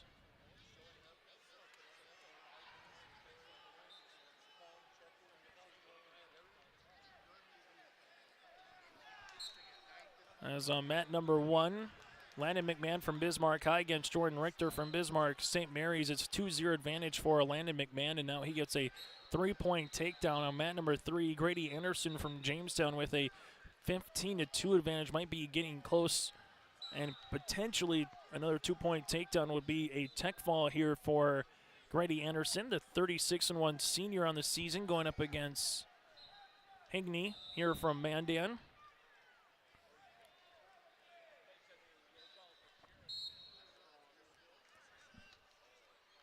Then on the girls' side, as we continue to make our way around here on mat 4 and 5, mat number 5 right now, Keeley from Mandan going up against Turner from Bismarck. It's a 2-0 advantage here on mat number 5 for Keeley. As we'll have a little injury timeout going back on mat number 2 with Gisselbeck and Lardy. It's a 6-2 advantage. The timeout coming via the blood time. As this would be on mat number 2 as Gisselbeck gets a little bit of drink of water. Looks to be okay against Carson Lardy here. The winner goes to the semifinals later tonight. Also some big points when it comes to West Fargo, Cheyenne, Bismarck High in those team overall points as well.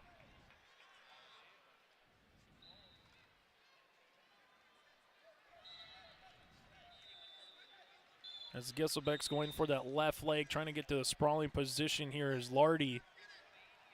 Trying to use his weight on top of Gisselbeck.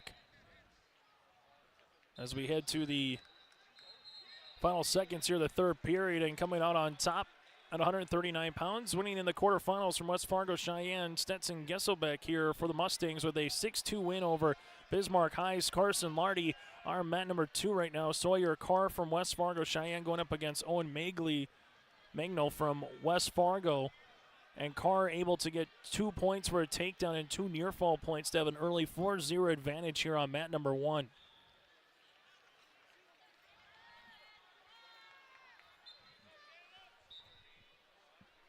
And Sawyer Carr continues to work up top now on Magno from West Fargo.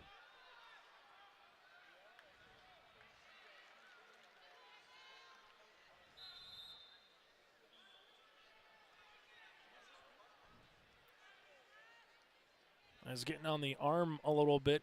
Here is Carr looking for the cross against Magno.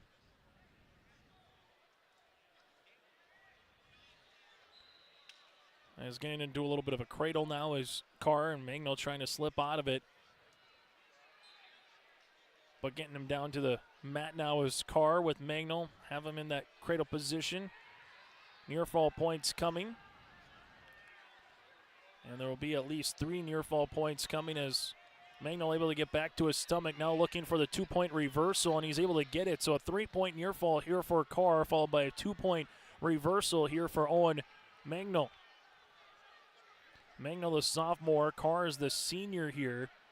7-2 with 8 seconds left in this first period.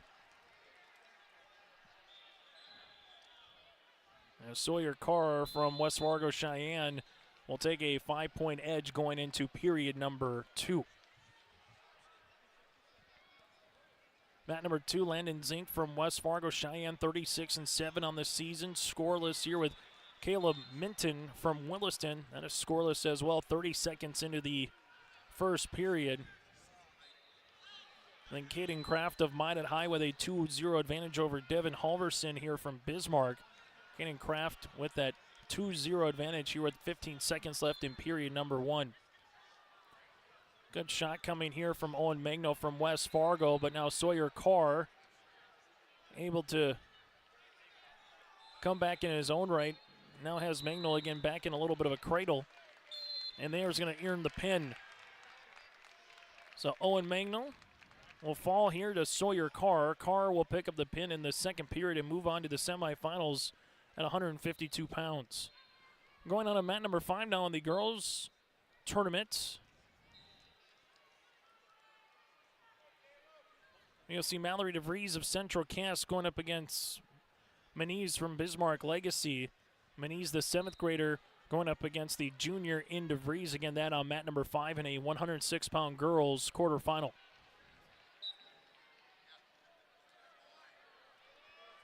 Two-point takedown here for Manise for Bismarck Legacy. As DeVries trying to get out of the grasp right now of Manise and try to get that 1-point escape coming back. As they're both back onto their feet, we'll get a stall warning here on Manise. As Manise able to get Mallory DeVries with a leg shot back down to the mat. As DeVries continues to work back up to her knees, to her base, and there comes the 1-point escape. And now Mallory DeVries will try to earn a 2-point takedown on Manise upcoming.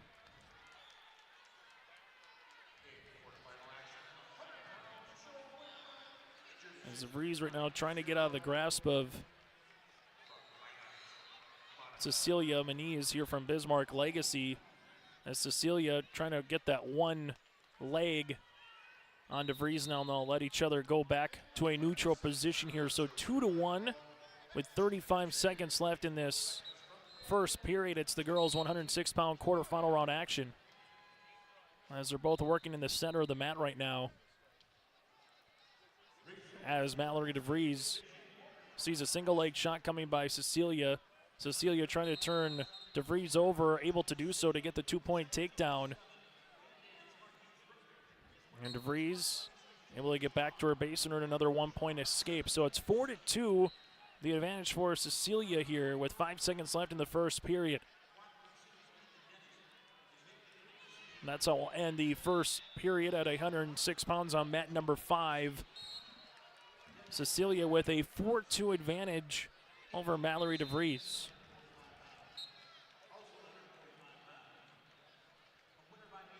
Over on mat number 4 right now, it's a 10-5 advantage here for Wilkinson over Beulah Hazen over Cindy Huber of Bismarck Century going to this third period as the officials are coming to talk over with the coaches right now at the head table as well at 100 pounds.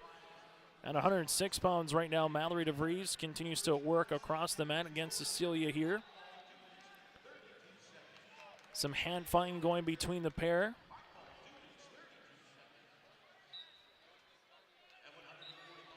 As Mallory DeVries right now and Cecilia both in a little bit of a headlock. There is 1 point after the stale here for Cecilia given towards Mallory DeVries, so it's 4-3. With 1:20 left in this second period, Cecilia from Legacy leads by a point. Working in the center of the mat, going for a single leg shot is DeVries. DeVries trying to work that right ankle while Cecilia comes back to her base a little bit here.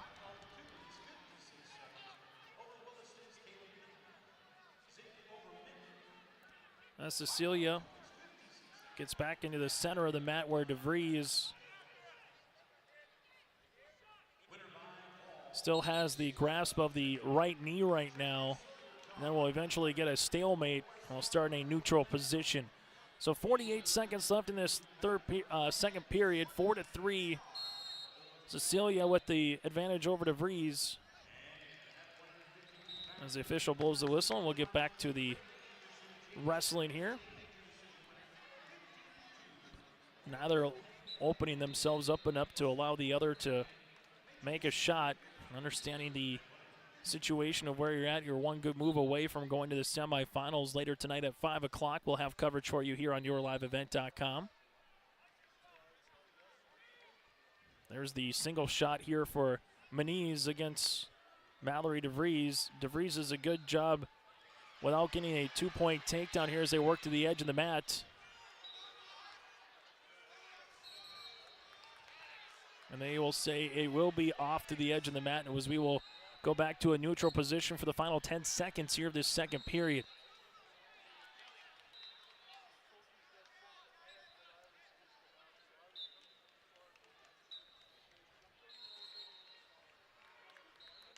Four to 3, the advantage for Cecilia over Mallory DeVries as we go to the third period in the girls' 106-pound quarterfinal.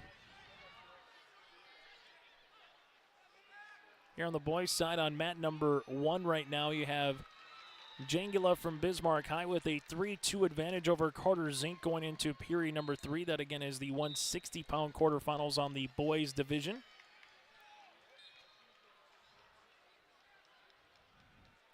Working up top, Mallory DeVries against Cecilia here to begin this third period. Cecilia looking for the escape. Mallory DeVries with the right hand now. Cecilia trying to earn a 2-point reversal here. Unable to come around completely across to earn the 2 points. As DeVries still has that lock of the left knee, not allowing Cecilia to make that turn and get that 2-point reversal here for Bismarck Legacy. But DeVries with some work to do, down by a point right now with 75 seconds. And we're going to get a stalling warning here on Mallory DeVries. No point given, but we do have a stalling warning. As Mallory DeVries with the officials will get it back up to the position and allow Mallory to start up on top as she did in the third period after a stalemate there. So DeVries will work up top on Cecilia. Cecilia able to do a good job of keeping her base, now trying to get back and see if she can stand up against Mallory. Mallory using her weight on the top of the head of Cecilia here. Trying to see if she can get Cecilia to come around and get that back towards the mat.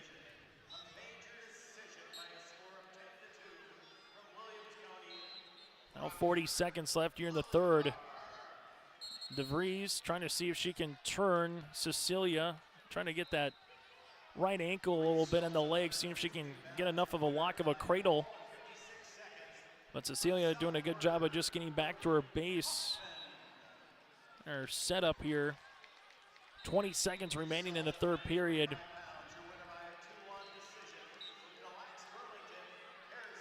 Now with 10 seconds, Mallory's got to go. Now with 5, down to 2.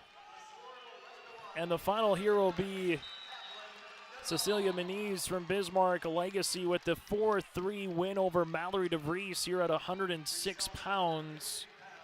As Mallory will go back to the wrestlebacks, while Cecilia Moniz will be moving on to the semifinals tomorrow, later today here at 5 o'clock.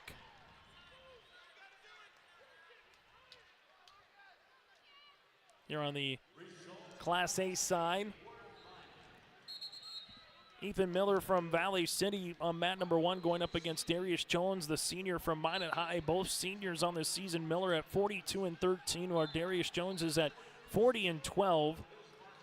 Well, on mat number 2 right now from Breckenridge Wapiton, Weston Jensen, the senior, at 29-13 on the season at 152 pounds, going up against Lucas Selzer here from Davies, the junior, at 12-16. It's a 12-6 advantage for Jensen with 30 seconds left in the second period.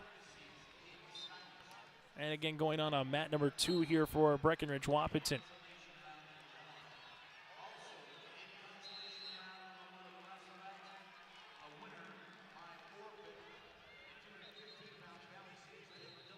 So Ethan Miller goes in for a single leg shot on Darius Jones as they work off to the side of the mat. I'll have a quick stalling warning as well on Darius Jones.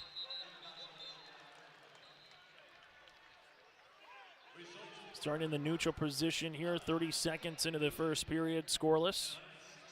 Ethan Miller goes for a double leg, able to bring down Darius Jones and finishes it off with the move with a 2-point takedown here. As they work towards the side of the match, but it will be a 2-0 advantage here for Miller and the Valley City Highlanders. Winning on mat number 2 was Weston Jensen from Breckenridge Wapiton with a 14-7 defeat of Lucas Selzer, and they'll make it 14-8 at the very end here for Selzer. So Jensen with the 14-8 win for Breckenridge Wapiton at 152 pounds moves into the semifinals. Miller right now continues to work on Darius Jones. Jones trying to whirl out of the grasp of Ethan Miller.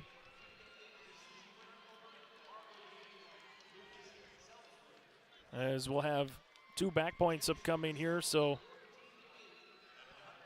Miller at least getting 2 points here on Jones, and they will say 2 points upcoming here for Valley City's Ethan Miller. Now at 172 pounds here, you have LJ from Bismarck High going up against James Nagel. Nagel also from Bismarck High. And the 48-0 LJ works up top and gets the pin. So 37 seconds into this one, at 172 pounds, LJ from Bismarck High defeats his teammate, the fellow senior versus senior here against James Nagel. As we do have some blood time on mat number 1 between Miller and Darius Jones. And Miller 42-13 on the season, as this blood timeout is brought to you in part by Bank North. Visit ibanknorth.com, member FDIC, equal housing lender with locations across the way. You can simply check out their locations and branches near you at ibanknorth.com, member FDIC, equal housing lender. Now to mat number 2, Kate Olson Tinglestead here from Central Cass, the senior, going up against the junior Wermeyer here for Fargo Davies. Wermeyer 35-8 on this season. Olson Tinglestead 36-12. Winner of this goes to the semifinals later tonight at 172 pounds. As they're both just a little bit of a lock right now. As Olson Tinglestead sees the shot coming here from Wermeyer. Tinglestead able to block that away. 50 seconds into this first period, currently scoreless. As Olson Tinglestead and Wermeyer both release each other and come back to a neutral position. And continue to lock heads a little bit here. As Miller, towards the edge of the mat here, throws Darius Jones off the mat, as it will be back into the top position here for Miller against Jones. And Miller gets back into his grasp, working that chicken wing right now on Darius. And let's spin him across. That's how we'll end the first period. So on mat number 1 between Miller and Darius Jones, it's a 4-0 advantage for Miller going to that second period. Here on mat number 1, still scoreless between Olson Tinglestead and Wermeyer.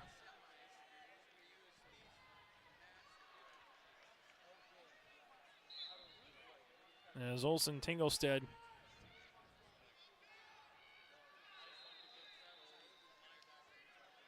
and Wermeyer look to be scoreless going into the second period. Just a lot of hand fighting and 2 guys kind of jot up right off the bat here, as it will be scoreless going into the second, as Caden Olsen-Tinglestead will start here in the up position, or the top position against Wermeyer.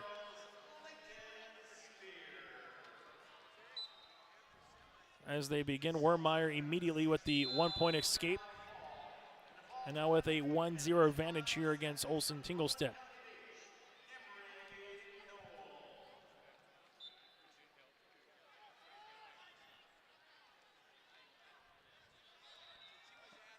As they will work to the side of the match here, and they're going to double back to make sure that it is a 1-0 advantage. It is here for Wermeyer against Olsen-Tinglestead, as they will start in a neutral position. Over on mat number 1, 75 seconds left in the third period. Still, it's Ethan Miller with those 2 takedowns back in the first with a 4-0 advantage over the Jarius Jones here from Minot. And at 160-pound quarterfinal on mat number 2 at 172-pound quarterfinal. Kate Olsen-Tinglestead and Wermeyer with a 1-0 advantage over Cade. Cade trying to work the headlock, but then Wermeyer able to come back and get a 2-point takedown here for Fargo Davies. So a 3-0 advantage right now for Wermeyer over Tinglestead as he continues to work that arm bar a little bit across in the back. Olsen-Tinglestead trying to get back to his base toward his knees. Right now, Wermeyer continues to have that arm bar, not allowing him to put much pressure on, as then we'll have a potentially dangerous move here as Olsen-Tinglestead is able to come back and put Wermeyer on his back. Up in the air. So Olsen-Tinglestead will start in the down position here with Wermeyer. Wermeyer seeing the spin move across with Olsen-Tinglestead, able to continue to keep his grasp.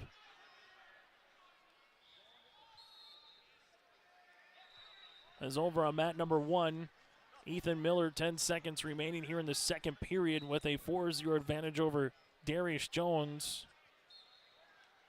And we might get back to another potentially dangerous spot here with Olsen-Tinglestead and Wermeyer, as we're going to get to a stalemate.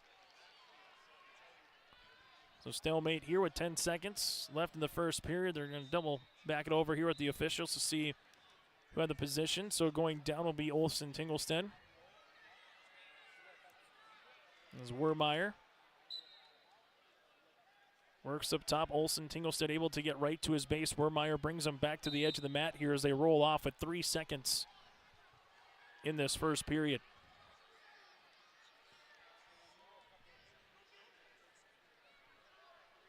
So Olsen-Tinglestead will start in the down position again with Wermeyer. And that's how we'll end this second period. It's 3-0 in favor of Wermeyer over Olsen-Tinglestead. Over on mat number 1 right now, Ethan Miller with a 4-1 advantage over Darius Jones after Jones did earn the 1-point escape. As Jones now works up top on Miller, has a little bit of his right wrist across the way, trying to grasp it.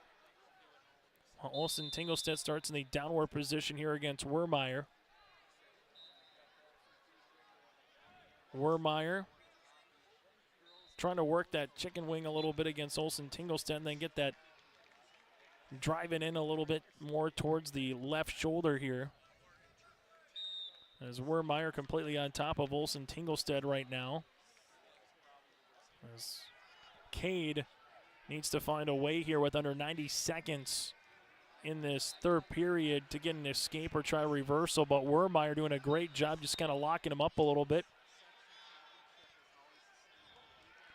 As Wermeyer continues to come through, and we'll get a stalemate. And starting in the downward position again will be Olsen-Tinglestead with 69 seconds left in this first period. The third period. While on mat number 1, it's 7-1 now, Ethan Miller with the advantage over Darius Jones at 160 pounds. Here at 172 pounds, Wermeyer sees Olsen-Tinglestead trying to get to his base, but continues to collapse that left shoulder of Olsen-Tinglestead and just not allowing him to completely come back up here. Just applying his weight and pressure on here for Wermeyer. Wermeyer continues to work with that arm bar in the back.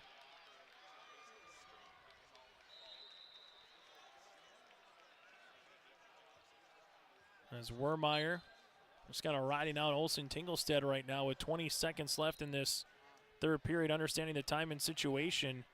Up by 3 with another 20 seconds left here in the third. As Cade Olsen Tinglestead is trying to get back to his base position with 7 seconds. Now with 5. Olsen Tinglestead trying to spin Wermeyer off. That's with 2 seconds left in this third period. So Cade Olsen Tinglestead did a good job of working Wermeyer to the edge of the mat and able to get out of his grasp a little bit.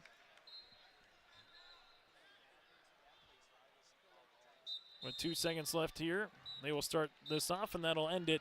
And Michael Wermeyer from Fargo Davies will be advancing in the semifinals with a hard-fought victory over Cade Olsen Tinglestead here, a pair of upperclassmen. The junior gets the best of the senior here as we move to 189 pounds now on mat number 2. On mat number 1, Ethan Miller with a 7-1 win over Darius Jones at 160 pounds to be advancing into the next round. As we take an update on the girls' side of things, as we are making it to the 112-pound weight class. Adeline Hansen from Lisbon, the 8th grader, at 37-5 on the season, going up against Victoria Sanchez from Valley City at 30-10 on mat number 5. 60 seconds in and scoreless between Hansen and Sanchez. Then also going on mat number 4 right now, Ingwit here of New Salem Almont and Golding of Jamestown. Cadence Golding with a 4-0 advantage, 60 seconds in over Anna here from New Salem Almont. Taking the shot there is Sanchez on that left knee of Hansen.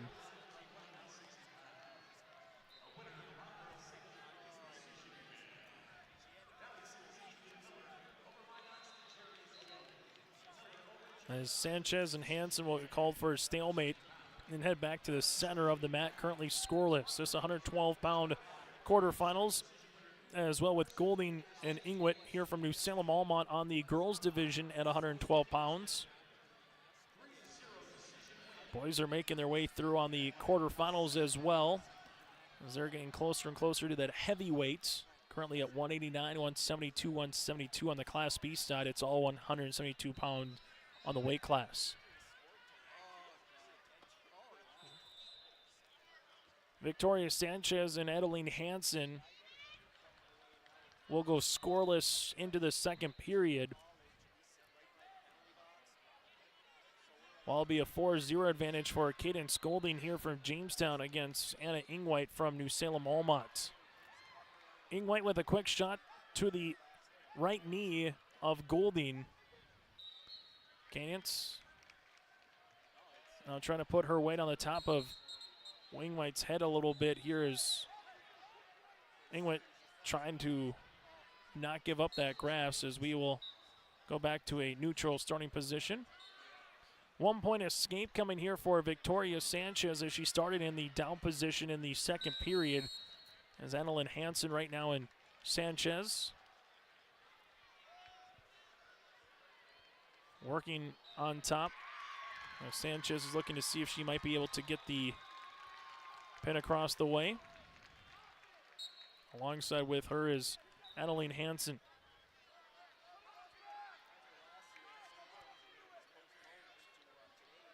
As picking up the fall here for Jamestown, Cadence Golding for the Jamestown Blue Jays in the second period earns the fall over Anna Ingwit and advances in the girls division at 112 pounds to the semifinals later tonight at 5 o'clock.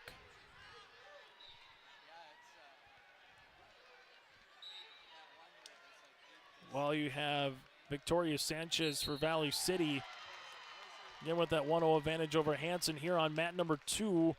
Going final from Bismarck High, picking up the fall was Bridger Owens against Grant Carlson from Bismarck Century. So again at 189 pounds, Bridger Owens from Bismarck High will be moving on into the semifinals.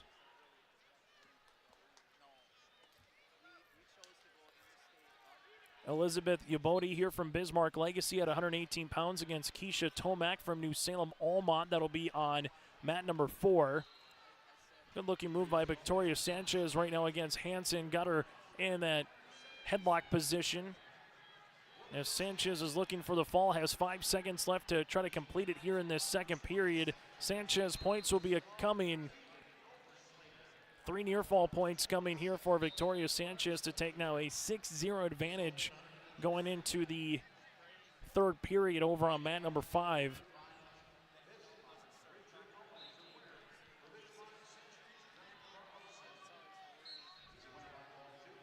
As Sanchez again continues to work in the center of the mat against Hansen from Lisbon. Hansen, the 8th grader, with some work in front of her now from the Lisbon Bronco perspective against Victoria Sanchez here from Valley City. Sanchez continues to just kind of ride out Hansen a little bit up top as Hansen trying to get to her base position and looking for the escape here for the Broncos. Got a stalling warning here on Sanchez, and there's the 1 point here for Hansen. So there's the release to make it now 6-1 in favor of Sanchez. Sanchez going right back to Hansen, but Hansen for a second almost had Sanchez in a little bit of a headlock. Sanchez able to break away from it now and just kind of putting some room and separation between herself and Hansen.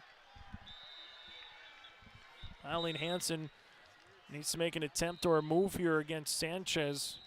With 60 seconds left in this third period, there's a double leg shot here for Hansen.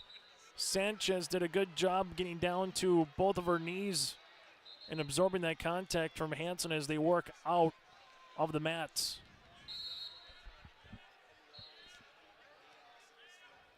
So Hansen trying to give Sanchez a big bear hug, and Sanchez comes around and sees Hansen nearly finish with a 2-point takedown, but Sanchez will come right back and finish it off. So Hansen nearly was able to get the 2-point, just lost the handle there of Sanchez, and Victoria goes back and works up top on Hansen now with a 8-1 advantage.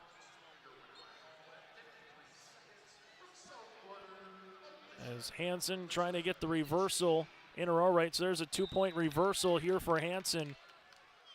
Hansen working back on Victoria Sanchez, and they will go to the edge of the mat and then off the mat. It's 8-3 right now. Hansen against Sanchez. So Hansen will have to come out with a big move here with 9 seconds left in the third period against Sanchez, as Sanchez will be in the down position. Hansen works up top. Sanchez just kind of getting to her base, and we'll see Hansen unable to throw that big move. And a final, Victoria Sanchez at 112 pounds in the girls' quarterfinals with a 8-3 decision win over Hansen to move on to the semifinals later today.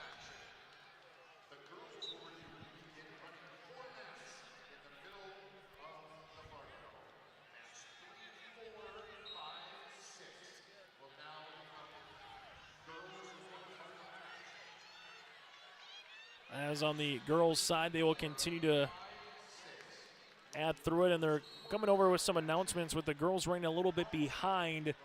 They're going to be allowing another mat here for girls wrestling in a little bit to go towards the girls' side.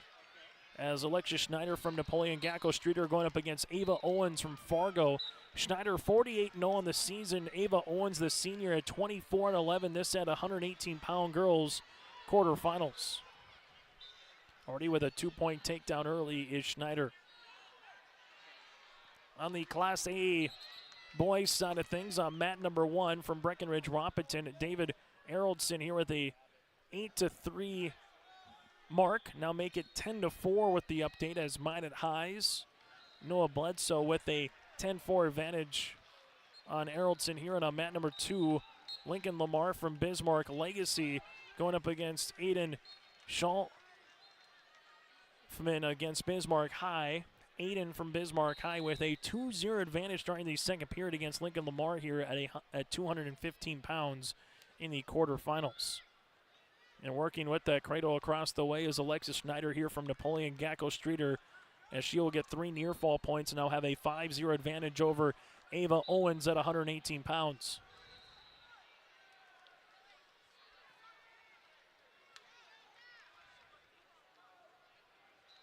Schneider continues to work up top on Ava Owens with 45 seconds here on mat number 4.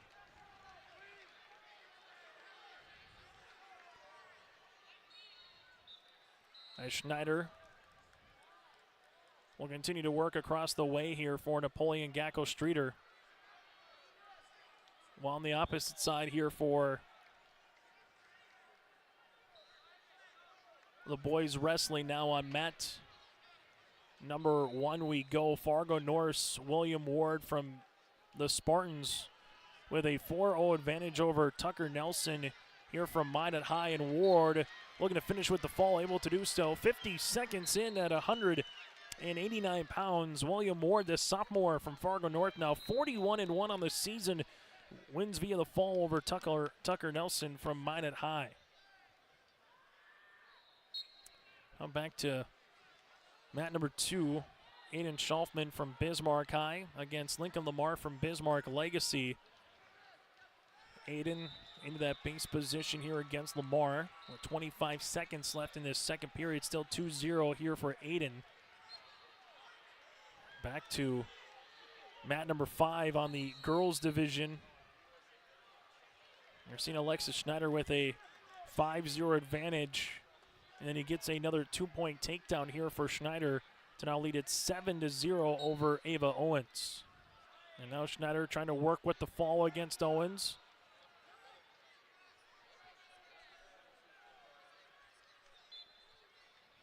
Schneider continues to ride out Owens a little bit here with 1:30 left in the second period.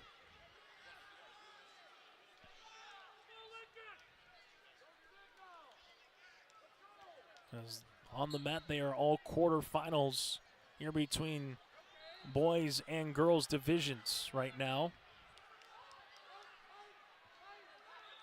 As Schneider with 3 more near fall points coming here on Owens to make it a 10-0 advantage for the Napoleon Gacko Streeter Jr.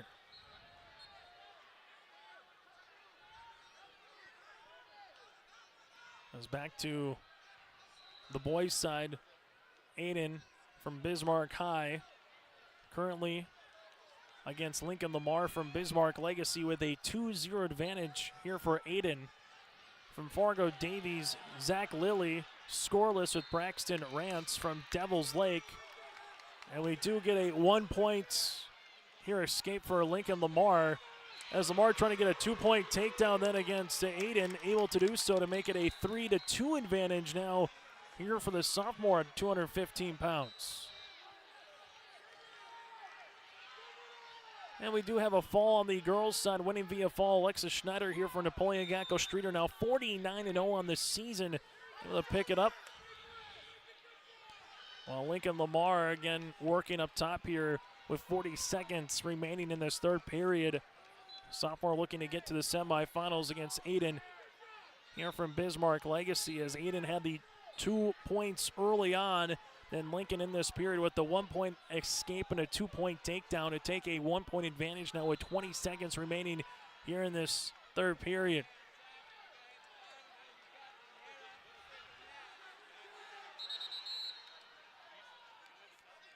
As we have a blood time on the floor with 13 seconds remaining.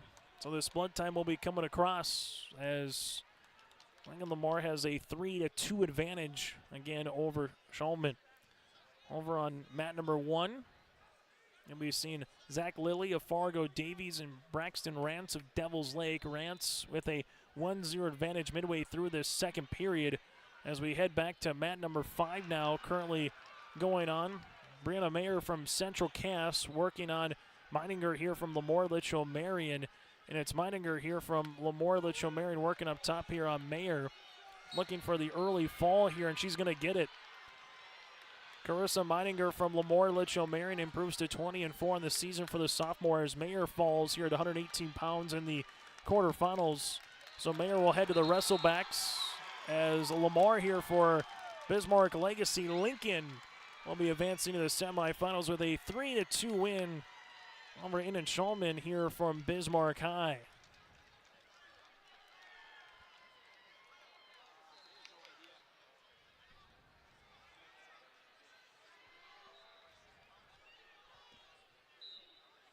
At this point, taking a look on our Tim Kazette Seed Sales Golden Harvest Seed Sales scoreboard. We'll take a quick break. When we come back after this, we'll get you an update on some of the team totals. That's coming up around the corner here on yourliveevent.com. Goose River Bank is here for the communities we serve, building relationships that last a lifetime, serving the strong Red River Valley and beyond. We are your neighbors, friends, and family, committed to providing everything from everyday personal banking to loans for your farm or business. Visit one of our locations in Mayville, Hillsboro, or Hatton, or reach out and we'll happily come to you, because it's the neighborly thing to do. Goose River Bank, strong communities. Farming today doesn't always feel the same way it used to. Then again, some of it feels all the same. Maybe it isn't so much the jobs that changed, but how they get done. Now that's a different story. Everything got bigger and smaller at the same time. Insurance, accounting, and taxes can get complicated, so you need someone who's looking to keep every dollar possible in your pocket. Ag Country.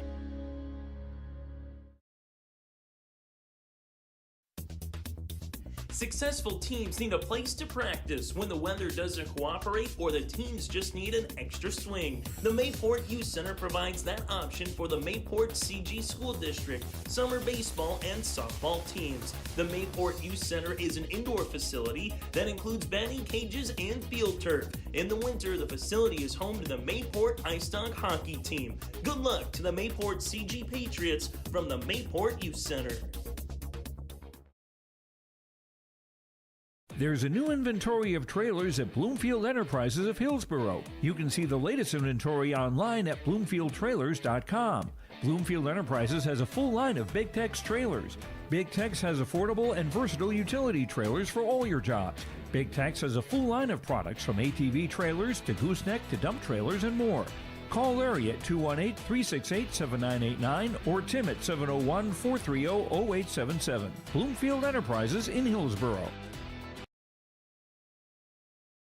Since its beginning, the Central Cass Booster Club has generated and helped sustain fan interest in the men's and women's athletic programs at Central Cass High School. Through the years, that mission has broadened to also enhance the youth programs throughout the community. For more information, search Central Cass Booster Club on Facebook or email centralcassboosterclub@gmail.com. That's centralcassboosterclub@gmail.com. Go Squirrels!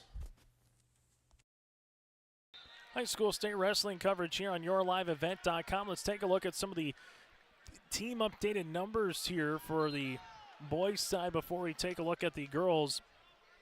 On the boys side, South Border with 83 team points. Lisbon second at 69.5, followed by New Salem Alma third at 49.5. On the state A boys side, currently with the team numbers, Bismarck High out in front with 90 points. Dickinson second at 72, and Bismarck Century third with 56, a point ahead of West Fargo Cheyenne. And on then the team girls side, taking a look, it's 47 points for Bismarck Legacy, Bismarck High with 39, and Minot with 38 with Central Cass 4 points behind that again as they look at your team numbers here today, as later on we'll get to our semifinals, then the wrestlebacks tomorrow morning. That'll make its way through to the placing matches and then eventually the first place in championship matches later tomorrow night. Then the individual tournament will be all wrapped up and done before we get to the team duels upcoming on Saturday, starting at 10 o'clock in the morning with the boys and the girls getting underway at 11:30. We'll have coverage again on those team duels for you right here on yourliveevent.com. Take a look at the boys. On mat number 2, Caden Mansky from West Fargo Cheyenne, the junior, going up against Isaiah Quant from Bismarck Century. Quant with a 7-2 advantage right now as we go to the third period, and to 285 pounds again. Also at 285 pounds in the heavyweight, Eric Stroder from Grand Forks Central against Gabriel Parisian from Turtle Mountain. Scoreless right now, 60 seconds into the first period. So for Bismarck Century, Quant with an arm lock of Mansky in the back. If Isaiah Quant right now is going to put in that chicken wing. He's got a Mansky a little bit deeper in the mat as Mansky trying to get back to his base position here. That's for Bismarck Century right now, Isaiah Quant. We'll have that arm bar across with Mansky, and we'll have a stalemate with 1:16 left in the third period. Over back on mat number 1. Parisian and Eric Stroder scoreless going into the second period as well. And on mat number 3, it's Lincoln Brooks here of Minot going up against Connor Mansky of West Fargo Cheyenne. So you have Connor Mansky of West Fargo Cheyenne over on mat number 3 with a 4-2 advantage with 42 seconds left at 215 pounds in the second period.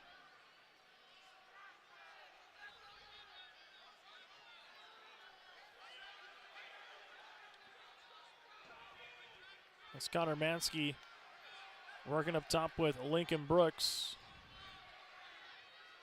with a 4-2 advantage back to mat number 2 right now. There's 30 seconds left. 7-3 here for Isaiah Quan against Caden Mansky. Mansky with the escape.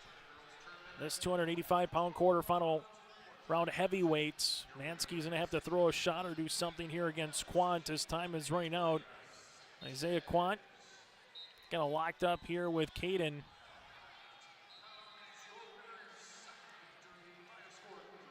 As Mansky trying to throw a move, but coming across here is going to be Quant, and Quant just brings Mansky down for a 2-point takedown.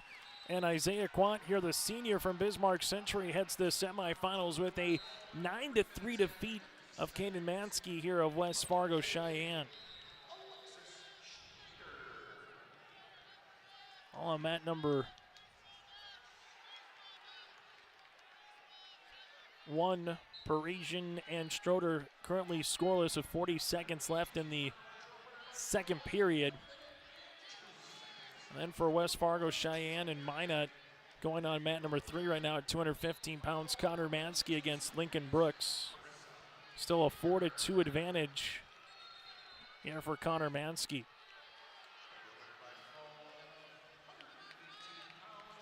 As for Parisian, he'll be getting some back points coming here, trying to get Stroder across on his back here and finish with the takedown. Eventually the fall. 5 seconds left in this second period. Now it's down to 1. And that's how we'll end the second period with some near fall points. 3 near fall points coming here for Eric Stroder from Grand Forks Central. So the sophomore against the senior here. And the senior is down by 3 here with Parisian. Eric Stroder try not to allow Parisian to get the escape, and there it is. So Parisian able to get the escape.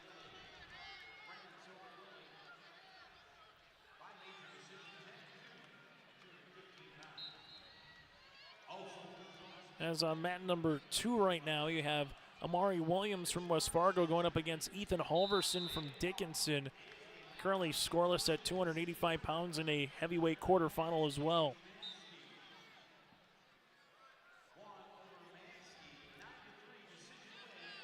Eric Stroder right now with Gabriel Parisian.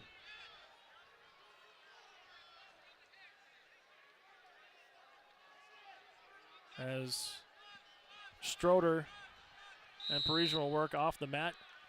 And then we'll get a stalling warning here across the way on Eric Stroder.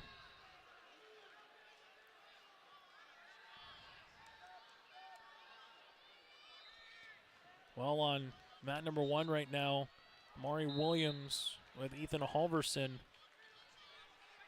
Currently scoreless going to period number 2. Last 50 seconds of period number 3 on mat number 1 between Parisian and Stroder. Stroder still out with the advantage here. And Stroder from Grand Forks Central.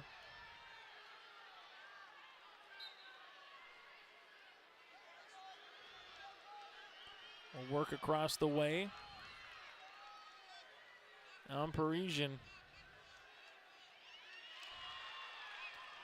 And right now, another stalling warning here on Grand Forks Central's Eric Stroder with 17 seconds left here in the third period.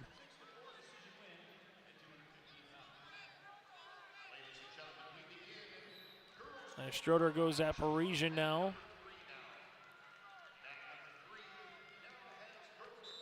And that's how we'll end it. This one will wrap up. And picking up the win here in this one. We'll go across the way here. 8 points upcoming for both Grand Forks Central and also for the Turtle Mountain Braves here in this one. As now we're making our way, the girls wrestlers will now take over mat number 3, 4, and 5. While on mat number 1 here at 285 pounds, Amari Williams with a 1-point escape starting in the down position, then gets a 2-point takedown as the Class B boys side has made its way through the heavyweights except for one mat. So the girls will be taking a couple extra mats here to get through their quarterfinals, and there'll be a little break once we get to the wrestlebacks and eventually the semifinals later today.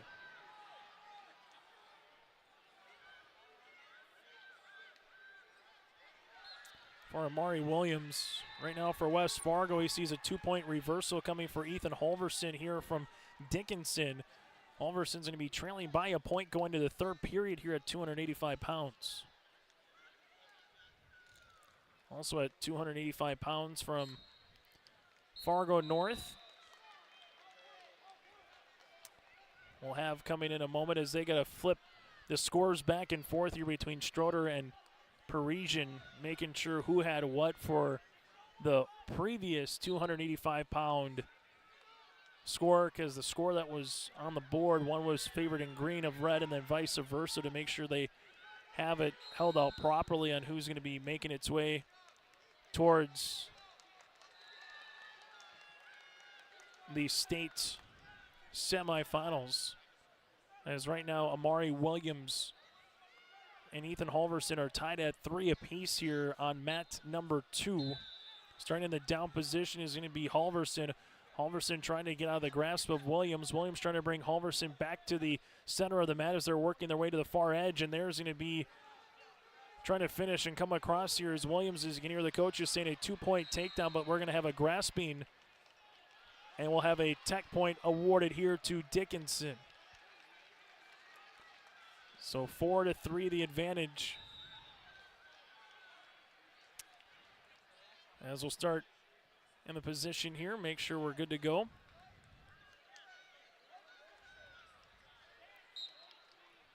Here between Williams and Halverson. So Halverson with the 4-3 advantage. Charlie coming out here from Fargo North at 285 pounds against Bitts here from Bismarck Century.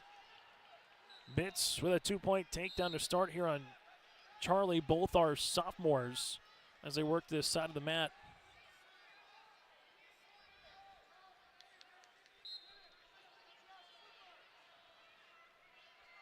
Bitts from the Patriots back on top here on Charlie to start. Charlie trying to get back to his base. Bitts throws him around a little bit, trying to get that hook in on the left side of the arm. As Charlie just can't get out of the grasp of Bitts right now over on mat number 1. Mat number 2, final 45 seconds. It's 5-3. Ethan Halverson with the advantage over West Fargo's Amari Williams. Going to a single leg here was Bitts, and he took Charlie right down to the ground. Near fall points coming with some backfall. Bitts trying to get Charlie back to the center. A little bit more of the mat as Charlie is able to get to his stomach, but 3 near fall points coming for Darian Bitts. So 5-0 in favor of Bitts here from Bismarck Century at the heavyweight with 50 seconds left in the first period.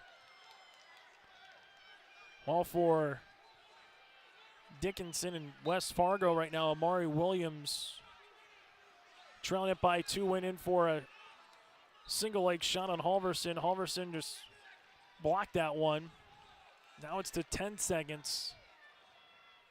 Halverson just kind of waiting around. Gets a stalling warning here. It's still stalling a little bit. That's how we'll finish this one off at 285 pounds. Ethan Halverson from Dickinson against Omari Williams. Halverson will pick up the victory here, 5-3 at heavyweight, advance to the semifinals. Well over on mat number 3 from the Valley City Highlanders, Deegan against Carissa Mann from Napoleon Gacko Streeter, and Deegan nearly earned the pin on the girls tournament. Also going on mat number 4 right now from the Central Cass Squirrels, Grace Lamar against Miley Christensen from Valley City, currently scoreless. This is at 136 pounds in the opening 45 seconds. So the boys, they are pretty much all said and done except for the one last heavyweights, where it's 5-1 after one period in favor of Darian Bitts from Bismarck Century against Lennox Charlie here from Fargo North. So on the girls' side right now, continue to make their way a little bit here is going to be Grace Lamar. As Lamar against Miley Christensen from Valley City, 40 seconds here into this first period, are currently scoreless.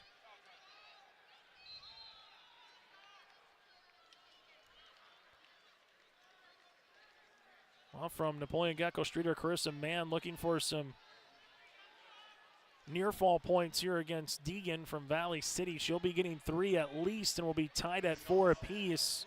Mann trying to finish it off. Then we'll get a 2-point reversal here for Deegan from the Highlanders to make it now a 6-4 advantage. As Grace Lamar and Miley Christensen currently scoreless. Lamar looking for a 2-point takedown, able to get the 2-point takedown. 3 seconds, 2 seconds, 1 second here in this first period. And Lamar will also be advantage with some near fall points with 2. So a 2-point takedown with 2 near fall points. Grace Lamar here against Miley Christensen takes a 4-0 advantage going to period number 2. And we do get a winner by fall on mat number 3 with Deegan from Valley City against Carissa Mann from Napoleon Gacko Streeter. So at 130 pounds, Deegan from the Valley City Highlanders now 30-15 on the season. Still going on mat number 1 right now, the heavyweight between Darian Bitts and Lennox Charlie. It's a 7-1 advantage here for Bitts over Charlie, as Bitts continue to working out Charlie a little bit on the center of the mat. As this one will continue to make its way through.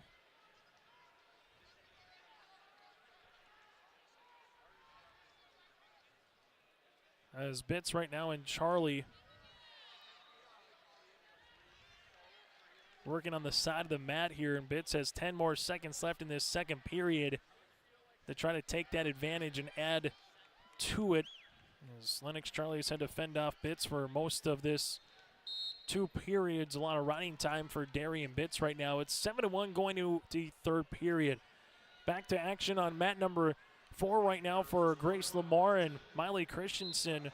Lamar again up in front at 4-0. Over on mat number 3 right now, Emerson Schwab from Lisbon going up against Bristol Fike from Harvey Wells County. It's a 2-0 advantage for Fike, but now Emerson Schwab has some near fall points coming in, trying to finish it off with a pin, able to move Fike back onto her back, and there's going to be a pin coming here with 60 seconds into the first period. Emerson Schwab from the Lisbon Broncos moves on to the 130-pound semifinals with a pin of Bristol Fike here from Harvey Wells County. Central Cass with Grace Lamar at 136. And Miley Christensen from Valley City still 4-0. Lamar out in front. 60 seconds remains in the second period.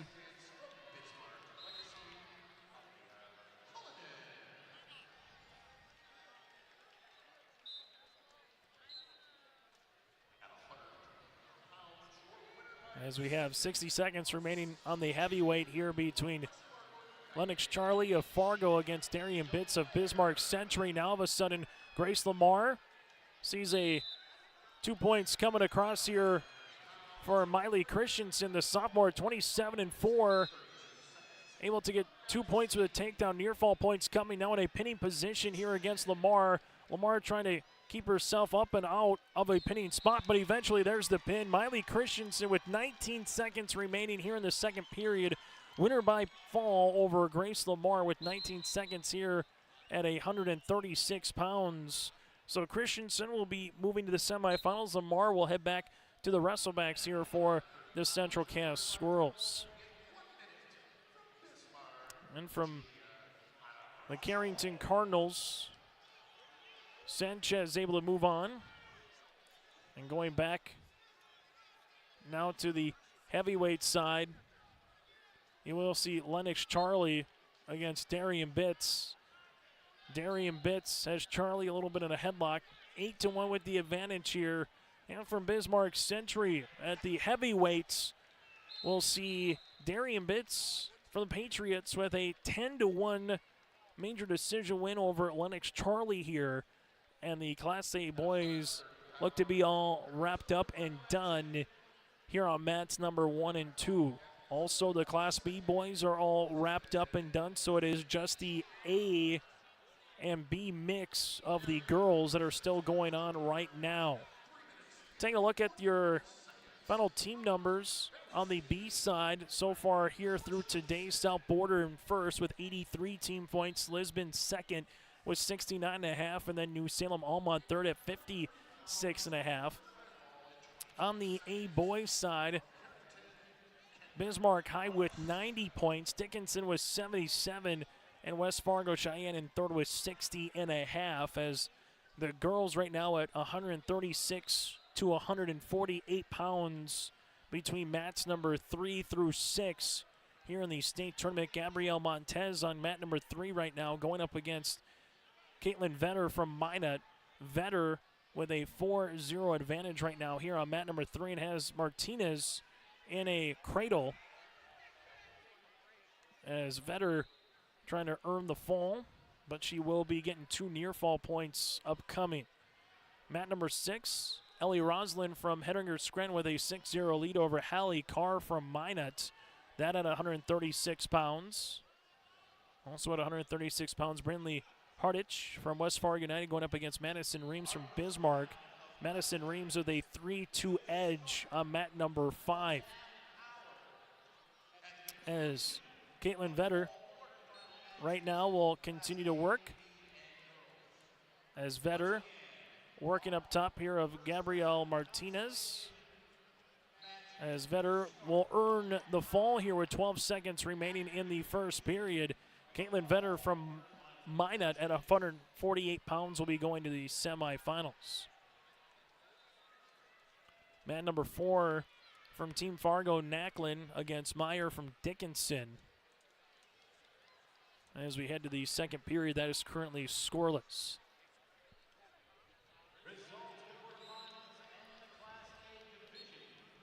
Working in the down position here from Team Fargo will be Nacklin, able to get the 1-point escape against Clancy Meyer here from Dickinson on mat number 4. That's at 142-pound quarterfinals. And now Nacklin right now continues to work up top.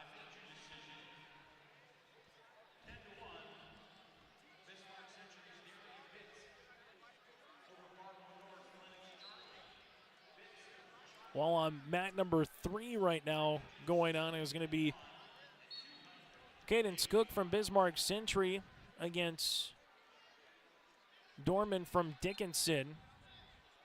Dorman going for a single leg shot, but then Cadence Cook able to come back almost around and able to get a 2-point takedown. And now Cook is going to earn the fall here with 1:16 left in the first period. So Cadence Cook from Bismarck Century, the senior, advances to the semifinals at 148 pounds. Also winning by fall over on mat number 5 from West Fargo United, Brindley Harch defeats Madison Reams from Bismarck at 136 pounds. That over on mat number 5. Mat number 6 right now, Ellie Roslin from Henninger Scranton with a 6-1 advantage over Hallie Carr of Minot High. Now a 8-1 advantage. And will finish the last couple of seconds to get a 2-point takedown here for Ella Roslin from Henniger Scranton, now improving to 27-10 on the season at 136 pounds in the quarterfinals. So the Mats now to 142 pounds at 155 pounds here from Grand Forks. Emily Novak wasting very little time, 21 seconds to be precise, against Jenny from Devil's Lake, as Emily Novak from Team Grand Forks Knight Riders earns the fall here for the Knights to now improve to 33-1 on the season. State wrestling coverage here on YourLiveEvent.com.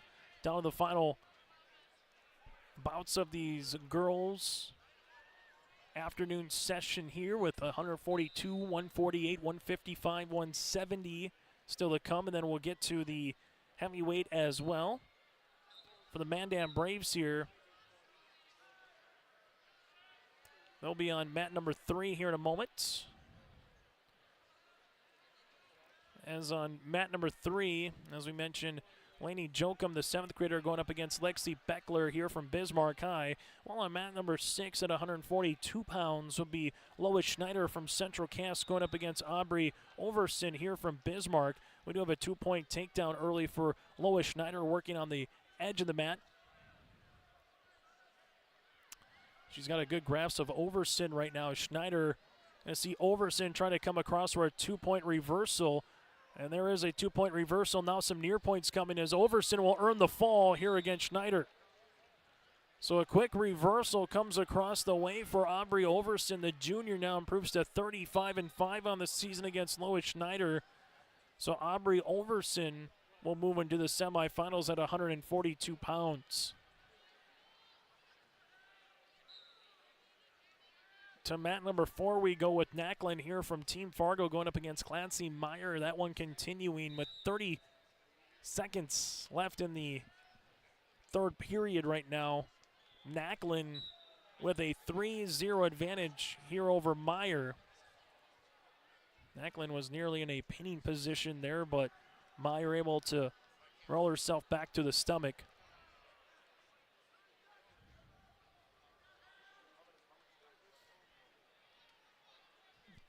Is currently making its way through right now is Nacklin working across here on Meyer for Dickinson. As this one makes its way across and will go out of the side of the mat.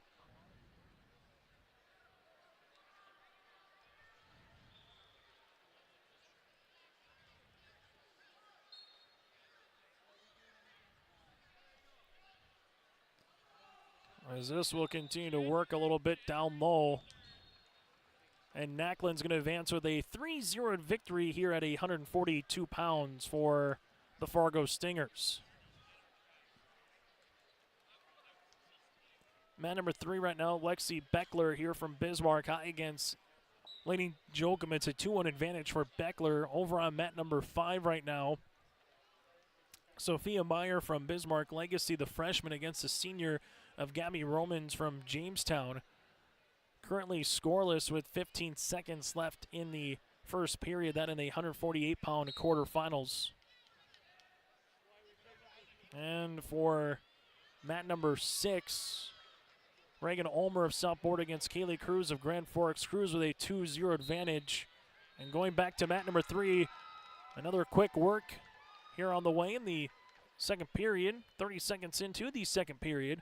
Winning via by fall, Lainey Jokum here from Mandan at 155 pounds over Lexi Beckler here from Bismarck High. So winning via fall here, Lainey Jokum from Team Mandan. As this one continues to make its way through to some of the final matches in this particular session before we get ready for the wrestlebacks, and then later today we'll get ready for the semifinals as well here inside the Fargo Dome. It's now to 155 pounds. Russell from West Fargo United going up against Aguilar from Minot. This will be on mat number 3, while our other matches right now currently Scoreless on mat number 5 between Romans of Jamestown and Meyer here of Bismarck Legacy. Also scoreless on mat number 4 with Ryberg of Bismarck Legacy and Jaslyn Weigel of Napoleon Gackel Streeter. So we got a 2-point takedown with a 2-point reversal here for Russell and Aguilar. Aguilar also comes right back with another then 2-point takedown. Then a 1-point escape here for Russell.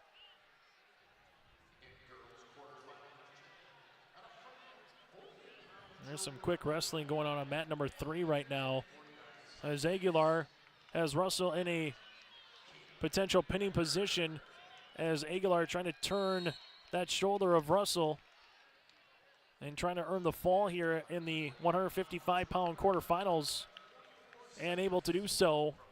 53 seconds into the first period, Kiara Aguilar now improves to 34-5 on the season, winning via fall over Russell here from West Fargo United at 155 pounds. For Bismarck Legacy, in Sophia Meyer, handling a 2-point up top against Gabby Romans here. Or that's Hannah Ryberg, excuse me, in Bismarck Legacy against Jaslyn Weigel of Napoleon Gackel Streeter. Able to earn a 2 points upcoming. Now Weigel comes right back across. Has a Ryberg in a little bit of a pinning position here. Weigel trying to win via fall, able to do so midway through the second period. Let's see a good move by Ryberg, immediately countered by Jaslyn Weigel. And Weigel advances in 142 pounds into the semifinals later this afternoon. Over on mat number 5, Gabby Romans with a 2-1 advantage, 90 seconds left in the third period. Romans continue to ride up front here on Sophia Meyer here from Bismarck Legacy. As on mat number 4, we have a couple new wrestlers making their way to the mat in the quarterfinals at a 155-pound. Cheyenne Henlin here from Central Cass going up against Clara Steffes here from Lamorlich O'Marion. Steffes, the freshman. Helen, the junior here for the Squirrels. Helen goes for a single leg shot. Steffes trying to get back to her base. Helen continues to work through it. There's going to be a 2-point reverse upcoming here for Clara Steffens, who will work up top on Helen right now to lead a 2-0 with 1:28 left here in this first period. And now Helen trying to get the 1-point escape, able to do so. So Helen just went a little bit too far there on Steffes, as she just didn't have the complete grasp of Clara, and then Clara did a good job with the 2 points coming around.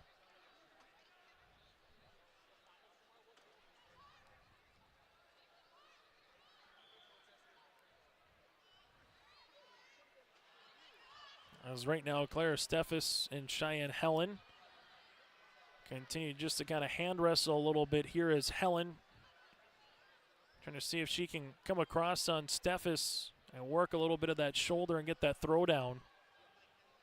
As Gabby Romans with 10 seconds on mat number 5 is going to advance with a 2-1 win over Sophia Meyer from Bismarck Legacy. Romans, the senior, will improve to 31-13 on the season and go to the 148-pound semifinals here in girls wrestling. Back to mat number 4. Or Steffes with that 2-1 advantage again over Cheyenne Henlin.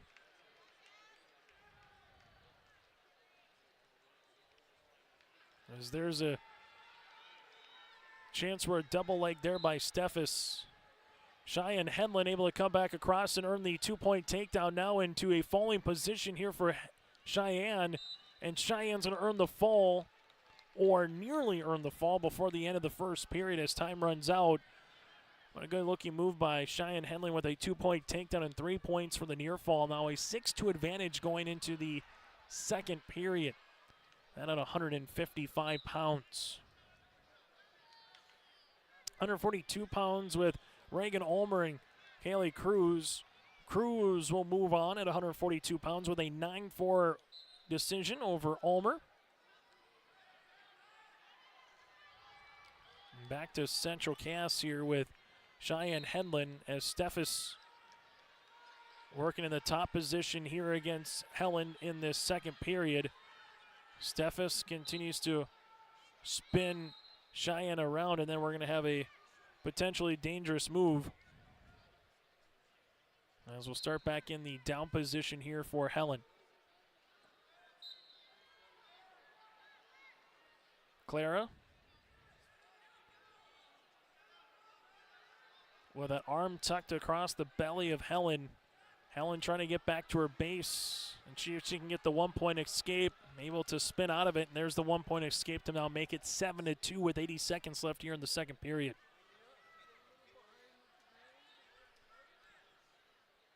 And Cheyenne Helen here.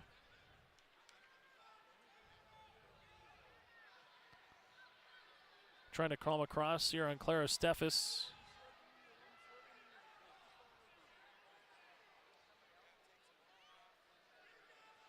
As this one spinning her around. Cheyenne Helen with a 2-point takedown and the fall. So Helen able to advance at 155 pounds to the semifinals later tonight, winning via fall over Clara Steffes from Lemoore Litchfield Marion. And Steffes is on the mat, going to be attended to here, as Helen again able to earn the fall here for the Central Cass Squirrels. Over on mat number 3 right now, you have Gracie Brashear of Jamestown going up against Myers from Bismarck Century. It's a 2-0 advantage after 2 here for Myers. Over on mat number 5, Alexis from Mandan going up against Wiley from Grand Forks. And then on mat number 6 right now, you have Paige from Bismarck Century going up against Jordan from Williston. We'll take a quick break as they're attending to Steffes here on mat number 4. This is the State Wrestling Tournament on YourLiveEvent.com. This is Tim Kazette, your local Golden Harvest Seeds dealer. During these winter months, as you think ahead to the spring planting season, I remind you there is strong yielding varieties of Golden Harvest beans and corn available for spring delivery. There's discounts offered. Please ask me about Golden Advantage deferred payment options or any cash payment discounts. Call me, Tim Kazette, at 701-430-0877, and thank you for planting Golden Harvest seeds on your farm. You can buy beef by the quarter, half or whole beef from Mueller Angus, USDA inspected beef. Fill the freezer. Call Dave Mueller at 701-799-3032. 701-799-3032 to purchase beef by the quarter, half or the whole from Mueller Angus, Hillsboro. You can buy beef by the quarter, half or whole beef from Mueller Angus, USDA inspected beef. Fill the freezer. Call Dave Mueller at 701-799-3032. 701-799-3032 to purchase beef by the quarter, half or the whole from Mueller Angus, Hillsboro. Honesty, loyalty, integrity. At Bank North, we've remained true to these values for generations. They shape the way we do business, work with customers, and support our communities. We've been here for more than a century, helping people grow farms and businesses, finance homes, and pursue their dreams. It's values-based banking, and it's all about working together to strengthen the common threads that bind us together. Bank North, always true. High school wrestling continues here on YourLiveEvent.com as coming on now on mat number 5 here will be Ava Gollefson for the Central Cass Squirrels as she will head towards the mat going up against Victoria Pastorez here from Des Lacs Burlington. Victoria, the freshman, at 30-2 on the season. Ava Gollefson, the junior, at 32-14, as all 4 mats are currently at the 170-pound division except for mat number 4, which is at 190 with just one more weight class to go. So the final 3 weight classes here in girls wrestling. Over on mat number 3 right now, you do have Grace Brashear with the 2-point takedown late of Myers, able to earn a 3-2 decision win here for Grace from Jamestown over on mat number 3 at 170 pounds. Again, on mat number 5 right now, Ava Gollefson against Victoria for Des Lacs Burlington, as that is currently scoreless after 60 seconds. As the winner of that one will head to the semifinals later today. as Ava Gollefson again against Victoria Pastorez will come on here at, again, mat number 5. Going on to mat number 6 is Paige from Bismarck Century against Jordan from Williston. And then on mat number 4, Kaden Schumann from the Grand Forks Knight Riders against Connolly here from Team Fargo. That's at 190 pounds in the quarterfinals. And currently working across the way is Victoria Pastorez here on Ava Gollefson, gets the 2-point takedown and then earns the fall. So Victoria continues to have herself a fine freshman season now at 31-2 on the year for DLB, as Ava Gollefson will go back through the wrestlebacks here for the Central Cass Squirrels at 170 pounds. Making our way now to the 190 and 250 pound weight classes, as on mat number 6 from Williston, Jordan has the chance to earn the fall here over Paige against Bismarck Century. And there's going to be the pin. So Jordan earns the pin at 170 pounds in the quarterfinals on mat number 6. Is taking a little bit of a spill here on mat number 4 from Team Fargo. It's going to be Connolly against Kaden Schumann just late after kind of getting thrown off the mat there. So Schumann at 190 pounds, currently scoreless going to the second here on mat number 4. As mat number 3, Stordalen from Bismarck Century with a 2-1 advantage over Isabel Berg of Devil's Lake. With 20 seconds left in the first period. While taking the shot down a little bit, here will be 2 points upcoming for the Fargo Stingers with Connolly now. Connolly in a little bit of a pin position here for the Fargo Stingers against Kaden Schumann. Trying to earn the fall here, 20 seconds into the second period on mat number 4. As the official takes a look, seeing if sees any daylight there between the shoulder blades right now. As Connolly, the junior from Fargo, looking to finish via the fall, going to get some near fall points and back points working here, but has Kaden Schumann in a pin position. As on mat number 6, we do get a 2-point takedown upcoming here for Anderson from Bismarck High against Charlie Liedall from West Fargo. And there's the pin for the Fargo Stingers. Connolly from Team Fargo at 190 pounds wins via the fall. 38 seconds into the second period to move on into the 190-pound semifinals.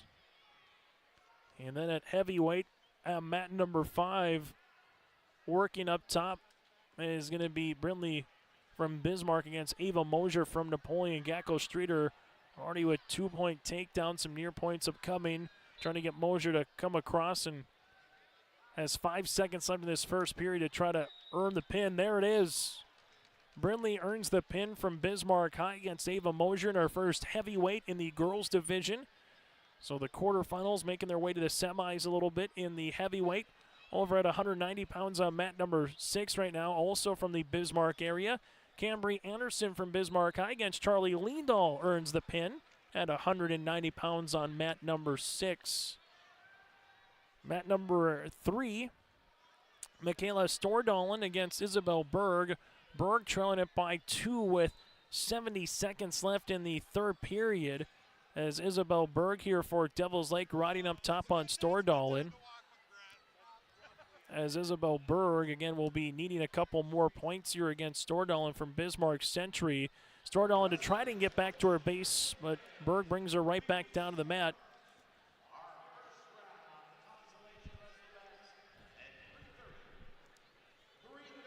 .330 will be the first consolation round wrestlebacks here on the boys' side. So that'll be coming up a little bit later on in about a half hour from now, and then after that we'll get through all the wrestlebacks and eventually to the semifinals, which might be a little bit after the 5 o'clock hour by the time we get through all the wrestlebacks here today. On the girls' side, again, on mat number 4, currently underway here with Phoenix Linseth from Bismarck Legacy against Kiara Williams from West Fargo United. That again going on mat number 4 from Bismarck Legacy. Phoenix Linseth earns another 2-point takedown, eventually earns the fall to advance to the semifinals. While on mat number 3 right now, Michaela Stordalen from Bismarck Century up 3-1 going to the third period over against Isabel Berg. And then on mat number 6, Ashley Lindberg from Carrington against Jadence Fletcher here from Minot. That again going on mat number 6 right now, as those are the final 3 mats still to go. As mat number 4, we'll get to another heavyweight bout. As from Grand Forks, Catherine Sullivan going up against Perry from Bismarck Century. As for Bismarck Century's Stordalen against Isabel Berg from Devil's Lake, 2 points for a takedown, and now Stordalen earns it with the fall. So good looking move by Michaela Stordalen to earn the 2 points for a takedown, then it finishes off with the fall here. That at 190 pounds as we go to the next weight class here at the mat number 3 with a Valley City Highlander and a Minot High Magi will be coming on. As from Valley City, this will be Bundy upcoming. As Brooke Bundy, the senior, going up against Minot sophomore Moore. Moore at 27-6 on the season, while Bundy is 26-14. Mat number 6 currently scoreless in the second between Ashley Lindberg of Carrington at the heavyweight against Jadence Fletcher from Minot. And then over on mat number 4 right now, Catherine Sullivan from Grand Forks going up against Belinda Perry from Bismarck Century. That also scoreless going late into period number 1. So these are our final matches here before we get to a little bit of a break, before we get to the bottom of the hour and get ready for the wrestlebacks on the boys and the girls side a little bit later on here today from the Fargo. Coming down with a 2-point takedown on mat number 3 will be Moore. And now has Brooke Bundy across on the back and finishes it off with the pin. So Moore from Minot, a sophomore, heads to the 190-pound semifinals via the fall over Brooke Bundy. And we'll get a 2-point takedown on mat number 6 for Ashley Lindberg with 50 seconds left in the second period, while for Bismarck Century, Perry here going up against Catherine Sullivan on mat number 4, currently scoreless heading to period number 2. Mat number 6 right now. A chance to win via the fall here from Carrington is Lindberg against Minot's Fletcher. Lindberg able to get her down to the mat and win via the fall. So Ashley Lindberg, the sophomore, now improves to 35-6 on the season. That will be one of the 4 semifinalists at the heavyweight, and we have our final wrestling match going on mat number 4 right now between Catherine Sullivan of Grand Forks and Perry of Bismarck Century. Scoreless with 90 seconds left here in this second period. There's going to be a 1-point escape upcoming for Sullivan from Grand Forks. As Sullivan continues to work through a little bit of the grasp of Perry. Again, Sullivan leads it by a point right now, and if you're Perry, looking for that 2-point takedown, but Sullivan's doing a good job kind of with that head grasp, just not allowing Perry to get much angle or a position, but Perry's trying to work the headlock now on Sullivan. Sullivan smartly takes her head out of that position. And 50 seconds left here in the second. The only match that's going on right now across all 8 weight classes, or against all 8 wrestling mats, that is. This is the final match of the first portion of day number 1. As you currently have Catherine Sullivan right now from Team Grand Forks against Perry, trying to come across where a 2-point takedown does. Extends her advantage now at 3-0. Sullivan trying to see if she can get Perry to work a little bit more as Perry's trying to get to the edge of the mat. As Sullivan trying to see if she can get Perry to roll over, but we'll have a wrestlers come off the mat here with 9 seconds remaining. And we'll start in the down position here for Perry.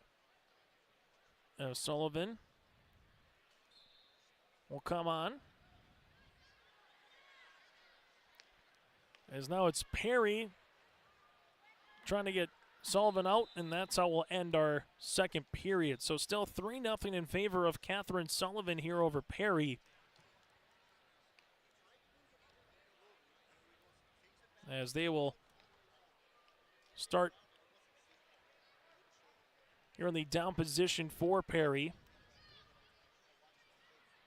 Now Sullivan just has to be smart with the last 2 minutes.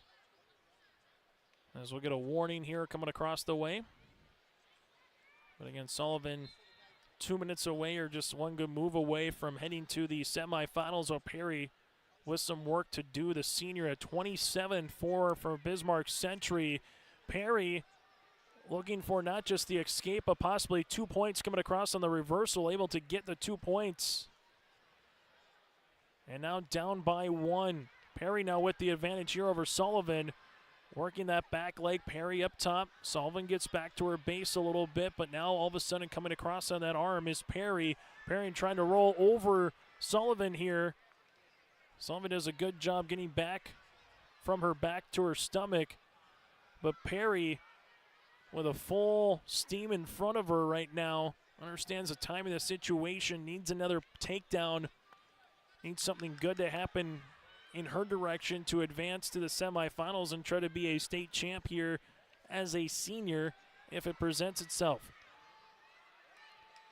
Perry trying to get her right hand across that right knee, or that left knee of Sullivan. Sullivan trying to get back to her base, but Perry coming back across. A lot of time coming off that clock now with 45 seconds remaining here in the third period. Still 3-2 Sullivan. Sullivan with Perry. Perry's got that arm coming through. Perry's holding on to it here. Still no points coming. Perry continues with the move, and we're going to get a stall warning here for Sullivan. The next stall warning would be a point here for Perry. So Perry trying to throw Sullivan down to the mat. 15 seconds here in the third period. Sullivan back down to the mat. Perry working up top. Perry doesn't do anything. She's going to be hoping Sullivan gets called for another stall warning. That would tie it at 3. It's 3 seconds, 2 seconds, and Perry's going to run out of time as Sullivan's going to advance to the semifinals with a 3-2 win over Perry. Back after this to put a bow on our first part of the wrestling tournament. DRN Ready Tech would like to wish all wrestlers, coaches, and fans the best of luck this postseason. As a company who works together to keep their customers connected to the world, the DRN Ready Tech team of experts know the importance of teamwork. From gig internet service and security systems to Ready Tech's managed IT services, our team must pull together every day to keep their customers connected and secure. Trust your local team of technology solutions experts and visit drn.coop or readytech.com. As we jump into tax season, let's approach it with the same enthusiasm as your favorite sports teams. Olson Accounting dribbles through piles of paperwork and pins down deductions like a pro. They aim to come out on top and stick a refund. Tax season is about strategy and teamwork. Olson Accounting trains to be the best in class. Let Olson Accounting set up your tax plan and eliminate any problems by visiting colsoncpa.com or call 701-683-2700. Olson Accounting of Lisbon. As we come back here again, so let's take a look at some of the final team numbers one more time, and then we'll get our coverage back going at around 3:30 here. On the girls' side, Bismarck High with 81 points, Minot with 66, Legacy with 61, Valley City third, then Central Cass is in fourth. Again, on the Class A boys side, Bismarck High with 90 points, followed by Dickinson with 77, Century and Cheyenne third and fourth with Davies fifth. And then on the B-boys side, South Border with a 83 points on the team side. Lisbon is second with 69.5, followed by New Salem Alma third at 56.5. We'll take a break, and then when we come back a little bit later on, we'll get you some more wrestling coverage here on your live event. In times like these, it's good to know there's a place where people know who you are, no matter how long you've been gone. A place where the smells of home cooking are still in the air, where a simple wave warms your heart, and sharing stories is just a way of life. It's good to be home. Farmers Union Insurance, protecting what's important in life.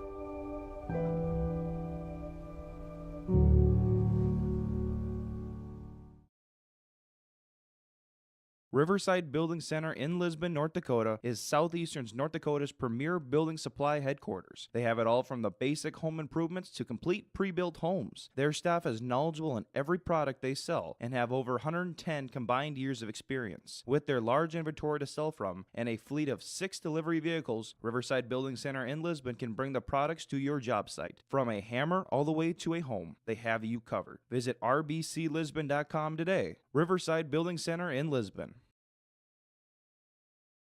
Homegrown local radio is now worldwide with 24-hour streaming. Download the RJ Radio app to hear local voices from local radio with KRJB, KRJM, and KKCQ 24 hours a day from anywhere. You can listen to your favorite programs like the RJ Family Morning Show, local news, farm markets, music, high school sports, church services, more from anywhere. KRJB, KRJM, and 96.7 KKCQ is streaming on the RJ Radio app. Download it to your device and take us with you wherever you go. Hi, this is Chrissy Thompson from the Hillsborough and Central Valley School District, reminding you that ethics, integrity, and respect are values important to our daily lives. In our sporting events, educational lessons, and lifetime values taught by school activities. Remember that one simple word, sportsmanship. It's how you play the game. This message is from the Hillsborough and Central Valley School Districts.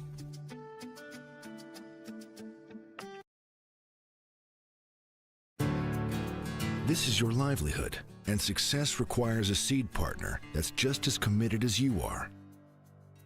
Just like you, we're farmers first, so our values are rooted just as deep and our goals are just as strong. Our team is ready to hit your fields, so no matter what each growing season brings, we'll get through it together. It's who we are. Thunderseed, first in the field.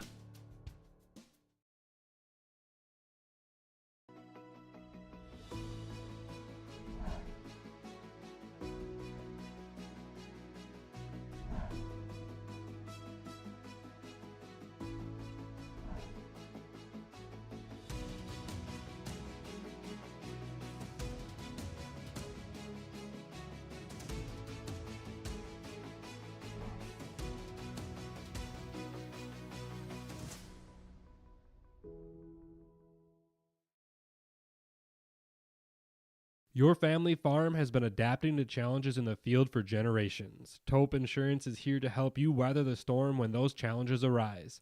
Visit with Taupe Insurance today about a quote or review of your policies. Taupe Insurance offers coverage on your farm's assets, crop, and hail insurance, plus home and auto, commercial, and life insurance. Stop in for a visit today at their office in Castleton or give Taupe Insurance a call at 701-347-4045.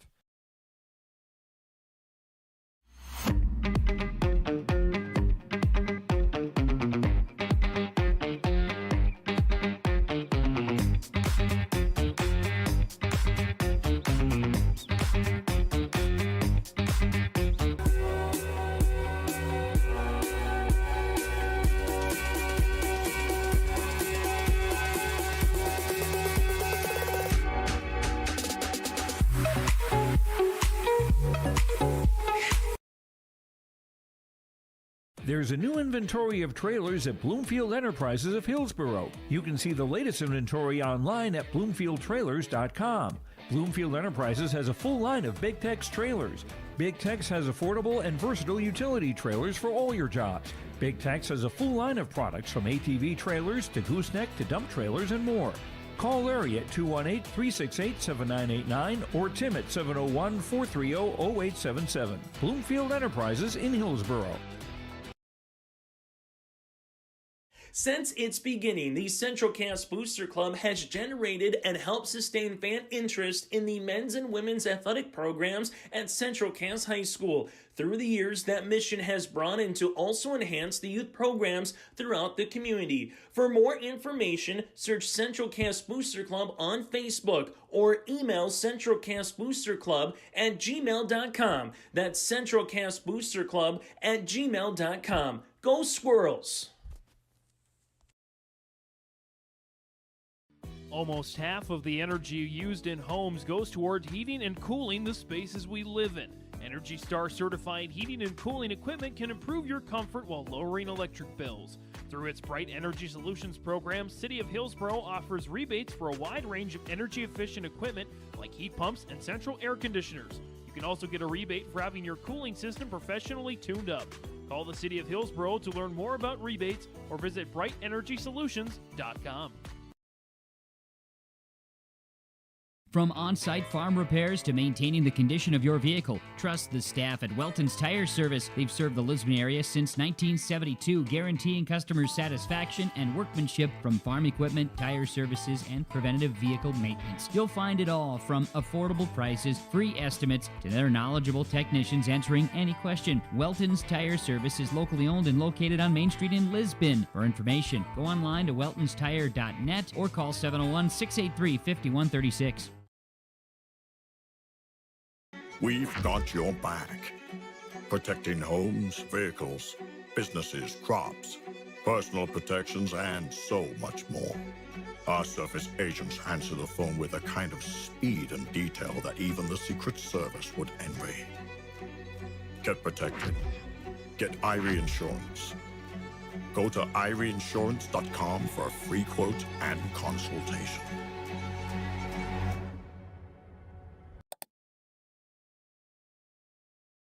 Dakota Heritage Bank is a bank on the go and on the grow, with locations in Hunter, Hope, Galesburg, Hillsborough, Grandin, Gackle, Streeter, Judd, Harvey, Medina, and Red Lake Falls. More locations and more services. Dakota Heritage Bank offers mobile banking and online banking with bill pay, so you can bank anytime, anywhere. Stop in and visit Dakota Heritage Bank today. Sharing our heritage, sharing our future. dhbanknd.com. Member FDIC, Equal Housing Lender. Halstead Telephone Company delivers fast broadband internet, telephone, and cable TV to residents in this region, including Halstead, Shelley, Neilsville, Climax, Fisher, Bigland, Gentilly in Minnesota, and Hillsborough, Caledonia, Gardner, and Argusville, North Dakota. Serving the area residents since 1904, Halstead Telephone continues to create a bright future for this region using 100% fiber optic technology. Service plans offer flexibility and choices, and there's local support personnel ready to help. Contact Halstead Telephone Company today. Hillsborough Dairy, with delivery of fresh dairy products and more to your home door. I've had Hillsborough Dairy delivering cold, fresh dairy products and other items to my door for years. Three main reasons why. It's the convenience, the products are fresh, and the delivery service from the Udder Guy. Nobody does it like the Udder Guy. Every week, we get the CT. Please call him at 701-436-5877. Delivery right to your door from Hillsborough Dairy. Ziegler Ag Equipment, Highway 9 North Ada, coming soon. 7 used Fendt 1162 twin tracks, coming in time for spring work. Hours ranging from 430 to 875 hours. Call Chuck or Neil for more information on these Fendt twin tracks for spring field work. Ziegler Ag Equipment now providing farm delivery of genuine AGCO lubricants. Talk with Joey for more details of how you can mix and match lubricants. 218-784-2961. Ziegler Ag Equipment, Highway 9 North Ada.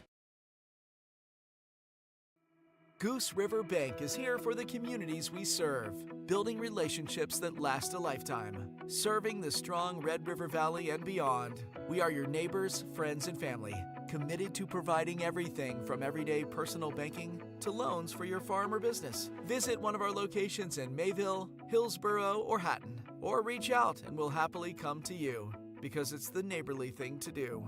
Goose River Bank, strong communities. Again, that does it for our coverage here of the state wrestling tournament here on YourLiveEvent.com. Make sure you go to our opposite stream that we will have for you also on Your Live Event with the North Dakota State Class B. We'll just make that into one. Moving forward, here again, go to YourLiveEvent.com for more.